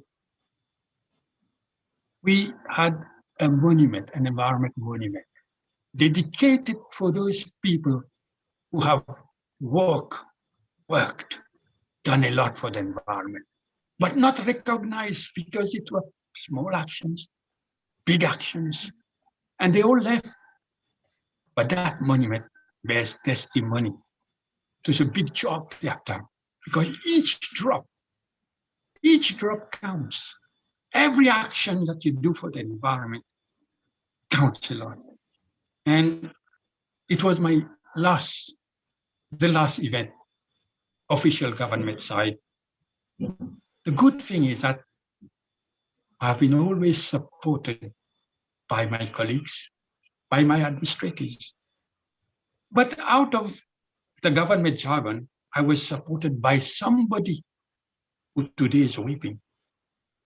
Weeping because Lady Sarojini Jagannath, the wife of the ex-Prime Minister and President, late Sir Nehru Jagannath, supported me because she came to all the activities that we were organizing, practically 2 per month. Practically 2 per month in government sector at the highest level. The presence of the president, the presence of so many people, and if you can see the photos which is being supported here, you can see that person together with the different ministers, remembering that all of them had their own way of doing things, their own time to do things, their own belief in doing things, but they all participated in action. And these actions speak for themselves. So I will be very happy Because out of this, we started to put a legal instrument. We had the policies. All this is working. But at the end of the day, when you sit down, now what I'm retired and sitting down, I feel that the facts that you get, the way people react, the way people talk about the environment is a big change. As I said, I would like to share with you what is the secret behind this success. You'll be surprised. I will be saying something which perhaps nobody cares. But to protect anything, what you need is to invest. And to invest, you need to invest rightly. Now, what is a formula? I'll share with you today for the first time the formula for success. I don't know whether scientifically, mathematically, or whatever name it, people will tell you that. But the secret for success, the protection needs investment. But the formula for success is only one word: hard work. Hard work and hard work. Now, but you can't do it alone. You never work alone. What you need to do is to pull together and pull in the same direction. It's very important. What you're seeing now is the Environment Award medal, the gold medal, which was launched in 1993 at the Salon de l'Environnement by the then minister. Now, this is a way, an incentive to initiate people to embark in the environment. And from 1 to 2 NGOs, I remember 2016, 39 NGOs registered, working every time when I needed them, when they needed me, or the ministry, of course. They all responded positively. And up till now, they were something like, in the Plant a Billion Tree campaign, something like 696,000 trees planted, because we still want Mauritius to be a clean and green and a flowery country. Remembering that we still with tourism as a main industry, the textile, the offshore, the services, all these are supporting to the economy. So this is why the concept of sustainable development came in. When we're talking of sustainable development, with time, we started to think of the 3 pillars, that is the economy, the social, and the environment. And yes, to a certain extent, today, when we talk of the environment, it's a bit gone down. Why? It's because we're talking more of the economy. With COVID-19, you will appreciate that things have gone bad to worse. The economy is down, and we need to relaunch the country. The social, the quality of life people are used to, it's not gone down, but we're keeping the tempo. So we need to also, as I said, adapt and flourish. I will now leave you with Gayatri to take you through with the different activities we've done together with the Indian Ocean Center for Human Values. Now, this is mostly the involvement of children. As I said, we are not thinking of today only or tomorrow, but we're thinking 100 years' time, when these children will grow up and legate the environment, which we have borrowed from them. Remember, we're not going to legate to them what we are going to do, but we are going to continue. Now, good thing is that the response has been very positive from the public, from the women community, at the gatherings, at every opportunity that was given to them to demonstrate, to speak out, that yes, environment is a very important sector we need to preserve, because this is what we're going to take with us. People say, when you're going to die, we're going to take nothing. No, no, no. We take something. We take the blessing of others because we do well. Gayatri ji and Fosun ji, that was really beautiful. Now there is a presentation playing at the moment in the background. Is that something that was meant to be playing right now? Is that right? Yes, yes, it is. Yes, very Activity. beautiful. You've done great work by the looks of it. Amazing work, and really a wide amount of work. You know, like lots of different things, from resources to tree planting. The last slide you will see is the President of the Republic present. So as I said, commitment at the highest level. All the presidents, there have been 3 to 4 of them, they made it a point to come to the activities organized by the ministry at government level and tell you they all support or supported us. Till now they are supporting us. So this is why I wanted to pay tribute today. Tribute, because if you don't put the one of the R's, which is recognition, you'll be surprised that people will forget. But when you recognize the contribution of people, you will see that there is something which is known as a heartbeat. And as you can see, the ministry or government sector, which I was involved in, they all made it a must to be present. Be it Clean Up the World, be it Earth Day, be it Biodiversity Day, World Environment Day. These were instances, pretexts that we used to sensitize the people and ask them to respond. Now, this is another caption which you are seeing, which lays emphasis. Early 1991, when you conceptualize it, the child of tomorrow. And this child must have been now today a professional. I hope he's working for the environment. Absolutely, yes. I'm sure he is. If you teach people and educate people at an early age, then you will find that they will help to preserve the next generation's things, right? So the education part is very important. Yeah.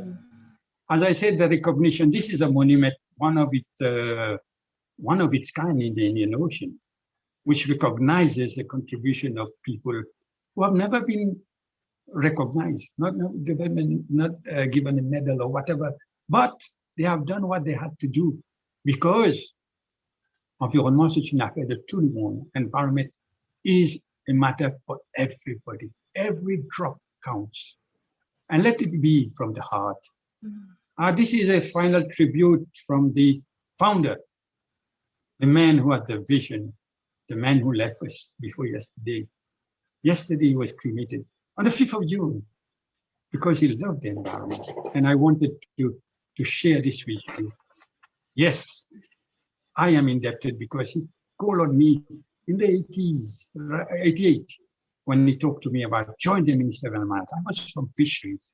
So I readapted myself to environment and went through the lowest grade to this title of Deputy Director, where I had the responsibility to make things happen together with my colleagues. I'm indebted to him for the good advice he gave me. Rest in peace, Sonny. But the show goes on. The show goes on. There you are, Lakshmi. Honey, there so you are. We have 5 more minutes left before our next guest comes on. So I just wondered whether we should be, if you wanted to. Sorry? I left it for you these 5 minutes because I need to share. Wow. You have been using I'm now going to interrogate you, Posanji, with my questions. And of course, Gayatriji, thank you very much. Of course, sitting there so beautifully and looking gorgeous, and of course, so silently and attentively. So my question to you is this, really, to finish off with. You talked about these beautiful things. I mean, you spoke about quite a lot of things of how to help with the environmental issues and you've been working within the environmental issues for a very long time. We also, of course, we do want to pass on our, we've heard about Anirudh Jagrot. Is it Jagrot? Yes, we're very sorry to hear, and our prayers, of course, are with him, his family, because it's terrible to hear such sad news, but such an amazing thing to commemorate the life of this amazing man who has really given, such good service towards the world of environmental things. So we really wish to pass on our wonderful condolences to his family.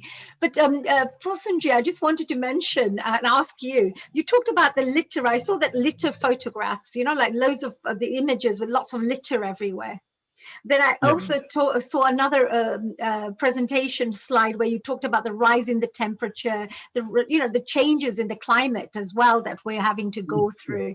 What 3 tips would you leave us with that people who are watching right now, the audiences, can do right now to support these kinds of issues in life and to help to protect our Earth? Yes, this is an important thing because I have been representing Mauritius in most of these Kyoto protocols and Montreal protocols. We have all been talking of the ozone layer, action. What we need to do is action, because there has been so many words spoken about. For the last 30 years, people have been speaking, and there has been very little action. I'm sorry to say that. But I remember one day when, well, I need to say it, when America challenged Mauritius and we were presiding the whole session. It was in Montreal, Canada. Then I did report it to them and asked the president, the chairman, to step down because we can't go on with America talking about so much things about Mauritius. But we proved to be right, and we were right, by the way. So what I'm trying to say, and it's on the Hansen, by the way, we only talk, and people think that only big countries can do things.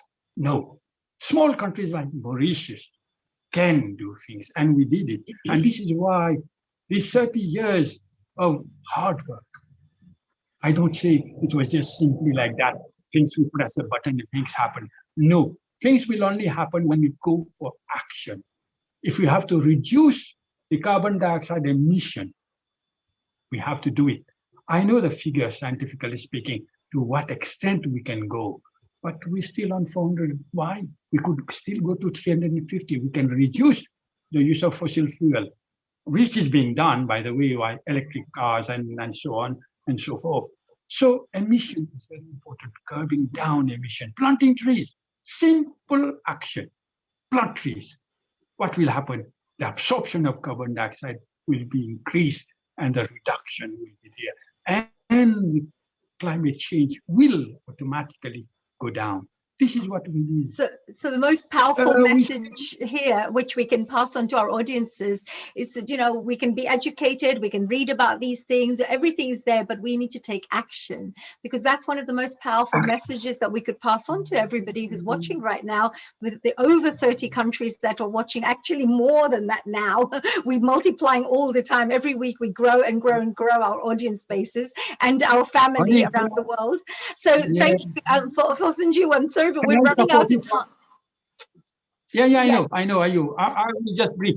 I'll just ask one person to accompany this action, because you need that song to see that small one. It's just. Yes, Hanuji, I was just mentioning, like we can see here at the back, our late sir Anirudh Jagannath, who has been the creator, initiating the Ministry of Environment for Mauritius. And one thing it is very, very crucial to mention, he gave back the 5 elements of his body on the 5th of June. He gave it back on the 5th of June, back to Mother Earth. It's so beautiful, so significant. I'm saying that inner significance. Somebody who believed and worked in action. So that is one song in 1 minute, because it depends, as Mr. Kali just mentioned, it is action, and from each and every one of us. It depends on you and me as well. Absolutely, but we definitely would love to hear this. There comes our dear, we've got Gayatri who just spoke there, and hello Saivani, we always love listening to your music. Please do, yes, it'd be wonderful to commemorate this incredible man's journey, and the fact that he's left this up to the next abode on World Environment Day. Amazing. Absolutely. And to also mention that his son, the Honorable Praveen Jagannath, is the current Prime Minister. So all of us, we convey our deepest and sincere sympathy to the whole family. And this song, in the context of the World Environment Day, and also dedication to our beloved here, my uncle, Mr. Raj Kadi, who has really done a lot, and I know because we were participating a lot. And this song is dedicated to him and all the speakers also. Of course, I just wanted to say thank you. Yeah, please go ahead. Thank you. Yep. Sorry. Okay. Now is the time to care for our own, whoever we may be. To join our hands, our souls and our hearts, and to work for unity. For the world to be a beautiful place, for the flowers, birds and trees. The future lies with nobody else. It depends on you and me. The time has come to plant more trees, make the air pollution free. Respect all lives, the animals too, and to live in harmony. For the world to be a beautiful place, for the flowers, birds and trees. The future lies with nobody else. It depends on you and me. It depends on you and me. It depends on you and me. Wow. Bravo, bravo. What a beautiful song. And what an amazing way to finish off this particular interview. I loved it. Guys, Saivani, you have to come back again, sing this song again for us at the end of the show. It's a beautiful song. And we have to finish off on this lovely, beautiful theme song for our Environmental Day. And of course, Narendra Modi ji's, counterpart is, Pravin Jugnauth. And it's his father who has passed away. So we do, we do pass on our prayers and well wishes for the event, and also the fact that he's done great work. So we also celebrate his fantastic life that he has, really dedicated all his life to do such amazing work. So we do. We're with you all the way, dear Mauritius. Put it that way. Healing Our Earth is with you, and all the rest of the audience members are there, are all passing on our prayers and our well wishes to you there. And Mr. Fosunji, I just wanted to say thank you very much for your dedication and your work that you've done for the environment too, because it's very few people in the world that really go out there to do such amazing work. So we do congratulate you for the great work you have also done in Mauritius for the environment. It was a honey presentation. Well, I loved it. The presentation was great. Fosunji, hope to see you again. Thank you so much. And I would like to say a global namaste to you, and also to Saivani ji and of course Gayatri ji for joining us here from Mauritius.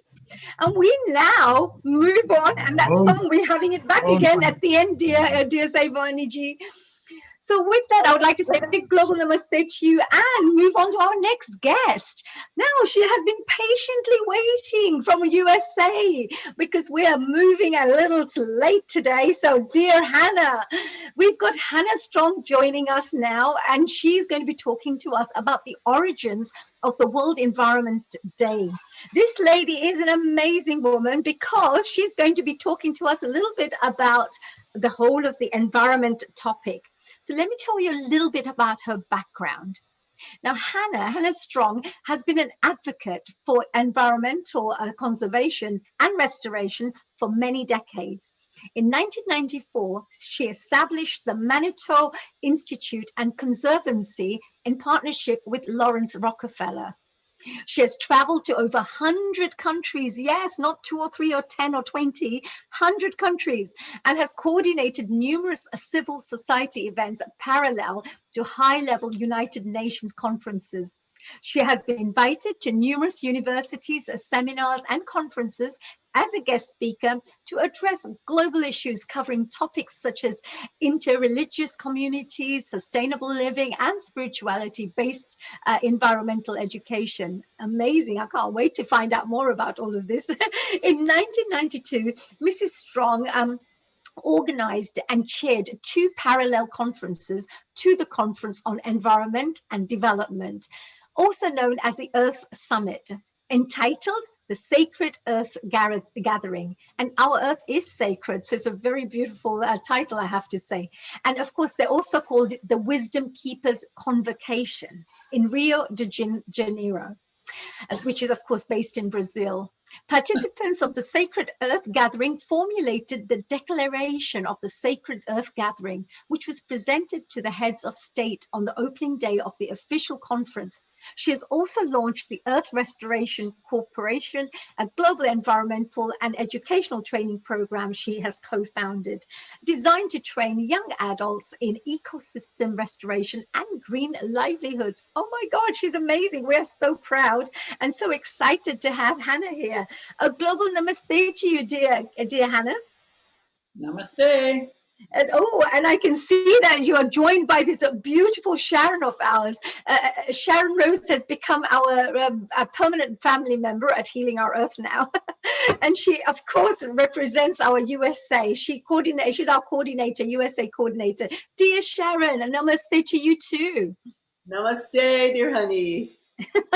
So you have brought this wonderful, gorgeous lady who has done amazing work for the environment. And we are so super excited to hear more about, what would you like to share with us today, dear Hannah? Well, I thought a little bit of history on the entire environmental movement and how did, the World Environment Day come about. Yes, you had a very big part to play here. I have to let the audiences know that this environmental movement has taken place. Hannah has had a huge hand in this whole work, and also bringing such amazing transformation in this industry. So please go ahead. Please do share. Well, exactly 49 years ago, the United Nations held the first mega conference on environment and development in Stockholm, Sweden. And, major governments from around the world were invited. The Western governments didn't want to go because they thought it was going to make it impossible for them to develop further and strip nature of its resources. And the third world didn't want to go because they thought that they were going to be stopped from developing. So there was a huge clash. Nobody wanted to go. So my husband had been asked to be Secretary General of the conference.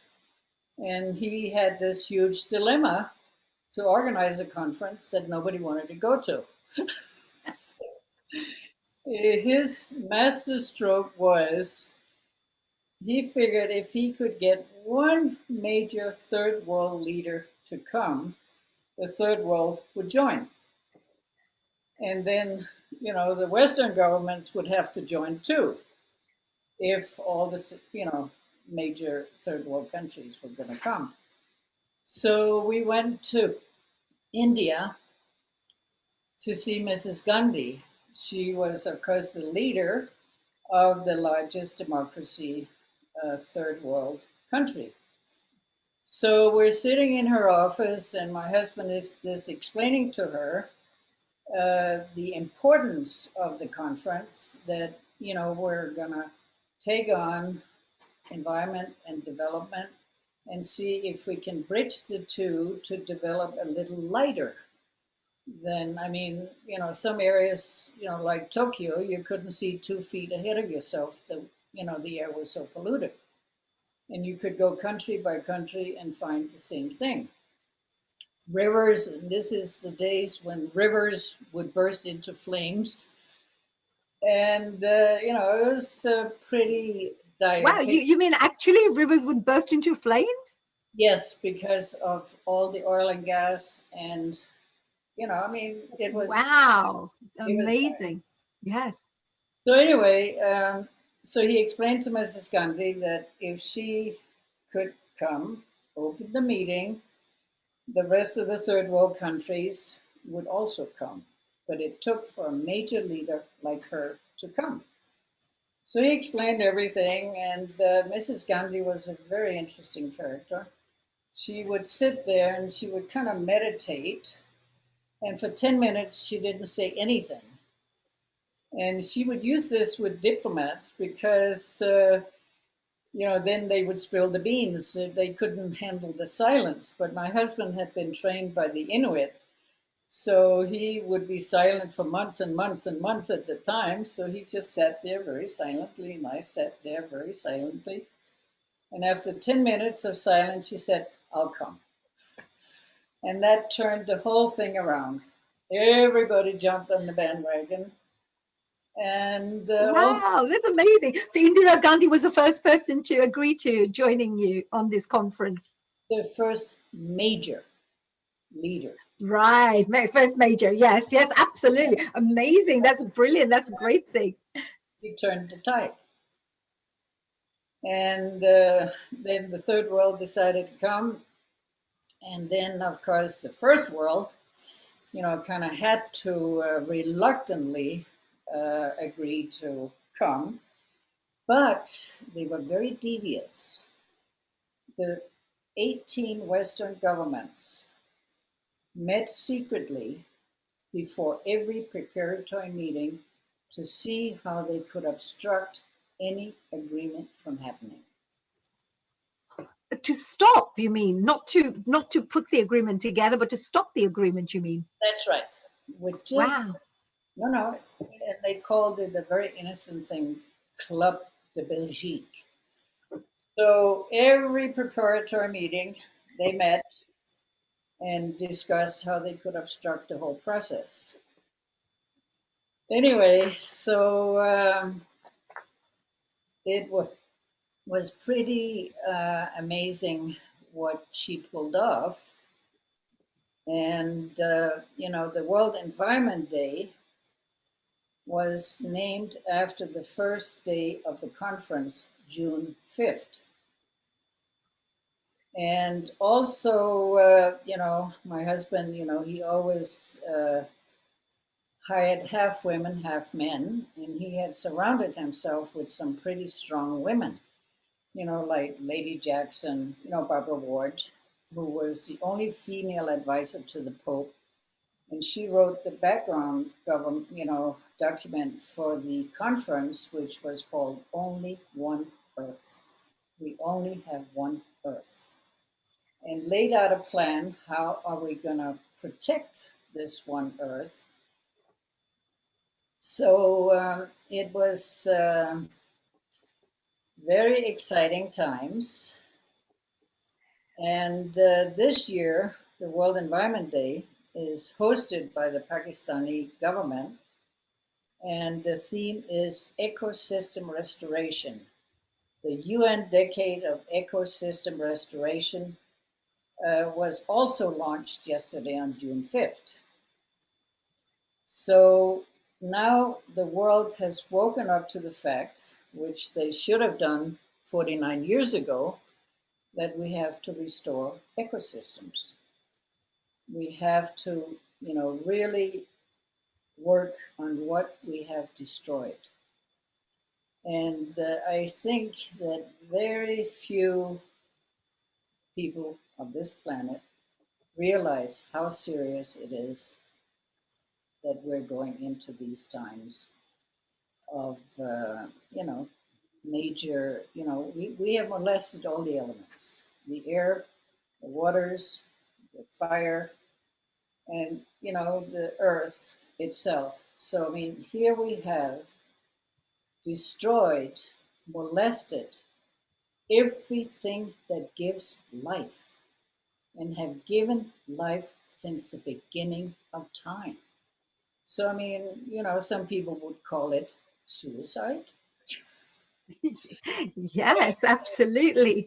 I mean, There are many other words for it. yeah. I mean, that's something very interesting you mentioned there, Hannah, because, because your movement started about 49 years ago, you mentioned, what you started to support, and you had this environmental work that you wished to do, that mission of yours. So that was almost 50 years ago that you started. If you hadn't started this, where would the world be right now? And it's thanks to you we've got this World Environment Day as well from your first conference that you did. That's amazing too. That's really amazing. Congratulations for that. Well, So, if you look at it, I mean, if governments had decided to take action back then, we wouldn't have been facing what we're facing today. absolutely. Decided they couldn't afford it. And they wanted to keep things going as usual.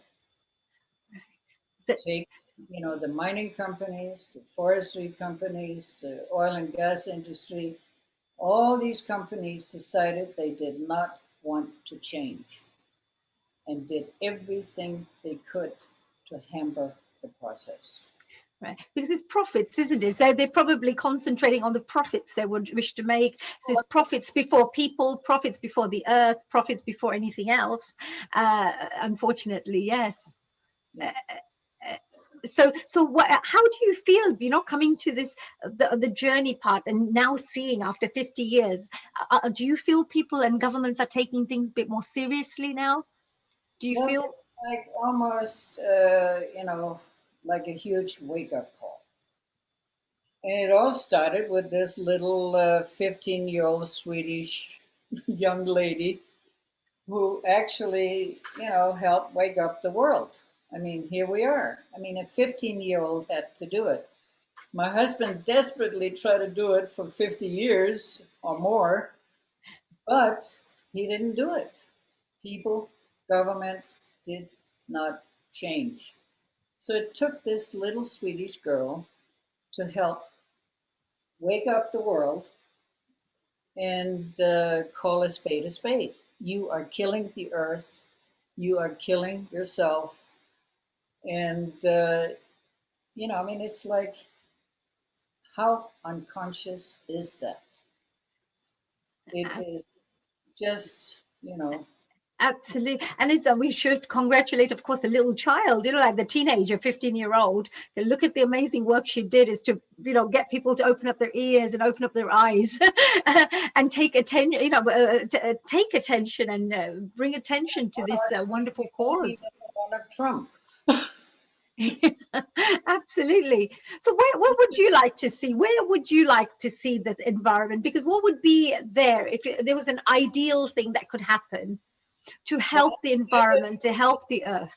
Yeah, I would like to see 1 billion young, unemployed people getting trained in earth restoration and green livelihoods.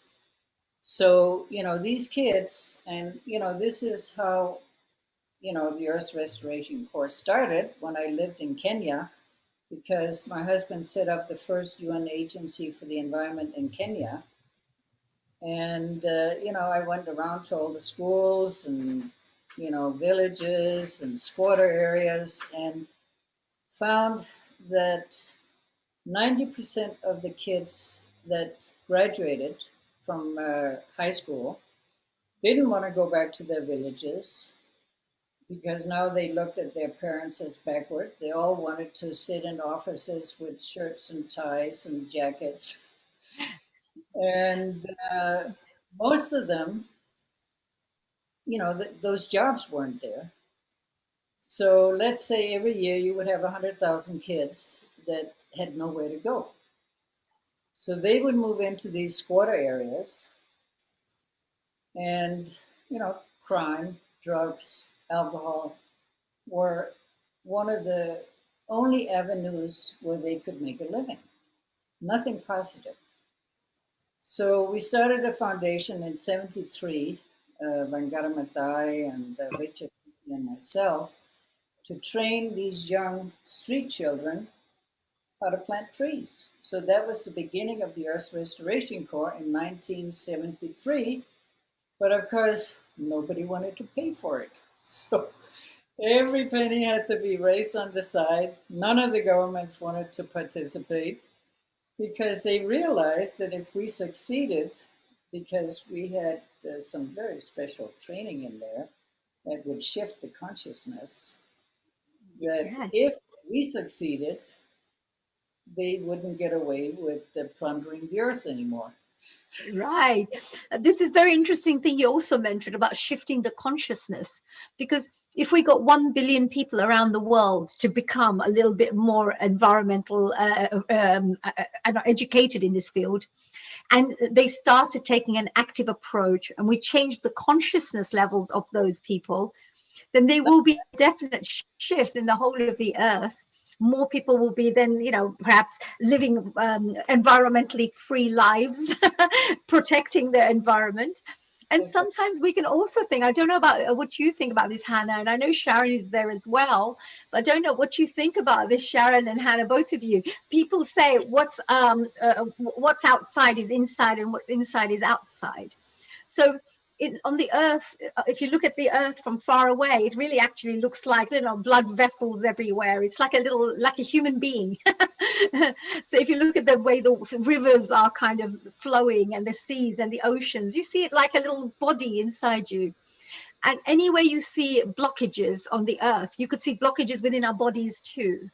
So if you're actually hurting the earth and taking things away, it's like taking blood away from the body, or taking a little bit of the, I don't know, the liver, a bit of this and a bit of that. So you're actually taking away what actually could become, what is a healthy living organism, which is the whole of the earth. So, and then it's going to affect us because we use the earth for our living. What do you think about this area? How do you see this part? Well, you look at it. Some of our main teachers on the Earth Restoration Corps were indigenous shamans or indigenous leaders. And, you know, we would take these young people and put them out for 24 hours on a vision quest where they would actually relate and connect to the elements. And then after the vision quest, we would teach them Qigong, a very ancient technique, so they could stay in absolute harmony with heaven and earth after they left our camp. So we would give them the tools for consciousness raising. And none of these kids, I mean, it was like incredible, the success stories, you know, how they went back, started their seed banking, started youth projects, you know, retraining. We got it into the Filipino army. See, the thing is, if we're going to succeed with 1 billion young people, you have to involve the military around the world. They have all the training camps. They have all the facilities we need. We just need to put in our own teachers and, you know, teach some of these guys that instead of killing and maiming and bombing and shooting each other, we're going to unite and we're going to restore Mother Earth and humanity along with it. So, absolutely. If we said, what would be the ideal thing? What would you see if it was a perfect world? How would you see the environment being? What would you say we would need to have if it was a perfect world, for our world to be the best it can be, and for Mother Earth to be the best and the most healthiest Mother Earth could be? well, there is one Indian tribe in Colombia, they're called the Kogis, that have the answers. These people have the most incredible training on how to communicate with the spirit of Earth. And they have a technique called pagamento. And the Tibetans have the same technique. They call it the treasure vase, where they plant absolutely precious, powerful objects. You know, rare stones, seeds, crystals, gold, The pagamento, they call it the payback to Mother Earth. And they put it in acupressure points in Mother Earth, and it completely regenerates the Earth. So we have a proposal for these people to travel the world and reignite the healing power of Mother Earth herself. And Wow. no, I mean, it's so beautiful. That's And the beautiful. training that these people have, the first 9 years of their life, they spent inside a cave in the dark, just learning how to communicate with the spirit of the earth and the waters and the air, all the elements. Yes. So they are so equipped to do this, to regenerate Mother Earth. And I'll tell you, that is the most hopeful thing that I see going on right now. And, there was a Tibetan prophet 1200 years ago, and he said one of the remedies for this time in human history, and he spelled out climate change. So the last little detail. And he said, the treasure vase. You plant these precious objects on acupuncture points of Mother Earth and regenerate. Wow. So that's the most hopeful thing that I have come across that works. Wow, that's amazing, because we talk about the elements. We always talk about the 5 elements, and even in feng shui or vastu shastra, which comes from the Indian background, there are certain ways to lay the house out, the certain architecture designs, or sacred geometry, we say, which helps for the energy to flow in a more consistent manner, in a more healing way. So in the same way, what you just spoke about is by using this acupressure points would help to generate some really amazing positive energy, healing energy as well. This is the first time I've ever heard of this. This is really powerful, actually. We should all be doing this. No, I mean, we do the Pagamentos, weekly here. We put out our offerings, and I'll tell you, it brings the rain. Even in a drought, it brings the rain. And, when you were talking about, the waters, the rivers, and so on, according to the native people, all the above waters, the rivers, the lakes, is like the breast milk of Mother Earth. That is what people can take. And she's willing to give it to her children. But the deep waters, the aquifers, that's her life blood, and you don't touch it. Yes. Because you're draining her blood. Yes, and actually putting pollutions in it, because we find people take all these litter, whole tons and tons of litter, go into the ocean and just pour it down into this into the waters, and that tends to not be very good as well. And now we're hearing of people eating fish and getting ill because you have these fish who's eating all these pollutants. Yeah, so people who do eat fish, for example, so there are lots of you find that it has a knock-on effect, like a domino effect. When somebody does something bad, it's going to affect another species and another species and another species. Effect. I mean, you look at Australia now with these billions of mice infecting the entire country. They are combating it, with poison to poison these mice. And of course, then the birds die and the other animals die because the whole landscape is poisoned. So, the remedies of modern man is not good. Absolutely. We also talk about farming. Sometimes we talk about the farming where they use fertilizers and things, but when the food is grown and the organic, we love organic food, but when the fruits and vegetables are grown, you find that the pesticides and all that and the fertilizer has actually affected it. So you're actually eating food which doesn't have maximum life force. Well, it comes down with the rain. And that was predicted too, 1,200 years ago by this Guru Rinpoche in Tibet, where he said that the life force of the food, even if you have enough to eat and you fill 5 plates full of food, you will still die of starvation because there's no life in the food. Yes, absolutely. So I think that even our audience members who are watching out, we talk about buying fruits and things, but nowadays there's so much modern technology has been used to sometimes make some of these things and preservatives that's been used in all these fruits and vegetables. You're actually eating. I found, I don't know about you, Hannah, if you've seen this, but there was one person who was eating like a fruit. And it was like a lettuce. I'm sorry, it was a lettuce. It was a lettuce. And they could actually put it on when they tried to put a fire and burn it with a lighter. It wouldn't burn. It was like a plastic. It was plastic.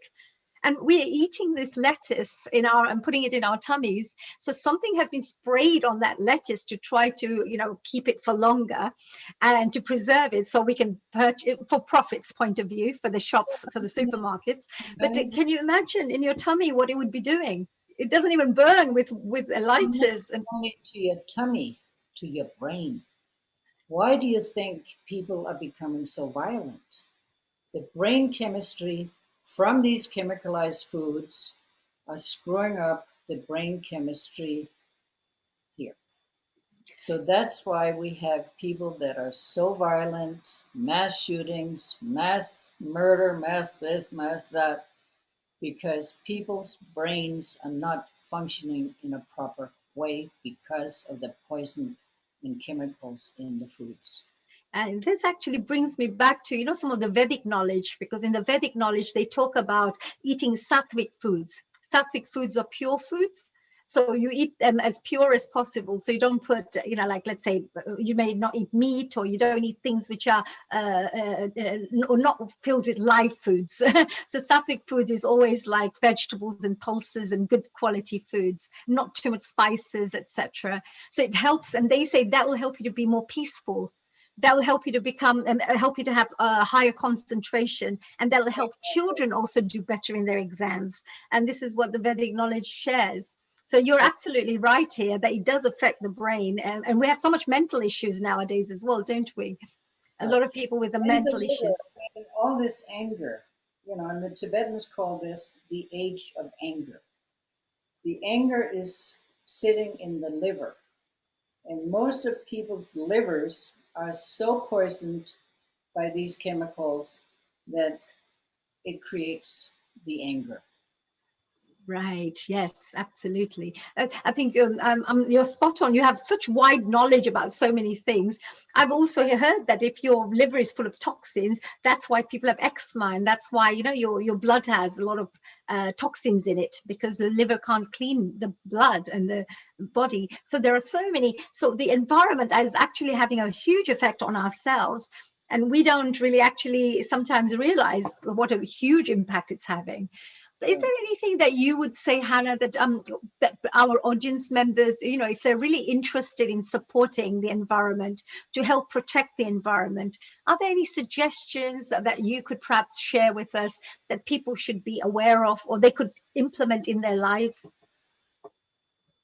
Well, everyone, and it is the duty of every single human to try and reach the highest level of consciousness. It's all about consciousness. And it is your duty and everybody's duty to rise your consciousness to the highest level possible. If humanity would do that, we might have a little chance. You look at it in, 72, 73, we made very good friends with Jacques Cousteau. And he did a study, this is when the computers first came out, to see what capacity does Mother Earth have to handle human beings, how many, if we live the way people do in the West, without degrading ecological systems. When the computer came out, he fed all the consumption into the computers. And the computer first came out with 700 million. That's what Earth can support if we live the way everybody wants to live. Consume and waste. Not live simply so others can simply live, but consume, and waste. So Right. he was shocked, and he redid the entire study, and the study came out and said, no, 400 million people is what Mother Earth can support if we live the lifestyle of Europe and North America. And now, of course, India, they want the same thing. China wants the same thing. They're fishing out the oceans. I mean, stealing fish from Africa, from South America, just going around the world, stealing resources from countries that, haven't got the money to have big fleets to protect them. Absolutely. Yeah. Yeah. So there seems to be so really at the end of the day, I think it's when you really boils down to one thing, and that is that it's each one of our responsibility, every single one of us, to be able to start making those changes, helping to raise the consciousness levels, as you mentioned, help to inspire others, become great role models in their society. And you mentioned also about the children, if they're trained in an early age, like you mentioned, 1 billion people, if they were trained on environmental issues, suddenly we will have a huge shift in consciousness levels and the environment. So much. And we need to do that. So people out there, come on, we need to get 1 billion people together. I mean, India is almost 1 billion people. So we could just, one India could do it all. So if every person, but no litter, no throwing litter out there. No, actually, Hannah, ever since I was little, I wouldn't even throw a chewing gum, like it's just one of those things. As a child, I knew that consciousness was there, that you mustn't put litter out on the roads. You should always put litter in your bag and throw it away in your dustbin or things like that. No, you don't get it. Here we have Mother Earth who gives us everything we need to live on. And what do we give her back? Not gratitude, not love, but garbage, chemicals, mining waste, cutting off the trees. I mean, oh, absolutely. Mother Earth back, poison and garbage. Absolutely. No, Hannah, do you know what? You've been absolutely amazing. I know we're going to move on to our next guest soon, but I just wanted to ask Sharon, Sharon, you've been amazing. What a wonderful lady you brought to us. What an inspiration. And what I can share with the audience out there, to have a purpose, to hold a vision for this many years, to dedicate your life to something that's worthwhile for humanity. It's a hard thing, and we should be really, really celebrated and congratulated. So I really feel, really, Hannah, a big congratulations to you and your husband for your dedication, for your persistence, for not giving up, for also transforming so many people's lives, and also still doing that right now till this day. So well done. I congratulate you on your work, and you are a dynamo. I'll take that as a compliment, dear, my dear Hannah. And Sharon, go and ask her. We'll come and interrogate Hannah with one last question. I know we've got Wai Ching with us as well. Hi, Wai Ching. Hello, a global namaste to you. Thank you for joining us. I think you're on mute. Yes, thank you for joining us. Global namaste. And Johanna, lovely to see you. Nice to see you. Hannah spoke about, Qigong. And she spoke about how, and you're really involved in Qigong, right, Amalia? Is there a question, perhaps? Let's ask you first. Sharon, sorry, Amalia's here. So let's just see if you can ask any question that whilst you're here, before we move on to our next guest. I would like to ask Kana about Cresto, the creation of, what she and Maurice, her husband, did to create it's really like a model of all the spiritual traditions coming together. So tell us about Cresto. Oh, that's a good question, Sharon. Beautiful question. Crestone, its main purpose is to bring forth a new civilization of people that are evolved, high-level consciousness, good-hearted, and in love with Mother Earth, and of course the Creator. So that's the main purpose, is to bring forth a new civilization of people that know how to treat Mother Earth the proper way. Wow, that's gratitude. beautiful. So it's a whole new civilized, all people, like-minded people coming together to just actually just love Mother Earth and give a lot of love, peace, unity within this civilization. And Beautiful. gratitude. And gratitude. I'll always remember this gratitude. Gratitude is number one. Yes. Actually, gratitude is a very high vibration. You know, it's a very high vibrationary feeling, emotion. And, you know, you will find that somebody who's always grateful will always be vibrating at a very high frequency, because it's got a very high, like love and gratitude are quite in tune, you know, so it's very high frequency. Frequency in the entire universe. Love. Gratitude is, oh, wow, amazing. We will remember that, dear Hannah. Well, we've got one last question from Wai Ching while she's here. Wai Ching, would you like to ask a last question to Hannah before we move on to John, who will be joining us literally in 1 or 2 minutes? Yes, I would love, I've always lots of questions for Hannah. Like, what is the vision and what kind of actions do we have to take from now to restore the love back to the earth?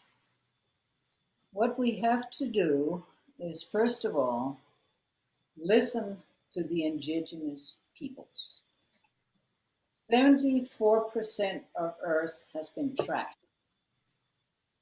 The rest is either national parks or indigenous land. They know how to live gently. They know how to give back to Mother Earth. They know the gratitude. So we have to now listen to the indigenous people of this planet and learn from them how to treat Mother Earth and each other. Yes. So I would say that's the main advice. And of course, the Kogis are #1 tribe. That's amazing. Great question, Amelia. A really great question, because we really do have to work together to restore Mother Earth, really. And today's, you know, Healing Our Earth has always been bringing, you know, these kinds of programs to the worldwide audiences so that we could inspire, educate, inform people about ways to perhaps share love, joy, happiness, and of course to heal. And that's to heal ourselves and heal Mother Earth too. And this is a very important part of our message across the world. Yeah. And the thing is, indigenous people, since they're sitting on the rest of the resources, the rest of the land that has the gold, the oil, the gas, the trees, this, that, are in danger. They're killing off the leaders. They're invading their territories, killing off, I mean, in this day and age, can you imagine going in, killing off an entire tribe because they're in the way of development? So we have to be there to protect our indigenous teachers. Absolutely.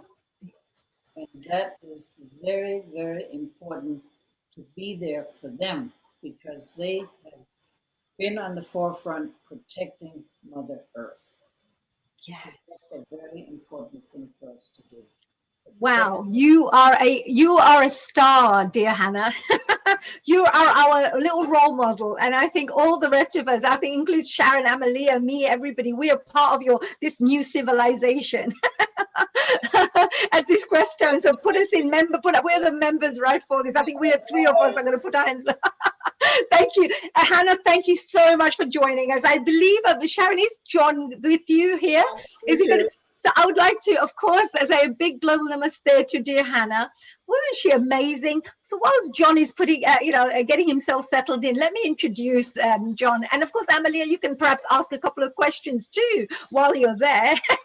Let's move on to John. Now, our next guest is an amazing, again, I mean, he is really amazing. I watched one of his interviews and I thought, that's it. I really need to speak to this gentleman, find out more about what he has to share about the world and about the environment. Now, let me tell you a little bit about John. John's vision quest and shamanic work began in the mid-1940s. after experiencing his first vision quest at the age of 7. Can you believe it? As a 7-year-old, he felt that this was his work. Was his path. A pioneer in the environmental movement since the 1950s, John has guided thousands of people into the wilderness, sharing with them experiences and practices that cultivate a profound connection with nature and ultimately source awareness. Over the years, many have sought his profound transmissions and powerful yet gentle Qigong teachings. This also includes Tai Chi, as we would say, and sacred passage programs. John's teachings draw upon many decades of practice in various styles of meditation, which I am very interested to find out more about. Tai Chi, Qigong, shamanic practices, and extensive personal vision questing. His training is also informed by direct teachings from many of the world's outstanding spiritual teachers and lineages. From this comprehensive background, John has also created and essentialized a path of key principles and disciplines that flow from universal source. So we're going to find out a little bit more about this very shortly. He calls this path the way of nature. From this path, John has developed the 12 guiding principles of natural liberation, which naturally unfold as one experiences way of nature's foundational quest, sacred passage. So learn more about, of course, John's work. You can go and check out his website, which is called wayofnature.com, because I think you will find it very interesting. Oh, there he is. Hello, dear John. A global namaste to you. I got so carried away talking about this list of your wonderful, work that you have done. It's amazing. Welcome to Healing Our Earth. Thank you. And Sharon, thank you for bringing our wonderful guest, dear John, here. So, John, you talked about these principles of how we can live in a more environmentally friendly way. Is this something you could perhaps share with us? Yes. One of the core principles behind the way of nature as a community is to find two things: a common ground of spiritual practices that lead to deep connection to nature, and a path to opening up connection to outer nature, inner nature, and true nature. So that's the core process of the way of nature. Right. So you talked about the inner nature, the outer nature. Could you explain, perhaps elaborate a little bit more for people who may not be aware of what this actually means? Well, I was trained classically as an ecosystem ecologist, so I began a lot of my work in ecosystem ecology, learning about the outer environment, outer nature, and how it functioned, what the principles were for how nature operates as a natural system. And then I began, at the same time with my family, they put me out on an early vision quest at age 7 years old. And I began doing that on an annual basis ever since. So that began to open up a deep connection to both outer nature and inner nature because of my relationship while I was in those deep dives into the world of outer nature. Wow. And so the two came together, outer nature and inner nature. And then by following them back into a much deeper level of myself, pardon me for the sound. Yeah. So, yes. So, sorry. Yes. Yeah. Please carry on. Oh, sorry. We've lost you. We've lost the sound. We have lost your sound. So we have actually lost dear John there. So let me just ask one more question. Oh, there you go. Yeah, we're back again. So yes, sorry, John, you were mentioning. Yeah. So the connection to outer nature and inner nature then began to open up a taste of the true nature aspect, or source nature, which many of the great traditional lineages point to. So I began to become very interested in finding a common ground series of principles and practices that led to the opening of a deep connection to outer nature and to the ecology of the planet, to address the inner nature truths of how we feel about things, how we think about things, how we perceive things, how we sense our connections to outer nature. And then opening up again a common ground approach to beginning to experience directly our true nature or source nature aspect. And Right. by doing it in a common ground way, that meant it was not a property of any particular culture. It was open for anyone to experience and available to anyone to take a deep dive into. So if I talked about these key principles you mentioned, so if I say, if everybody is out there who's interested in, let's say, protecting the environment, what is it that they should be incorporating in their everyday daily living so that they can start helping to support the preservation of the environment, as well as, of course, maintaining it as it is, and perhaps even replenishing the environment back to its original source? That's a great question. I should say that I began, it was really wonderful having Hannah here, because I did a lot of I was working in those days as an ecologist, providing the database case studies to prove what humans were doing to the earth back in the 60s and 70s. And so we provided a lot of the information to that conference on the environment in 72, which led to scientific proof of the impact of humans on the planet.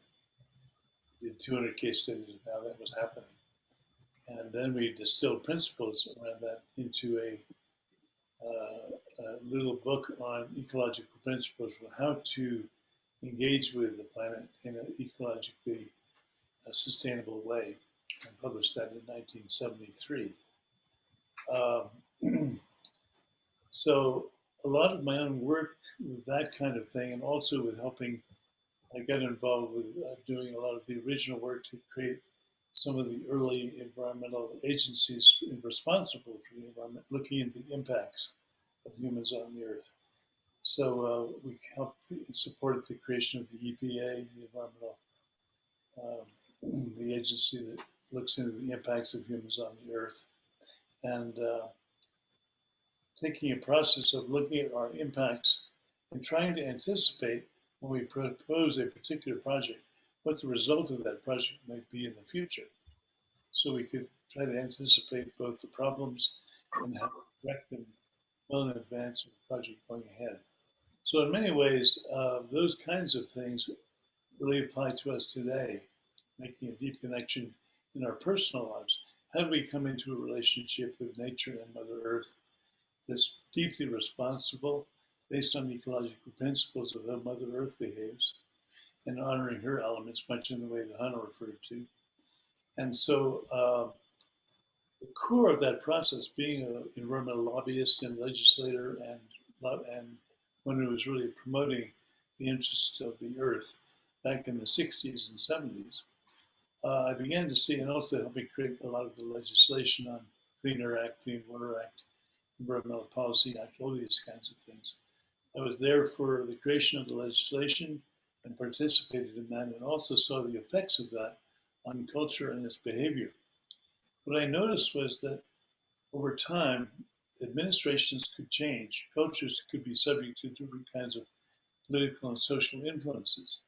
And many of those legislative things that I participated in, including help birth the environmental movement, I saw could be very radically shifted in a very short period of time, often in just a period of a few years. I saw that first with Ronald Reagan's policies in the States here, where he stopped a very powerful movement that we created in the 70s to demonstrate ecologically coherent kinds of human communities. And Reagan stopped that cold. He thought that was a major threat to kind of economic systems that he was a spokesman for.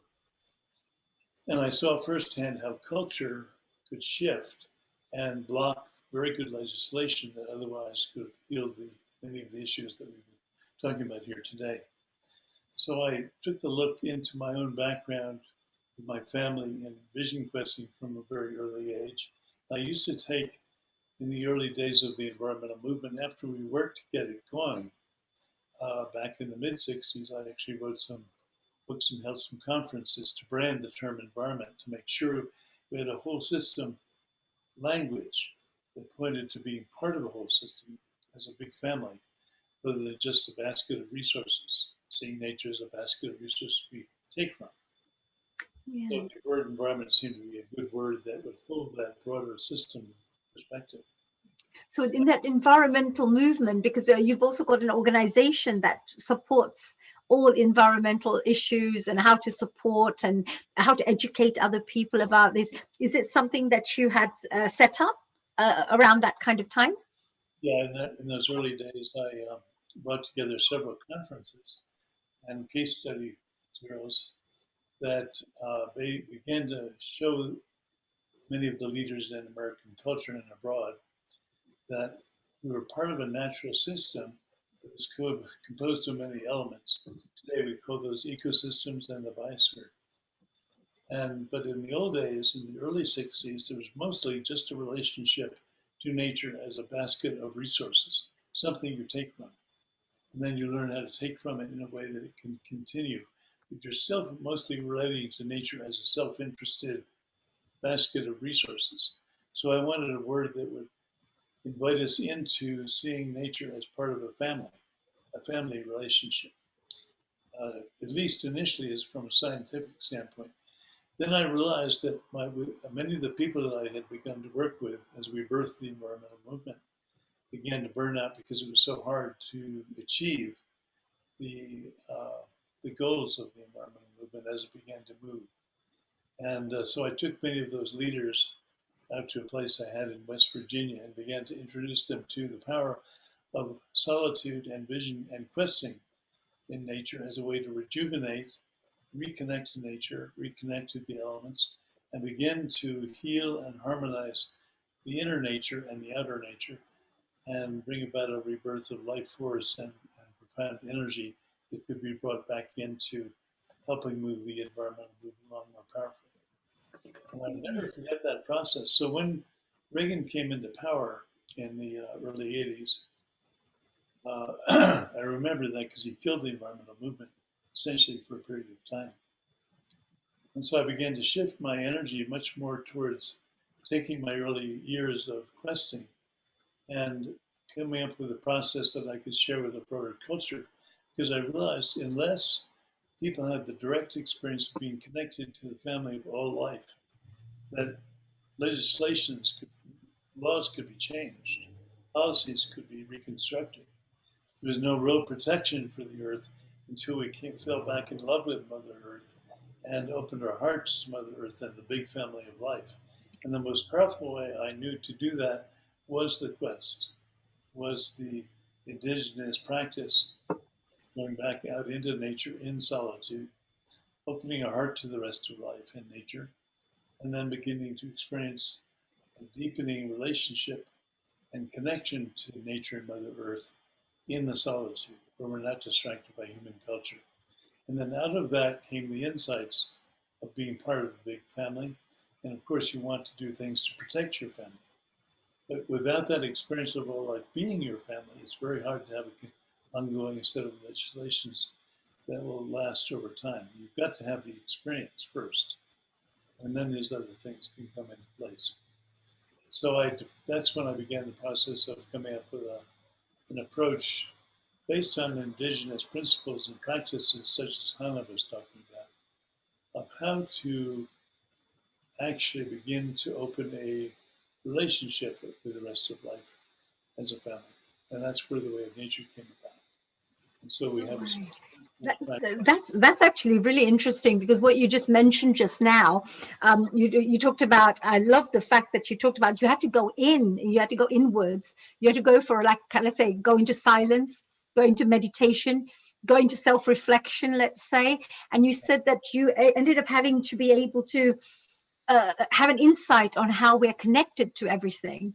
So you straight away felt that insight. That's why meditation is very, very powerful, actually, because it helps you to definitely see a different world, and also raise your consciousness levels, so you can see the world, interpret the world in a different way, in a different reality point of view.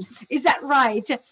How important did you find? Because I love the fact that you talked about that, that you have to have direct experience to understand about the environment, because people will never make any changes, will never do things different unless they want to do it within themselves and they feel that, and they're compelled to want to make that change. Exactly. So what I discovered through my own years of vision questing is that I discovered a series of powers. I call them now powers, which I could bring to my students. And so the powers involve recognizing that at the root of yourself, you're already a perfectly liberated, source-connected human being. And that state of natural liberation lies at the heart of all of us, including all plants and animals and other life forms as well. It was very important to begin to touch into. Secondly, it was important to have a series of good, authentic teachings that you could rely upon to learn the principles and practice of taking a deep dive into connection to nature. And then thirdly, we recognized that the power of finding a sacred place in nature, or entering nature from a sacred perspective, where you honored all nature like you honor a church or a synagogue or a temple, was a very important thing. So we help people find places like that where they could go into nature in a sacred way. And then once they were in nature, they could open the heart and open to listen to nature and receive nature's wisdom and insight. And the third, and the other factor that was really critical was solitude. Because in the solitude, if you're in solitude in nature, you're not being constantly distracted by human ideas, thoughts, and attitudes, which pull you away from that deep connection to the rest of life. So when all those 5 pieces are brought together, a very deep experience of connection can happen. So I've specialized in refining that process. You may now call that the way of nature. And finally, the 6th principle or power that we developed was the power of spiritual community. A group of people who've been through that same experience of embracing those first 5 powers I just mentioned. But opens for them as a common ground experience that they can then share and work with each other to help improve and refine it over time. So right now we're engaged in helping this kind of process move around the world, establish itself in many different cultures, and begin to flourish there on its own in a variety of different ways and contexts, from China to Europe to North America and South America. Yes, I mean, this is really amazing what you just said here. Again, I find this, John, really amazing that you talked about how to look at the earth in a sacred perspective. So just like we would go to a church, or we would go to the temple, or the Gurdwara or the mosque, wherever we go, we would always take our feet, our shoes off. We'll go in, we'll clean ourselves, we'll go in, we honor the place. We see the whole temple or the place of worship as a very sacred place. Whereas we completely forget that the Mother Earth is the same. And in the Indian tradition, for example, from the Vedic tradition, we tend to also pray to the sun, and we pray to the trees, or we honor these things. Like there's a plant called tulsi, for example, and we will actually keep a plant at the home, and we'll honor that plant. And so there are these connections that we have, with the nature. How do we refine this process in people? How do we help people go through this step by step? Is there like a course that people can go through, or is there an educational system that we could go and connect with to help to educate their youngsters who will be our future generation? We have here in Crestone, we've established a reserve called the Sacred Land Sanctuary. And this is an area of some hundreds of acres near the town of Crestone, Hannah was mentioning. And what we're doing there is establishing a model of nature as the temple. It happens to be a place that was honored by the indigenous peoples for a long, long time, for thousands of years. So we're honoring that history and that background and that past, and bringing in this to modern times. So we're really offering a model for contemporary urban, industrial, technological, digitized culture, an opportunity to see that they too can embrace nature in their own backyard or in their own county or their own neighborhood in the same way that we're doing here in Princeton as a model or an example. So we've set aside this area and people go into it and immediately begin to do the practices that I mentioned earlier of opening to all of nature as their partner, their teacher, in this journey into exploring being part of the family of all life and being part of Mother Earth as part of her body, too, in union with Great Spirit. And that's been going on now for 50 years. I did a 22-year retreat there in solitude to receive a lot of the teachings that we're now using in the training process there. But I'm bringing groups from all over the world now to go through that training. And each time a group comes in, they open their heart, they bond through a connection process where initially you realize that you're disconnected, then you begin to honor the fact that there's the beginnings of a real connection. Then you go deeper into that connection and you begin to have the experience of communion where you're actually one with nature, but at the same time you're still your separate being. And then finally you go into a state of deep and profound unity with everything in nature, be it a tree or a stone or a beautiful bird sitting on a branch, or the display of the water and the different elements of the air and the trees. And Absolutely, yeah. This is so amazing. I really find this fascinating because there is such a deep study in this as well. It's not just about let's go and support the environment. It's also about understanding how it works.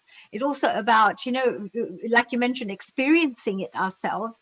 So by you sharing this and inviting people to be part of this journey, we will find that many more people will be educated in this area, will be able to experience these things, and then hopefully create the change, you know, themselves and start. It must be very difficult though, because you mentioned that, you know, you had to get this, and like people were burning out. You mentioned, you know, when there was such the goals of the vision are pretty difficult because we're trying to save the whole world, the whole of the Mother Earth. So back in the early days that I was mentioning in the 60s, when we were branding the term environment for the environmental movement to begin to be perceived, help nature being perceived as a whole system of which we are part of. You can imagine when that was beginning, we were starting to get the movement going. People got very frustrated because it was so slow and so difficult to get the message across. So I literally brought people out to my farm in West Virginia and brought them into an experience very much like we now offer here in Preston, of something like a sacred passage or a nature quest, where they actually learn how to bond with nature. And when they bond with nature, they experience nature as their lover, their friend, their teacher, their family.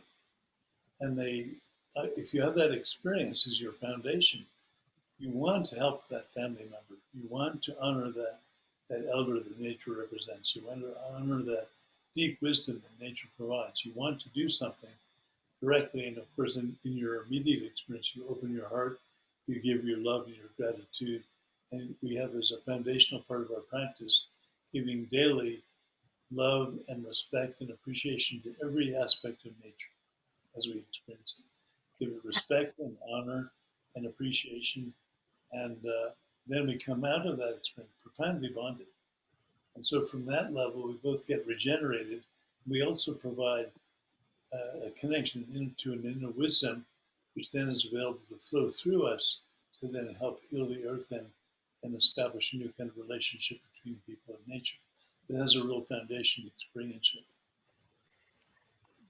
absolutely. And you just mentioned about the you know, bonding with nature as a lover, as a friend, as a teacher, as a family, whatever it is. When you create a strong connection, then we know that at the end of the day, when you want to look after them.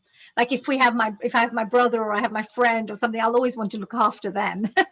So in the same way, if you have this little bonded relationship, actually this is very deep, because if people understand this on a spiritual level, they can realize how powerful and impactful this could become for the whole world. Like if each person did this, what a huge transformation that would take place in the world.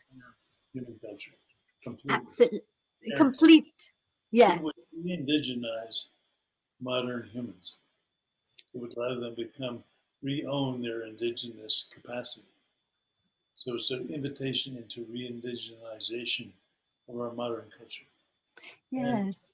on top of that, it's a path to enlightenment, a path to liberation, because once you've established those very profound connections that are unifying with the air, with the trees, with the plants, with the stones, with all the beings of nature.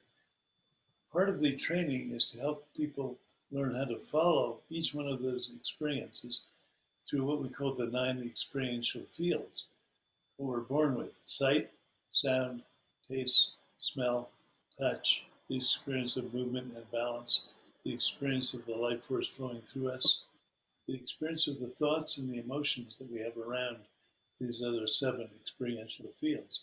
We learn how to follow all of those 9 fields back into where they arise at the deepest level of our being, which is pure source. And at that point, the entire process becomes liberating and enlightening.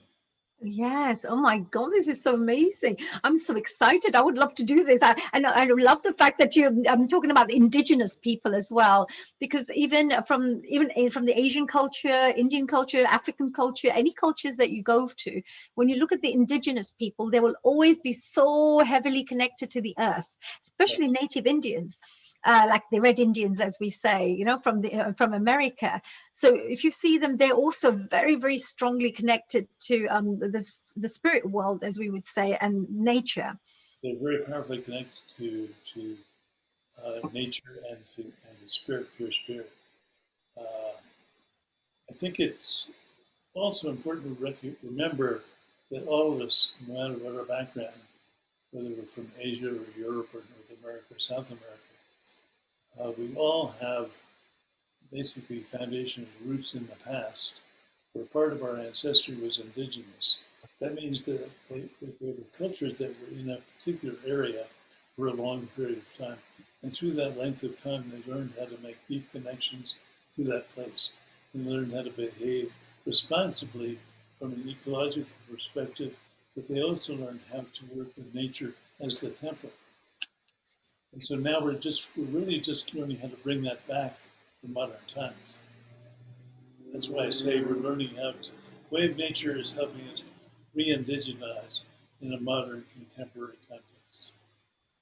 And it's a very powerful lesson. And that provides a basis for a true coming back into harmony with the environment. But nowadays also, John, I had another thought as well, because everything's becoming very digital. So we have a lot of digital things going on, like we talk about telephone poles and electricity everywhere, computer, and that seems to affect our spiritual growth as well, doesn't it? And it affects the environment, the energy, because you mentioned the fact that people go into solitude, so you don't get thought pollution, from other human beings. You don't get influenced by their thoughts, their thinking, their whatever it is. So that when you're into solitude, you literally start connecting to your inner self, which will start guiding you, helping you to connect to the inner wisdom.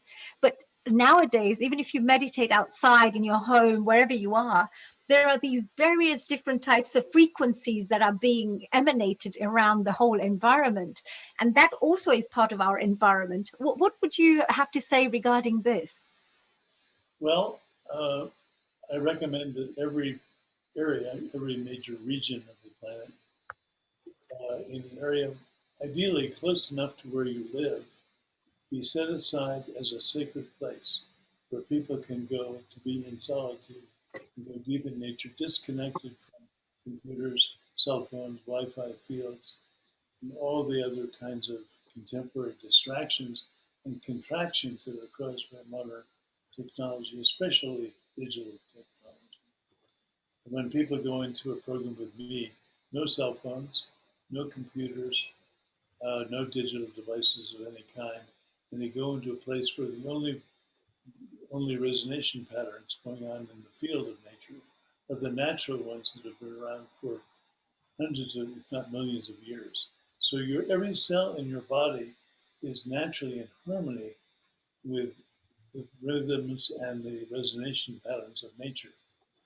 When it comes into these modern patterns that we've created with Wi-Fi and cell phones, these are very novel kinds of frequencies which a lot of research is beginning to show disrupts patterns of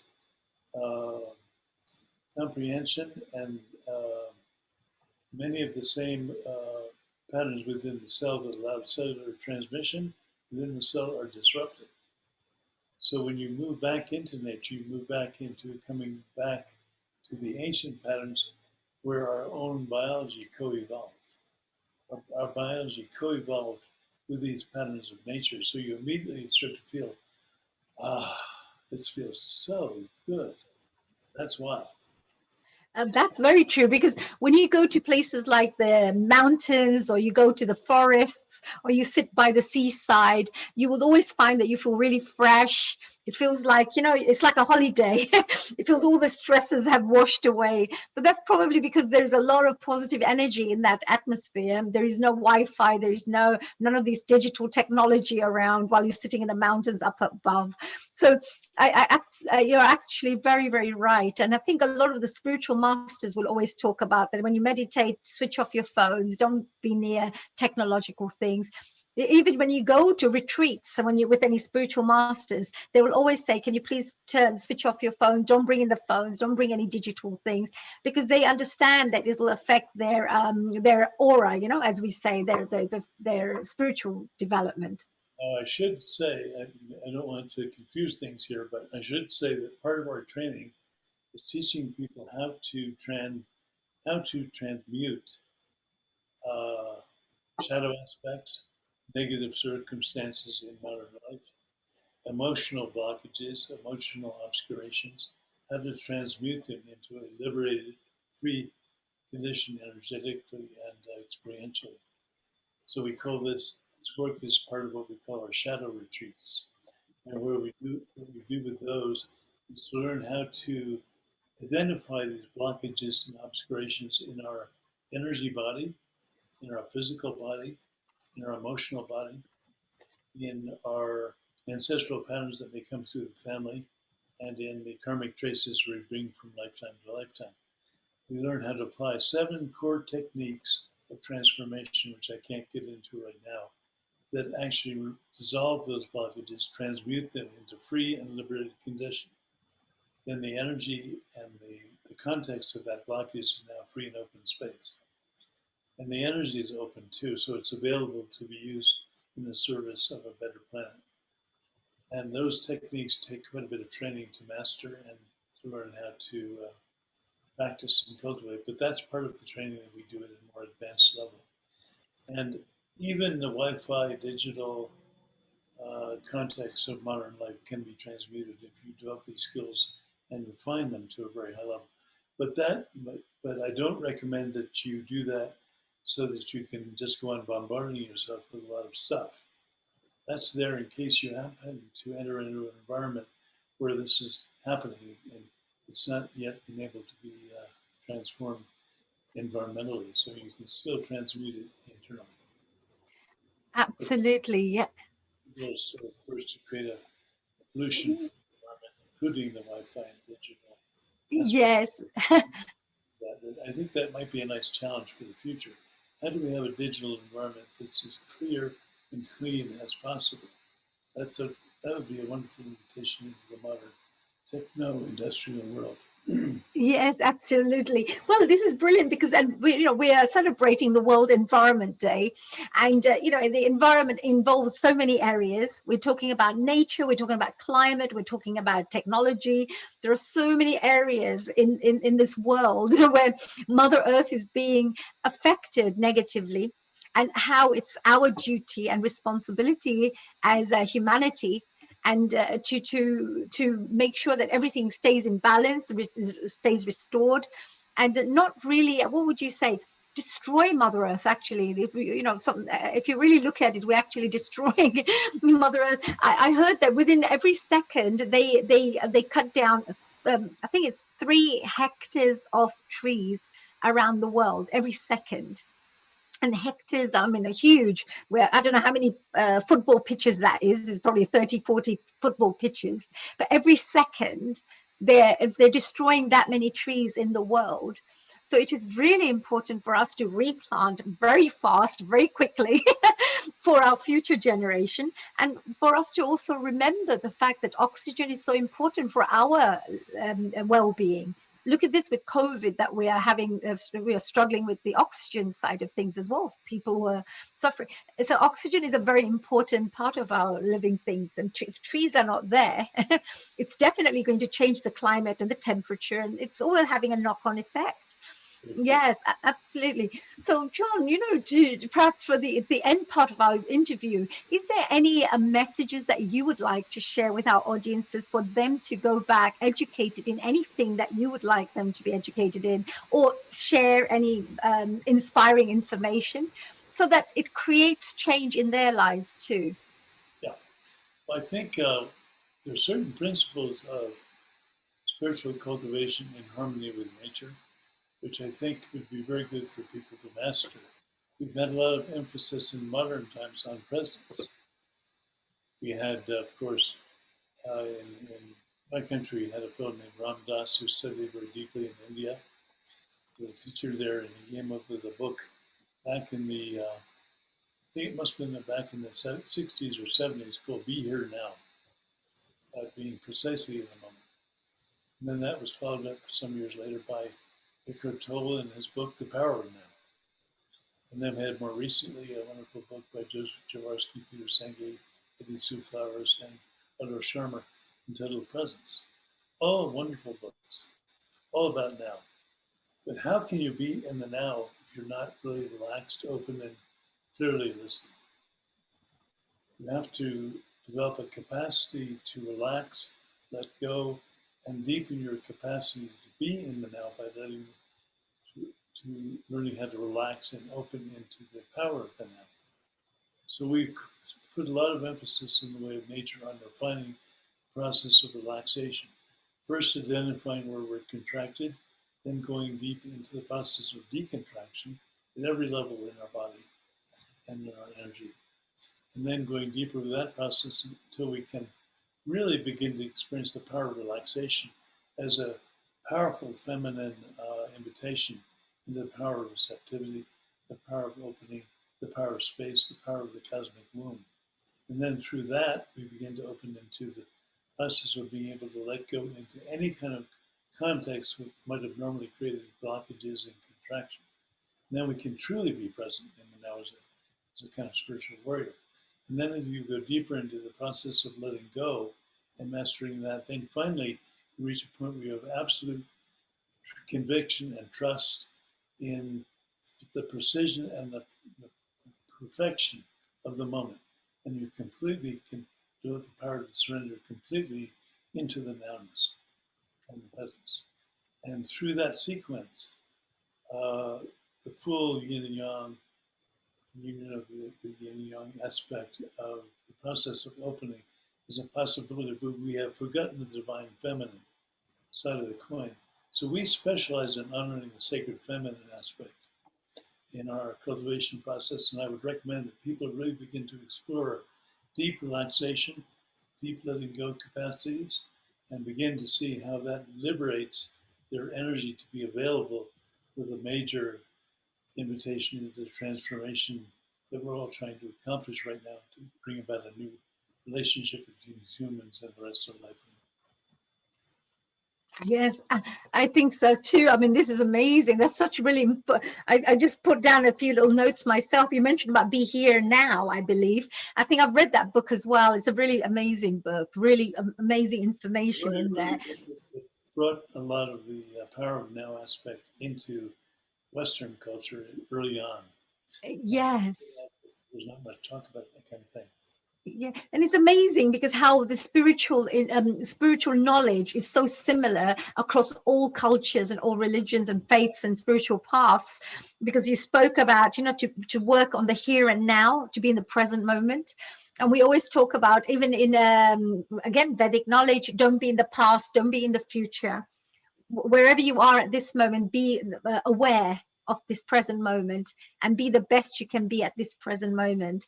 So and that presence is fantastic, but to arrive there, you have to be relaxed and uncontracted and non-distracted.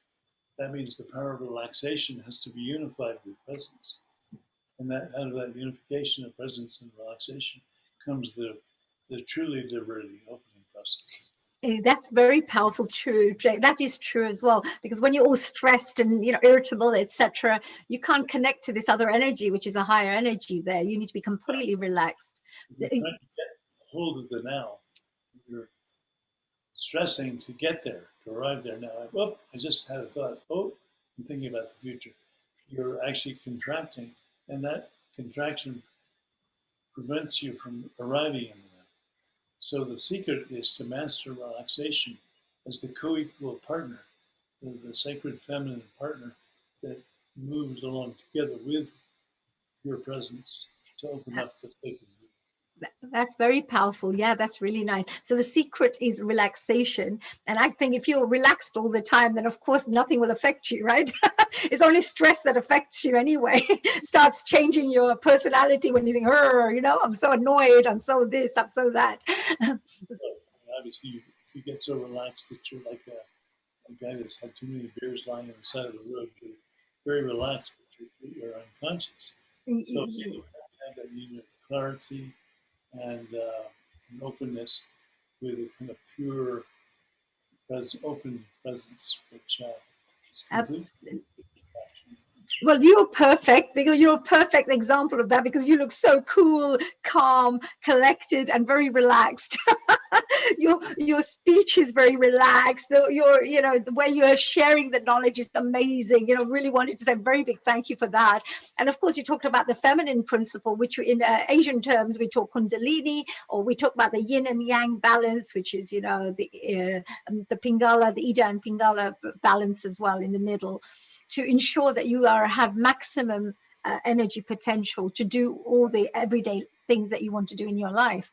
These are universal principles. And again, in the way of nature, we find these universal principles of cultivation, of connectivity to nature, outer nature, inner nature, true nature. So we apply them at connection to outer nature. We apply them to releasing blockages and shadows of the inner nature and obscurations in our perception. And we apply them to the arrival at source, where the truly liberated condition resides. When you have a ready. Amazing. So now we understand what it all means, what we spoke about right at the beginning. So, I'm signing up for your course right now, dear John. That sounds amazing. I would love this. I would love to have this knowledge. Now, I wonder if Sharon is around, if she wants to ask any last questions so we can perhaps finish off with this wonderful interview. You've been absolutely amazing. Thank you for your patience as well. We kept you over time. We made the most of having you there, John. Hello, dear Sharon. And I was going to say, global namaste again to you. And thank you once again for bringing this wonderful super environmental man here. Is there any questions that you would like to ask Sharon before we finish off today? Well, John, on the Sacred Land Sanctuary, earlier you were talking about the meridians. We would call them, from the Taoist perspective, the meridians and the blockages and all of that, and the energy flows. And on the Sacred Land Sanctuary, he has, how would you describe it, scoped out the natural flows of energy and created these meditation seats. So I'd like him to speak about that because it's very unique. Part of my work, it's interesting. I began practicing Taoist practices back about 1955. Seems like a long time ago. But my early Taoist teachers went back that far. And I began doing Taoist internal alchemy starting in 1955. And it's been an amazing pathway for me. And as the internal refinement of the Taoist internal alchemy took place, I became more and more connected through my energy body to the earth. And I began to see the energy flows and feel the energy flows on the planet. And so when I came to the site here in Crestone, I went to it and I began to walk around and I could feel powerful and profound energy flows. And these energy flows I began to notice actually opened up pathways of energetic conductivity, which are open spaces like a road or a trail. If you didn't know, you might think it was an old road that had been abandoned, but actually it's a natural part of the landscape. And then in conjunction with those pathways of energy, like the meridians in our body, were a series of ancient seats that go back, in many cases, thousands of years, which were placed there by the ancient peoples. And when you sit in these seats, often they're at a junction point of the meridians. When you sit in these seats, you receive a powerful download or transmission from a kind of heaven-earth connection that goes through those seats. And they were used in ancient times to harmonize and receive wisdom directly from the universe. So I've been, because I did a 22 retreat there, I was lucky enough to go quite deep in these sacred sites. And now the sanctuary, part of the purpose of the sanctuary is to hold the retreats for the way of nature. But the other purpose is to preserve these ancient, often thousands of year old sacred sites and meditation seats made of stone. Well, I would say that that's amazing, because if anybody gets a chance to go to the sacred sites, then you will find that, you know, you will have extra energy that you will feel and your meditation will be quicker as well, because there's this kind of a real life energy flow in that place. So it's a very powerful place to be, actually, isn't it, John? And is there you mentioned we mentioned your website. Would you like to give that website again, so if anybody wanted to find out more about what you do? It's wayofnature.com.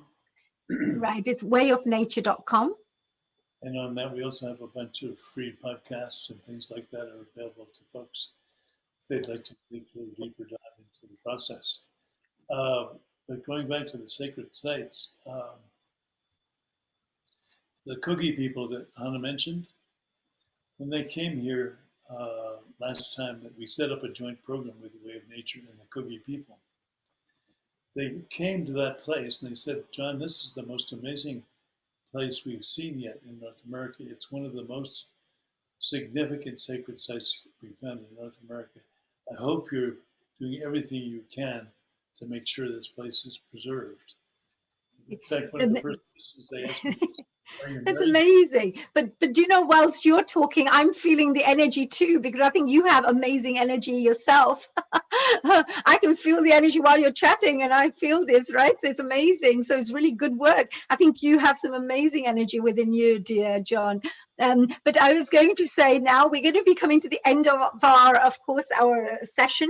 The environmental, well, we have been celebrating the World Environment Day, of course. We've been just speaking to John just now. John is amazing. We've had Sharon, who's brought John along here. So we should say a very big thank you to Sharon too.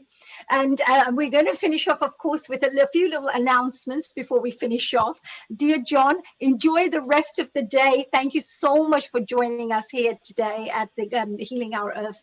We really, really appreciate your time, your knowledge, your skills, your expertise that you've shared with us. Amazing information. What a wonderful way to finish off our day. So thank you. And I would like to say a very big global namaste to you for joining us here today on Healing Our Earth. Dear Sharon as well, thank you.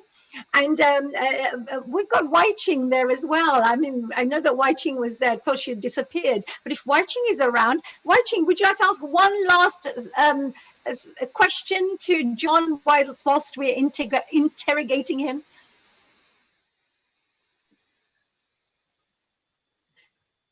We can't hear John. Right. Thank you, honey. I thought that we were just wrapping everything up, but yes, we can't wrap without you being there. Look at you. You're the Qigong master here. So we need to have our Qigong master here. So we need you to interrogate John and see if you can ask him a question that he can't answer. we're both teachers on quantum chi, so no, not at all. And I was just so interested in the seeds and so on. And because that's what I do is planting crystals all over the planet. Then that's what I've been asked to do, as I consider myself indigenous people as well. So, and I was just going to feel about the Lakshmi, what John was saying about the sacred feminine and the earth. I mean, how do we honor the feminine in everyday women? And how do we bring that back as a way of honoring the earth? And also, I love that question, Annalie.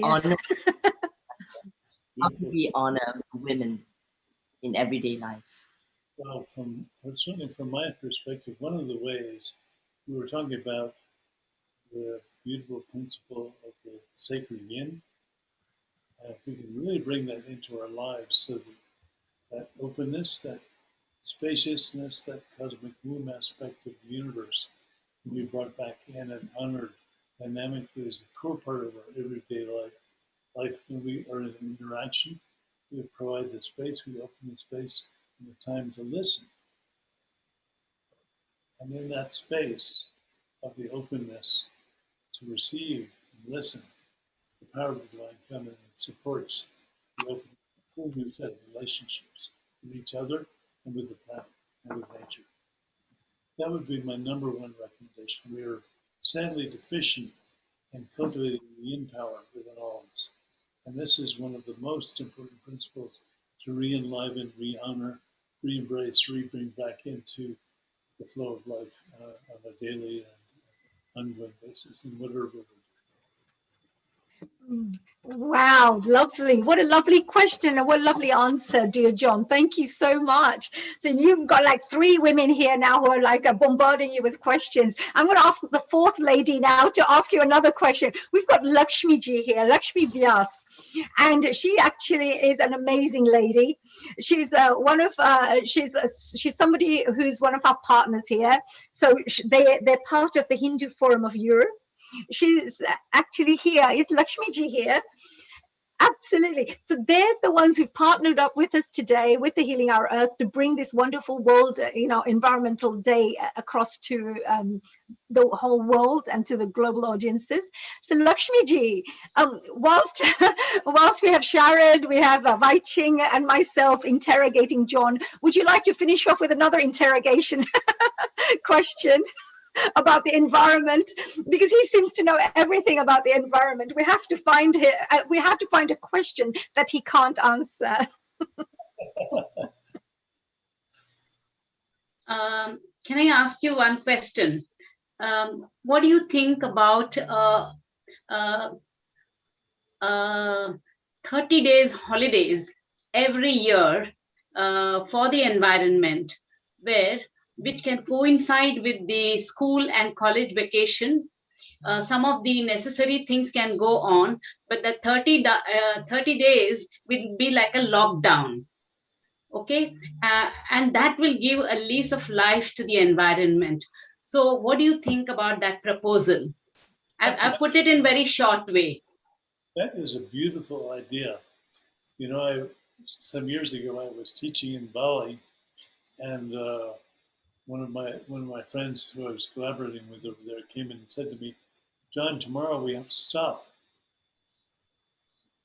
I said, "What do you mean we have to stop?" And he said, "Well, this is the day when across the entire country we stop. We don't do anything. Nothing technological. No cars, no computers, no phones." Absolutely, absolutely. It was fantastic. So if you had a whole month to drop into that kind of condition, you would begin to discover your true nature and your inner nature in a whole fresh way. And you would begin to discover the liberation and the freedom that we inherently already have, but we've forgotten about it. And that freedom would begin to blossom. Wow, Lakshmi ji, what a beautiful question that was. And also, that's absolutely right. I've never thought about that. But, you have Ramadan where you have 1 month, of fasting or something. Or you have in our Indian culture, you have 9 days of Navdurga fasting, Navratri fasting. But here you could have a global, 1 month. It's a global holiday. It's a global holiday for all culture, all people, because we all brothers and sisters anyway. We're one family anyway, right? If we're part of Mother Earth, right? If we consider Earth as our mother, then we're all part of the same family, right? So we have to look after each other. The whole world has to look after each other. Absolutely, Lakshmi ji, what a wonderful, wise question that was. And thank you, dear John. And thank you, Amalia, as well, and our dear Sharon. I just wanted to say a very big global namaste to each one of you for joining us here today. And thank you for making this a really special day. I'm going to finish off with asking Saivani if she's around to be able to do a song for us that she sang last time. I loved it. So this one goes out to every single one of our special guests who joined us here today and to our audience members, of course. as well as the volunteers who support the Healing Our Earth platform. So Saivani, can we finish off with a lovely song that you can share with our audience members? Yes. Okay. Yes, definitely. A global namaste to everyone.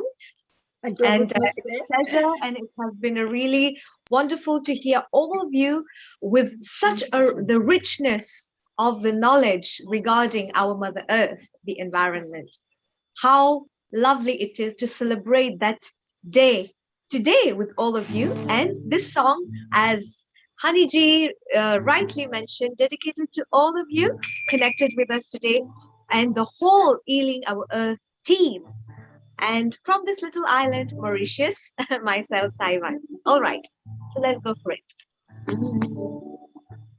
Now is the time to care for our earth, whoever we may be, to join our heads, our souls and our hearts, and to work for unity, for the world to be a beautiful place, for the flowers, birds and trees. The future lies with nobody else. It depends on you and me. The time has come to plant more trees, make the air pollution free. Respect all lives, the animals too, and to live in harmony. For the world to be a beautiful place, for the flowers, birds and trees. The future lies with nobody else. It depends on you and me.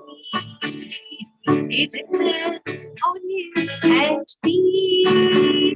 It depends on you and me.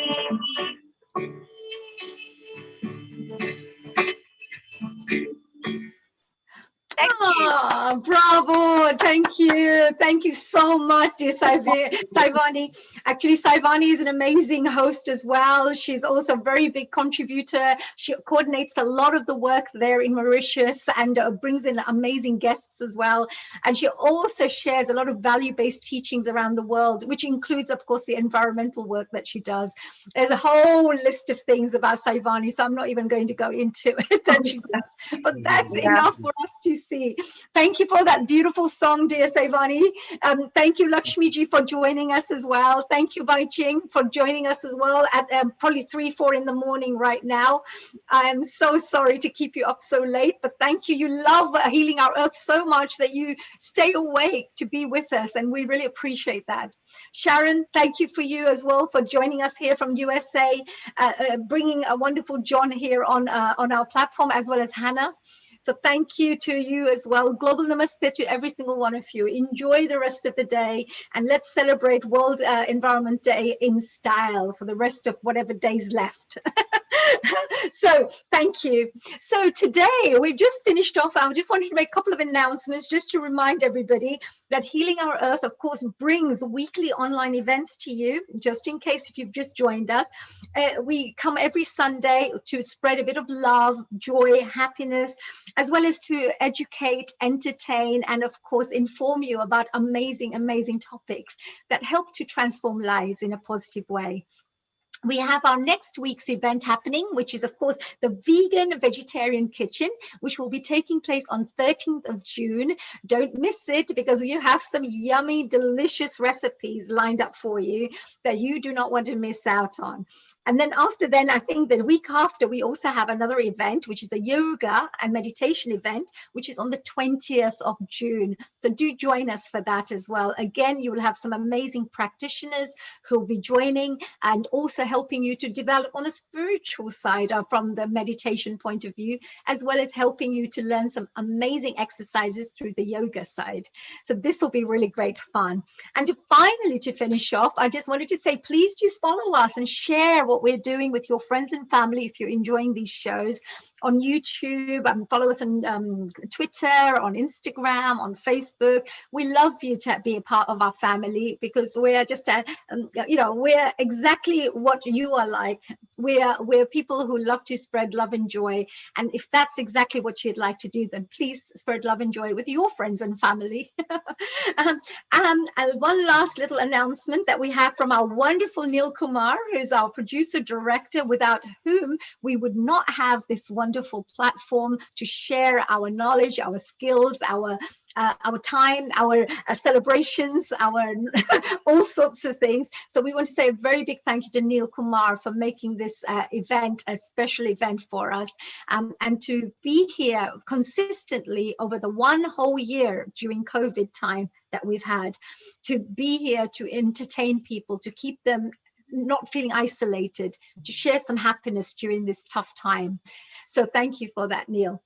And if there's anybody out there who wishes to be part of our voluntary team, that we are always welcoming people to come and join us. So if you're a social media influencer, if you're a video editor, if you're somebody who would like to come on board to support us do more, then please do contact us at the Healing Our Earth WhatsApp number, or the email, of course, which we will find on our website. So that was a bit of a long announcement, wasn't it?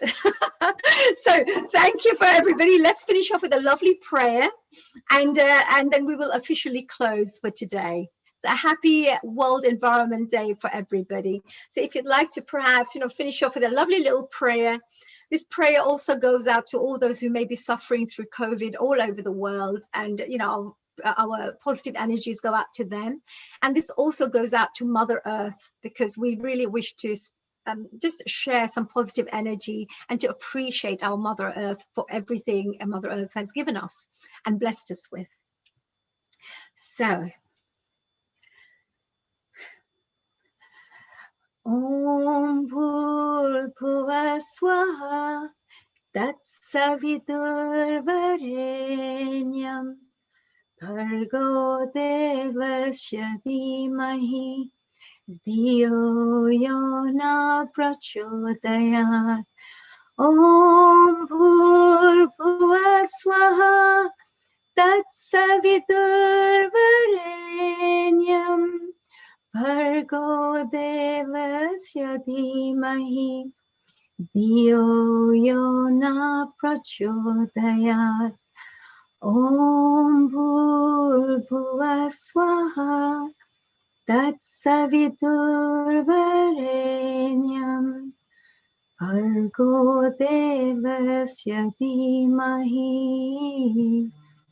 Dhiyo Yona Prachodayat.